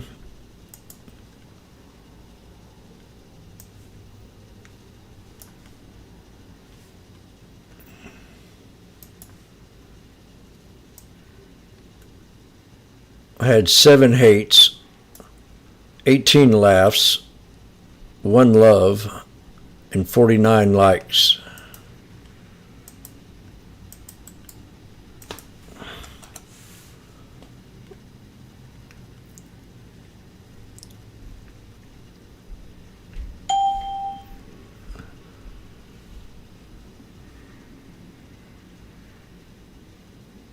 I remember sitting on the couch back in high school. We were at a party, and this chick was sitting next to me, and so I started doing my number on her, and Gary comes up to me and says, "Jim, you know who that is?" I said, "Yeah. It's a beautiful woman." I said, "Oh, that's Erin Appleton." I said, "What?" I said, "You got to be kidding me." So I kind of walked away. And then I saw him at another party, and I was mad because, you know, I was trying to pick up on him. He didn't tell me that he was a transsexual or one of them cross-dressers. And all of a sudden you're hearing people saying, "There's going to be a fight. There's going to be a fight. Jim and Erin Appleton." I said, "No, I ain't fighting that dude. He'll whip my ass."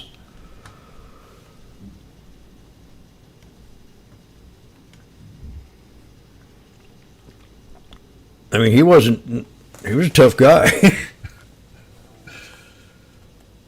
There's no way I was going to fight that dude.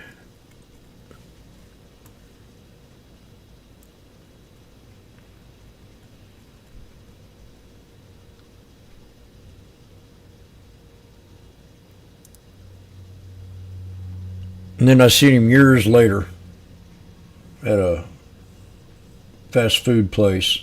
He says, "Jim." I said, "Yeah? What you want? What do you need?" He said, "Don't you know who I am?" I said, "No, I'm Erin Appleton." "Oh." So I sat down and talked to him. He still remembered me because we kind of, you know,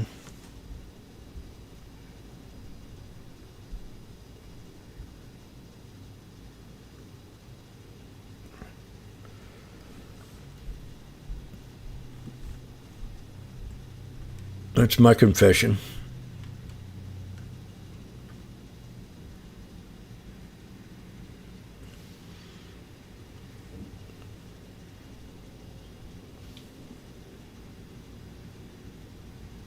Try to pick up on a cross-dresser. Now you know.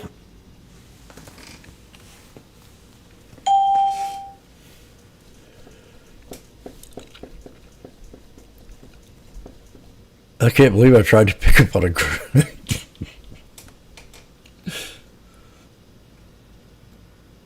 Jim, did you know who that is? Yeah. Name's Alice.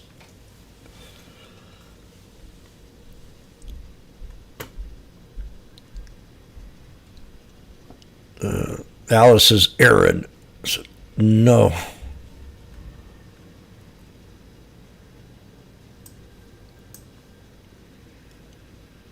So I'll just get ready to cuddle up.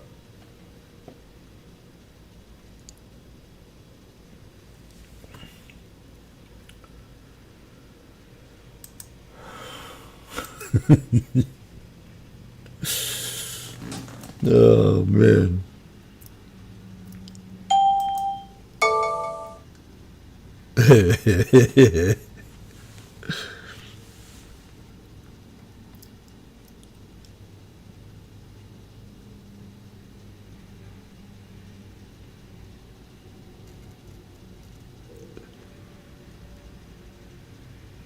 I could fight, but I couldn't fight him. I mean, he'd have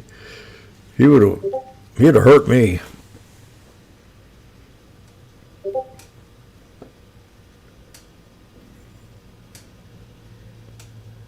He'd have hurt me bad.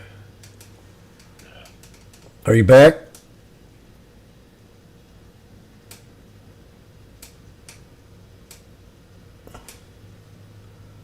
You probably missed my story. I'm not gonna repeat it. Yes, we have department meetings from 1 to 2 every Monday, so I had to drop. Oh. I wish I'd have been in here so I could have pointed out the freaking 30-minute perfect loser bottom. Oh, fuck. You wouldn't believe what I got in. I saw it. I was in and out of it within 8 seconds. 4.5.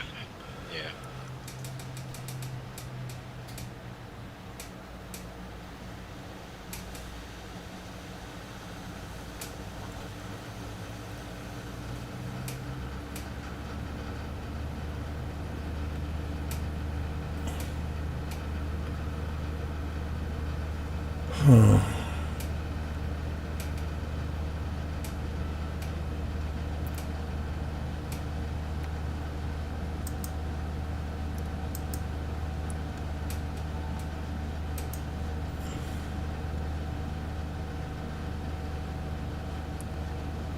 There's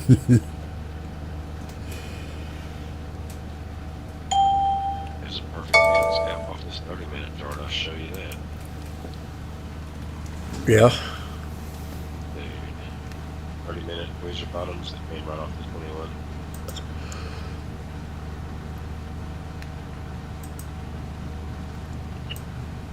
I'm gonna beat this 30-minute chart up from now on.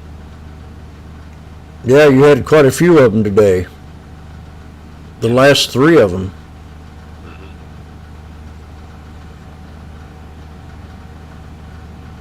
That one earlier, that first one was a doozy. Yeah, it was.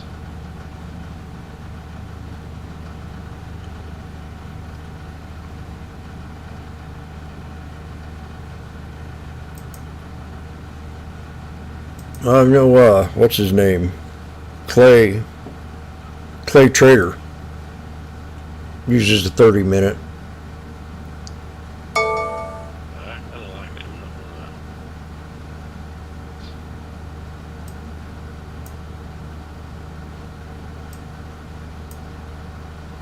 30 and the 15, I think. You're not getting scared out of holding as much when it's not freaking moving all over the damn place. Probably right.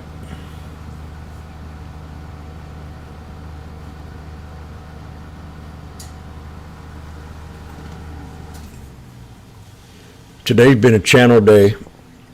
You know there's a good chance that, like, if you're looking at the 30-minute on ES, like, you know there's a good chance that it's going to run all the way up to that 9. It's done it multiple times today. Yeah, it's kind of like I was getting to say. It's been a channel day.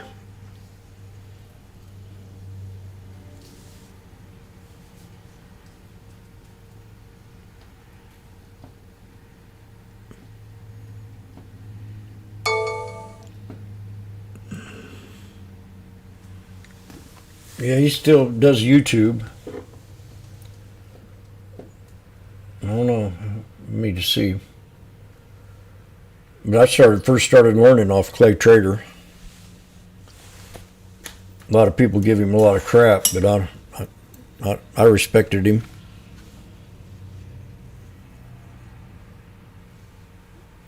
Very modest.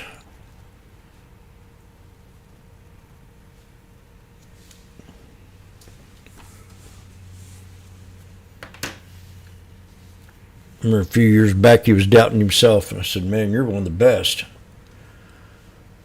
We all have them times where we just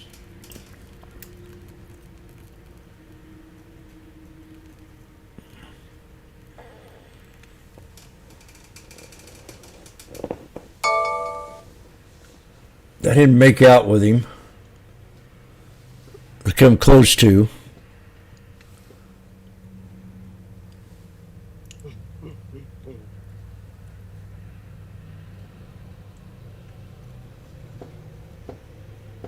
Wish I had a picture of her, of him. I mean, you would have said, that's a girl. Maybe not, because I was drunk.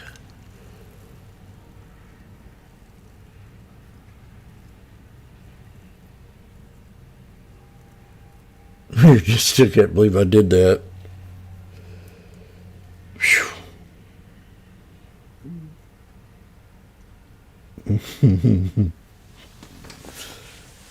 Jim, that's Aaron Appleton. I'll never forget that.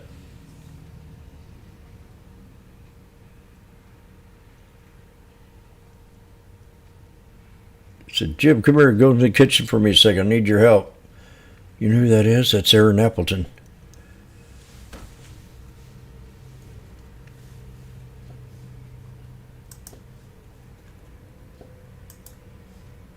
I said, damn.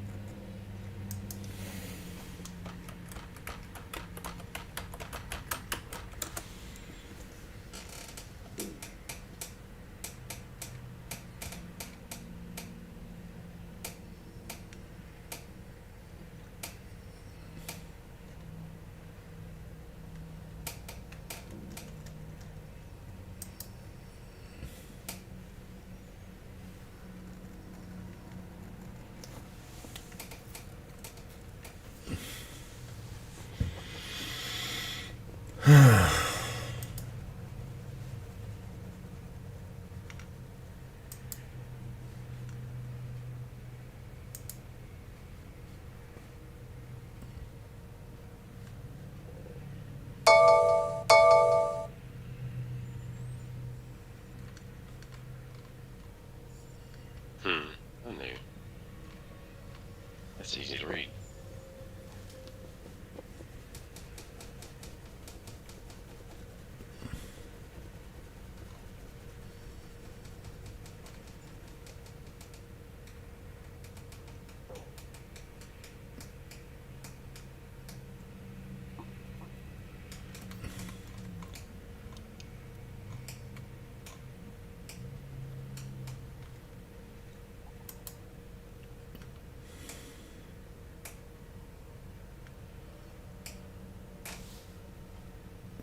Bounced right off that support, off the orb again. On the 1 minute.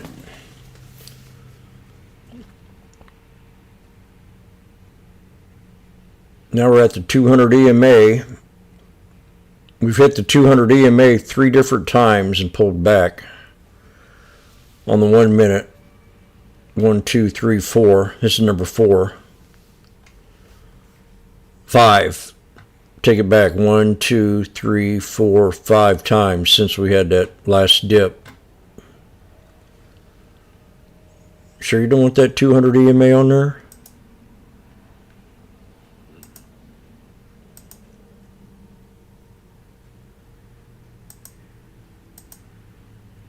It'll make you stay in trade longer.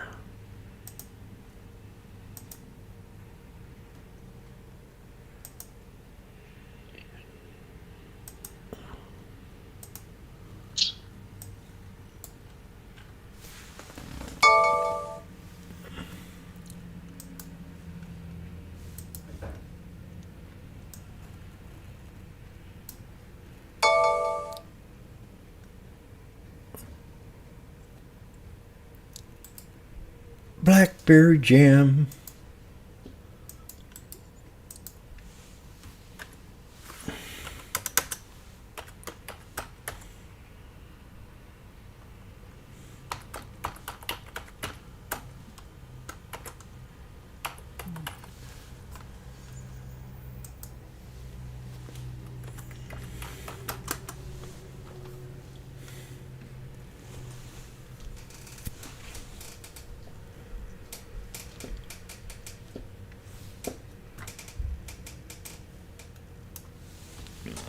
This time it might just break out.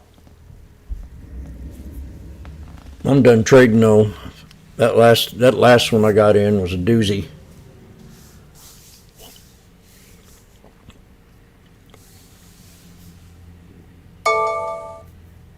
That's probably one of the fastest reactions I've ever had when I got in one.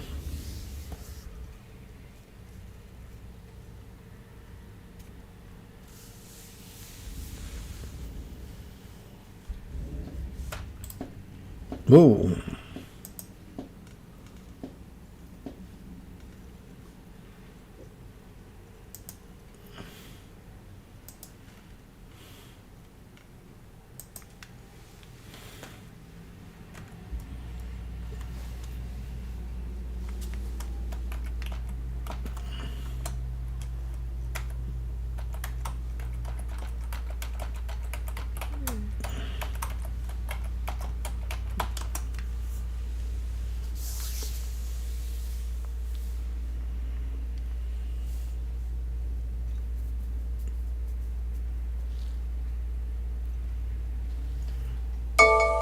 There's the 200 SMA.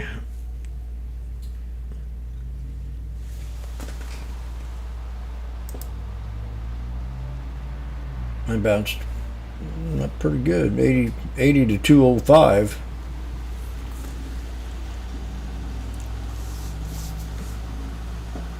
$210, 15. I'll go for a walk after I get out of here and go to sleep.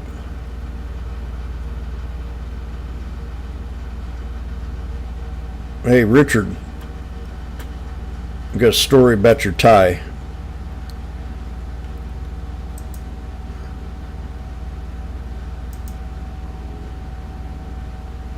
Is he on here? Yeah. I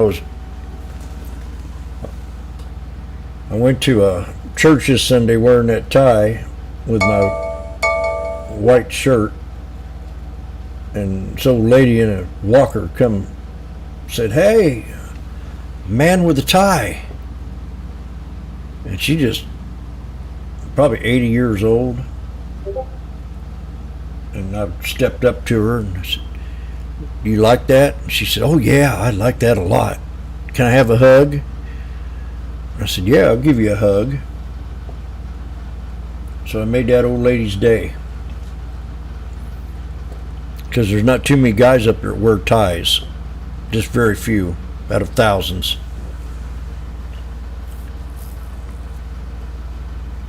But I get a lot of attention for wearing ties to church.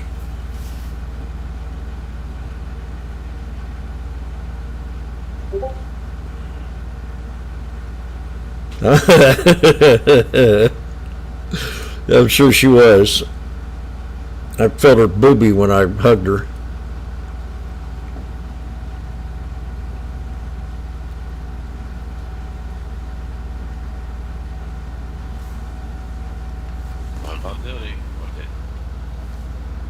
We had a little pullback here, right to support.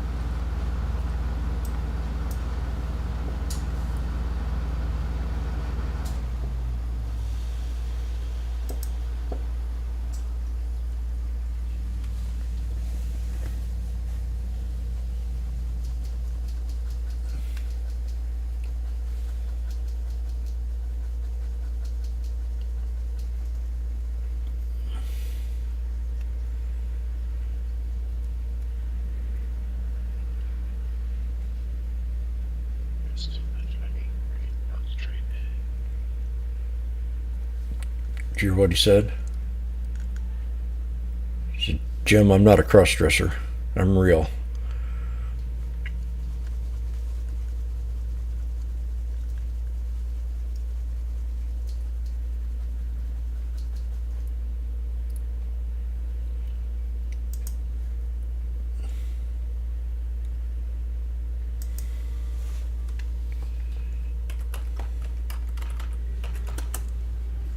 ORCL. Not there anything. Things back to 70 cents here. I'm gonna look at Oracle.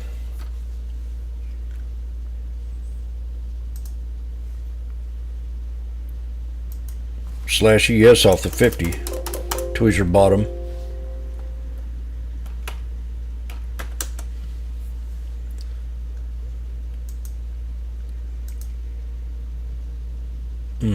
God, a little too high for me.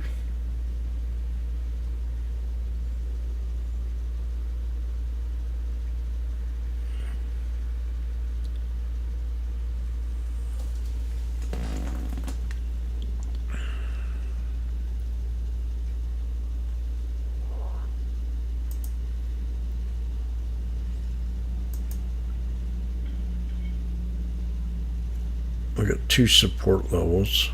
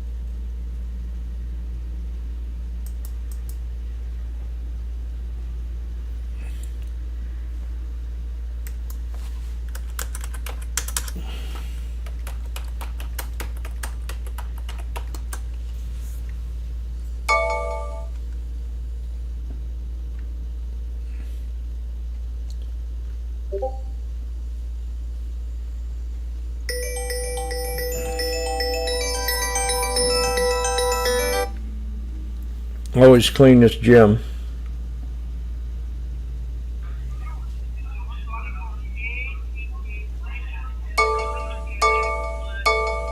Hello. Yeah, what's up, baby? Hey, this is Sam calling from ACA Center. How are you? I'm doing very good, Sammy. That's great. Sir, I am just calling to let you know the government is giving you benefits to help to pay your bills without any cost to you. So how old are you? I'm 78 years old. Okay, sir, you're not perfectly qualified. You are overage. Dadgummit. Bye-bye. I'm overaged.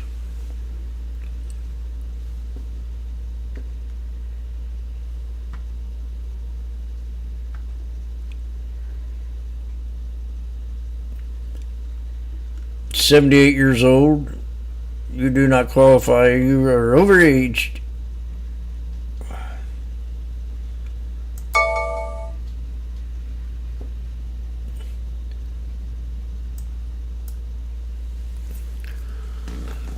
Another tweezer top next to another tweezer top.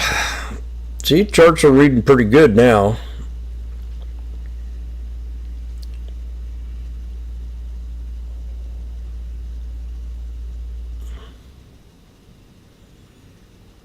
We bounced off the previous resistance.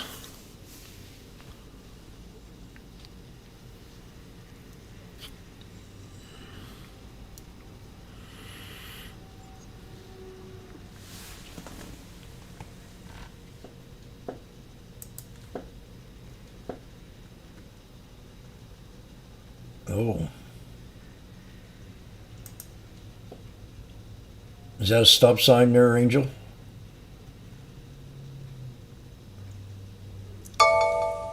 Did I answer the phone correctly?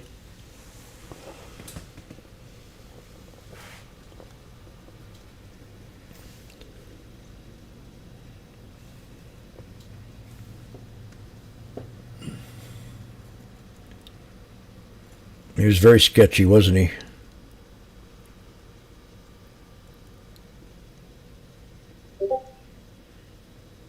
Taking advantage of old people. Okay, get ready. How many minutes we got? 3 minutes, so I'm done. I'm not even going to attempt it.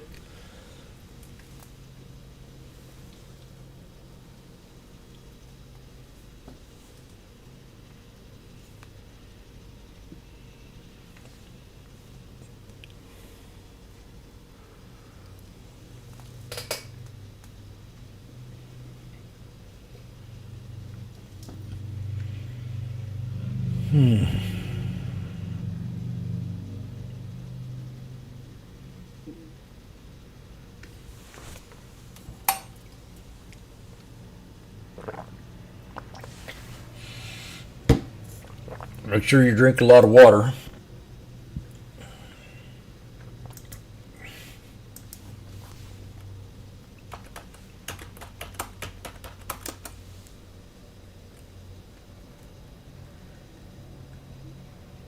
The dude looked like a lady does come to mind.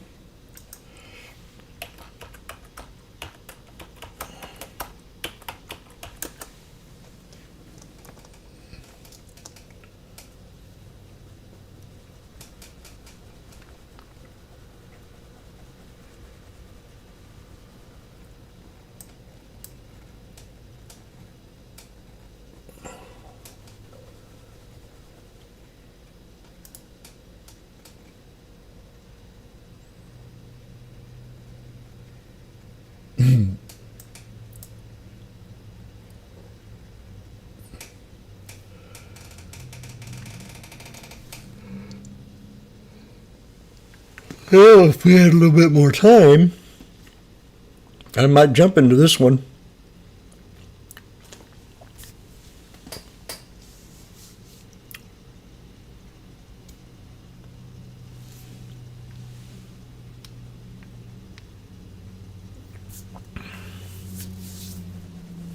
See, look at that bounce. Probably would have been a maker there, in and out. I knew it was going to do it. Ding, ding, ding, ding.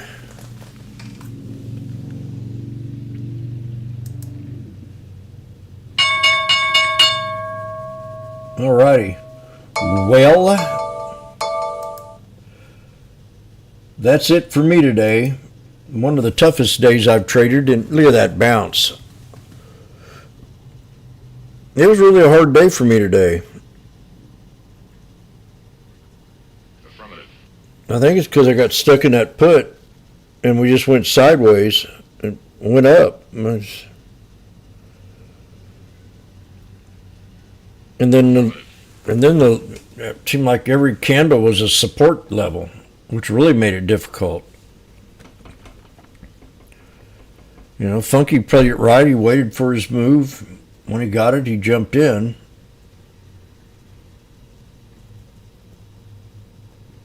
I had a real good beach trade. That's really nice. Thank you. Yeah, I had a real good beach trade. And then I felt like we were a little overextended, but I was wrong again. But I was able to make my money back plus, especially in these last 2 or 3 trades. So it just tells you don't have to overtrade. Just wait for that perfect setup. It only takes 1 trade a day. So I'm going to get out of here. And I appreciate everybody. Thank you, Funk. Thank you, Magnificent. Randy and everybody else in here. I'm going to go lay down and rest. I'm really exhausted.